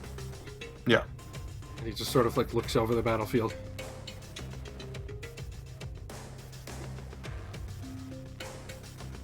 Does any important information ever circulate through here from the front lines? Usually through the communications building. Is it solely stored in the communication buildings, or do you have a sub-server that it gets stored on also? All the info that we usually get in there is sent off to either HQ or another frontline command unit and then destroyed. We've had to abandon and retake this base multiple times as the front has moved. Alright, as I look at all of them, I ask them, what is Operation V? See if they react. They all just look at you blankly.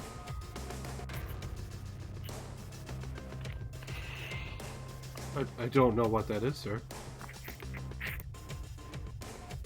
Give me a perception, all of you. Or an insight. Give me an insight, all of you. Insight's still a skill, right? I believe Yes. it is, yes.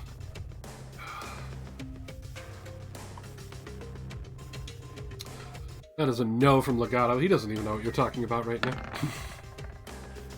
Nope. That is a no from Gerard.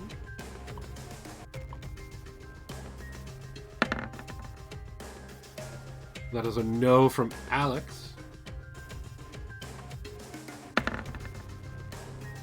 Holy shit. Marston.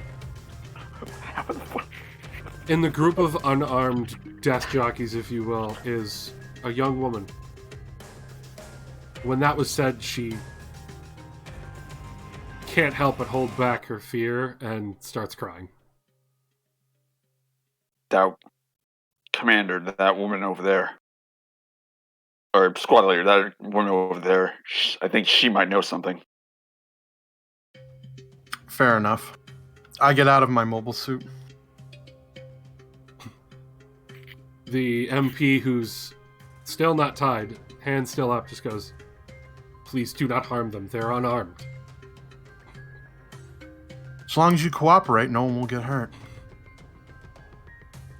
I get out and follow with handguns. No. Nope, stay in your suit. Oh, fine. The MP, who's not tied up, just goes, "Is it okay if I stay next to her?" You stay where you are.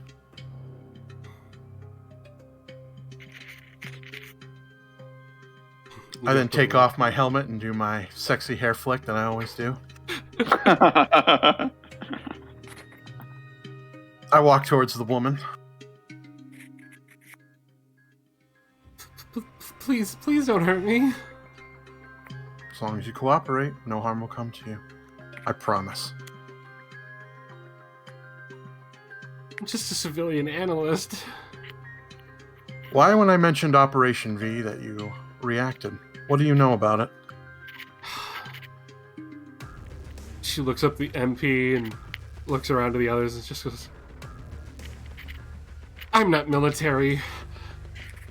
I'm not under any sort of court-martialing, right?" The MP, I would suggest... The MP just goes, "You're a civilian. It's okay. We won't hold it against you." Okay. I don't know all the details. I just know that they needed some of my technical knowledge to try and understand the Zaku's and the Minovsky engine. And we had a breakthrough. We rebuilt from scratch Zaku, and they launched with it last night. It's tied to something with Operation V. I don't know what.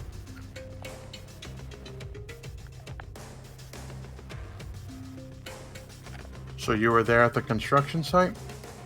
No. I and my team, who's not here anymore, were the ones who were analyzing some of the data they sent before sending it off.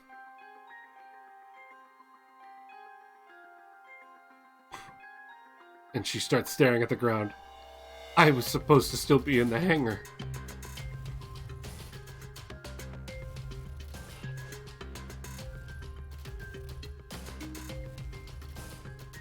With the rest of my team.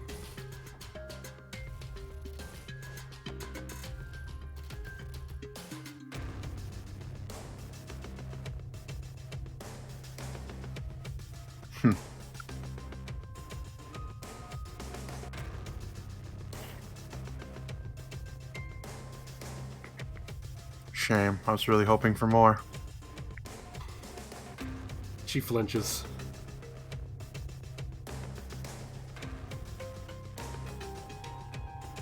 You should relax. I have no interest in killing civilians.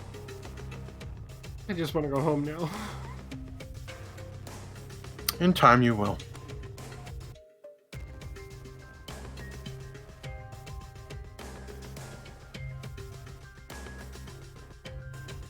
Gonna be honest, I really have no idea what we're gonna do with these people. It's not like we can just stuff them into that one room with that other guy. That's very true. That's very true.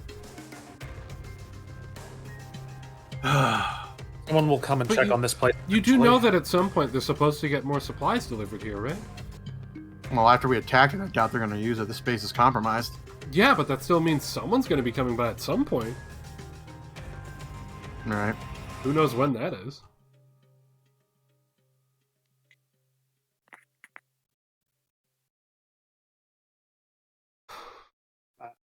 I will drop them a ration. I will drop them a ration and inform them. Your people should be able to come by eventually. Hopefully this will sustain you until they do. So what's the distance from this base to another allied area? The closest thing to us would be the front base at the city to the north. How far away is that?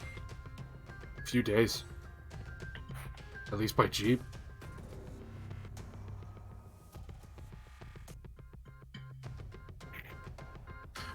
Here's the deal. We're going to take everything that we can from this base. We will leave you alive. We disable their jeeps.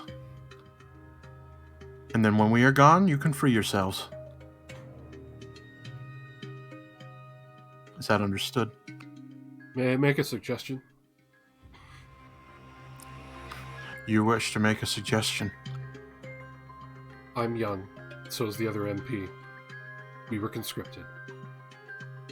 None of the three of us give a damn. Lock us in the barracks. There's food there. The next supply will be here in about 10 days. We have enough food in there.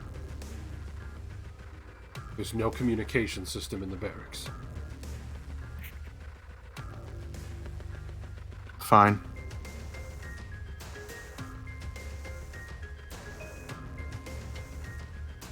None of us want to go to the front.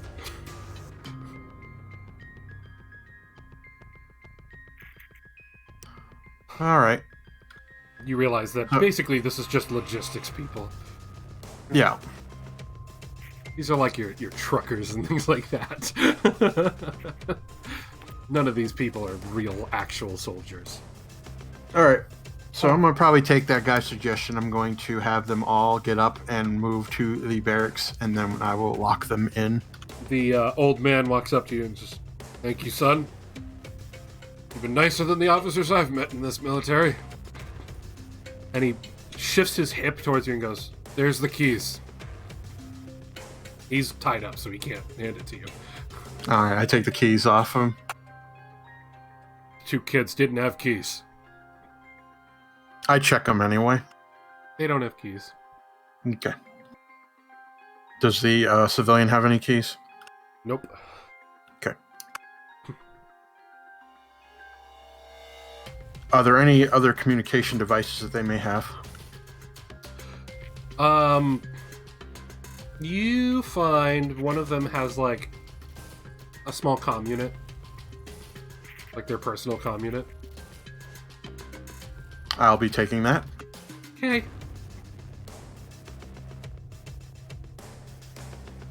The MPs just have their short-range radios that won't be able to reach outside the base. From what it looks like, these MPs were basically probably just civilian security guards that got grabbed up to do the logistics job. Yeah. All right, with that, I escort them to the barracks and we lock them up. Okay.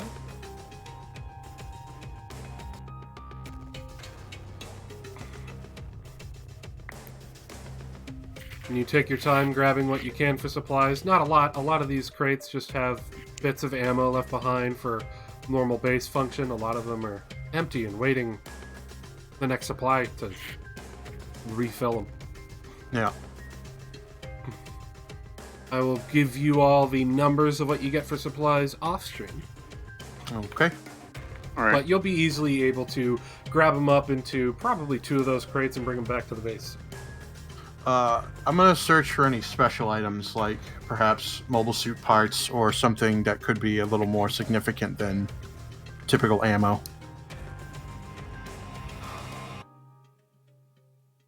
Let's see. Give me a roll. Okay. I'm assuming investigation or, I don't know.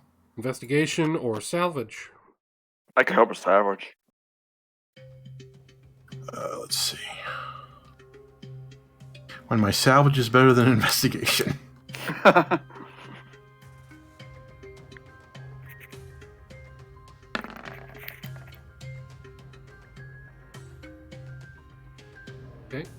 And you said you were helping?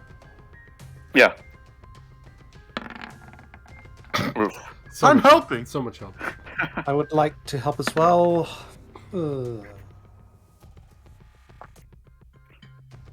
3 people are doing it. Alex, are you going to help too? Wow. Oh my god. You find some cannon ammo, new rockets, some shells. Well, some, like, rifle shells, essentially. Which, by the way, just so you know, Legato, your sniper rifle, I'm basically counting it as the same ammo we use for the Zaku rifle. It's just your gun fires it at a higher velocity. So it's pretty much the most common ammo type we have. Basically, yeah. I'm very glad to hear that. I was afraid I was going to run out of sniper rifles soon. No. All right. So you find that basic stuff. You also find some more food supplies, water. Probably enough for another 10 days that you could take with you. Okay. I want to explore this hangar. Okay. Anyone joining him? Oh, by the way, I'm back in my suit at this point, so... If anyone's going to join him exploring the untouched hangar, move your suits over. I'll join. May as well. Sounds like fun.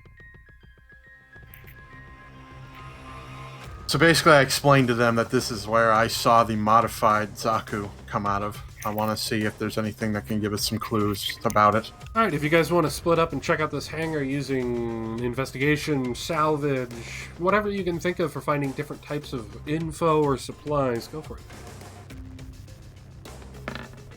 What are you rolling? Fuck. I rolled salvage. Okay.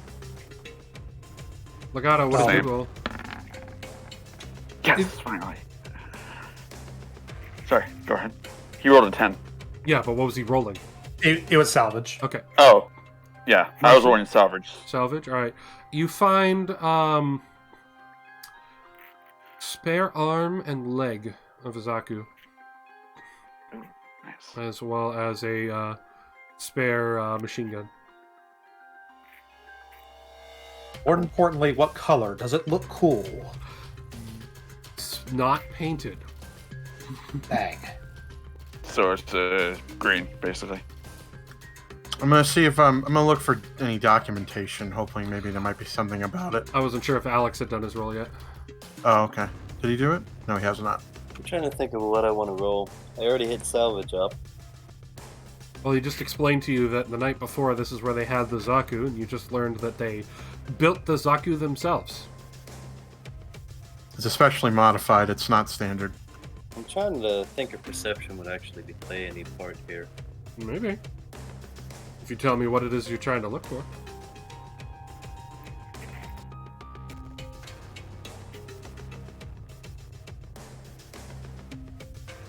Anything pertaining They say they built it, so they must have modified it to fit their needs.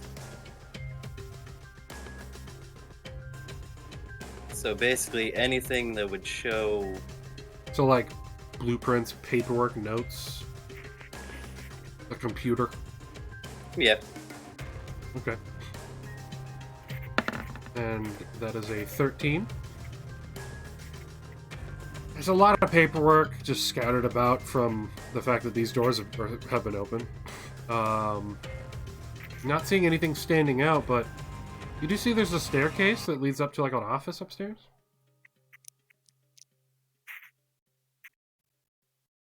Should we check upstairs also? Yeah, let's check every nook and cranny. I'm hoping I can find information about this suit. All right. Are all of you going up to the office? Let's see. I think at least one or two of you should stay out here to make sure no one's coming. I'll stay out here since I have to handle with the parts anyways. So. I'll scout as well. Okay. Okay. All right, it's just me and my buddy Alex. Let's do this. Let's go, Monty.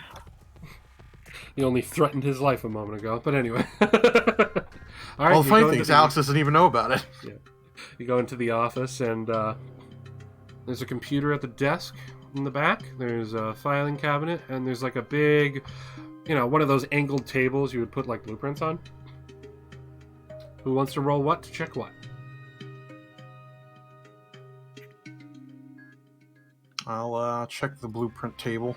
All right. What do you want to roll for it? Probably investigation would make the most sense. Okay.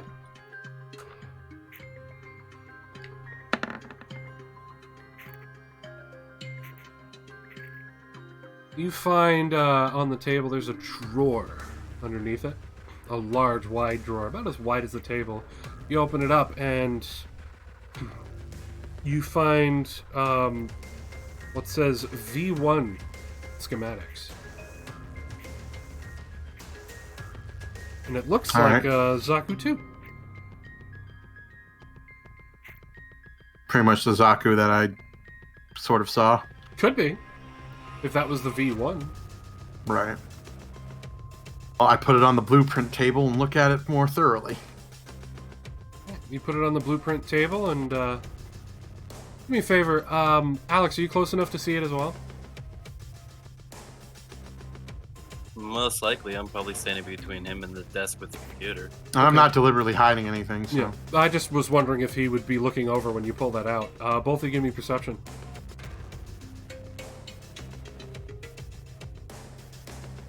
I'll go second.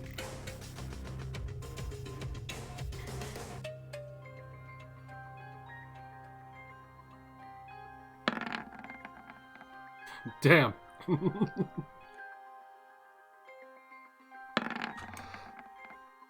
Alex is too focused to go back over to either the filing cabinet or computer, but he does acknowledge that you found it. You see there are markings that look like something was written on top of it, so it leaves that little impression on certain like angles of words and whatnot.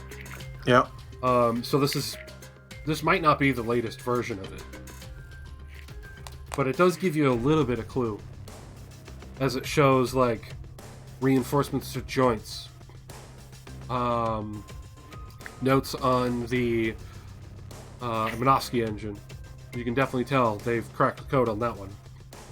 This confirms what you guys had already suspected. And you also see, like, different notes on how to enhance the armor.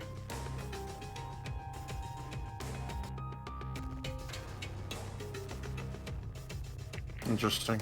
And you see, next to the machine gun schematics, it looks like they were playing around with the idea of a different type of machine gun. A magazine-fed one. Instead of using the drum mag Zaku machine gun that requires two hands. This looks like a smaller one-handed model.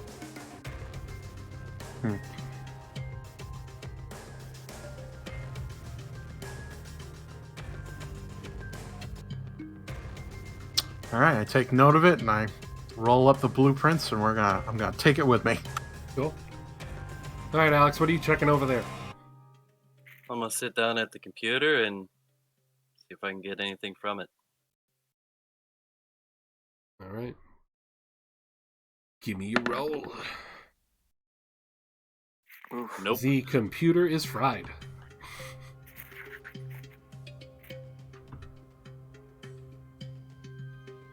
You notice apparently the window was left open and water was spilling right onto the computer.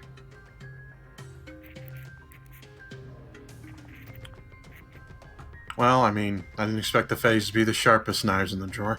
They didn't even make it to the drawer, leaving a window open next to a computer. And there's still a filing cabinet. All right, I'll check out the filing cabinet. I'll let you both roll investigate on it.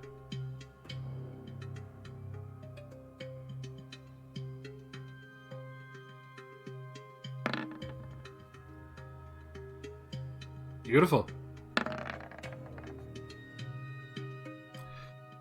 You both are checking out different drawers in the filing cabinet and come down to the same one at the same time. You notice that a lot of the drawers just seem to be mostly empty. Like they basically cleared it out. You open up the last drawer together, and there's a few pages left inside. Guess they were at a rush. You pull out some of the pages, and one of them has Operation V written on it. Probably all redacted. Looks like a printout of an email. Not redacted. Oh. Well, I want to read the email. It's to the Jaburo headquarters. I want to be his easel and hold the paper up pristinely so he can read it. Here, my lord. And it just says, "We've seen the test file on Lieutenant Palmer. We believe he would be a great test pilot for our unit. This is a great crack in the first step for Operation V. Soon we'll have our own mobile suits."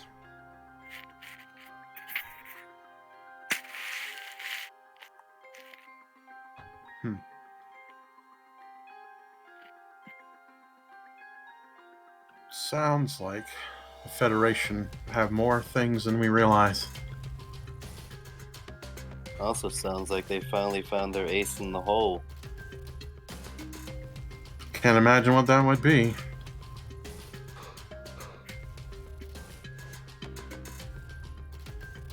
Alex, you Well- also picked up a piece of paper. It's another email as well. That on it has also it's from Jaburo HQ.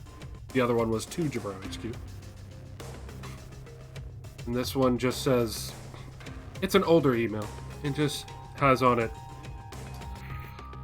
"Once you all crack the code on that damned engine and build a prototype, you can begin working on our own units. Gun cannons and gun tanks will get an upgrade. We'll finally make our own versatile unit. That'll be a good stepping stone to make the one we really want."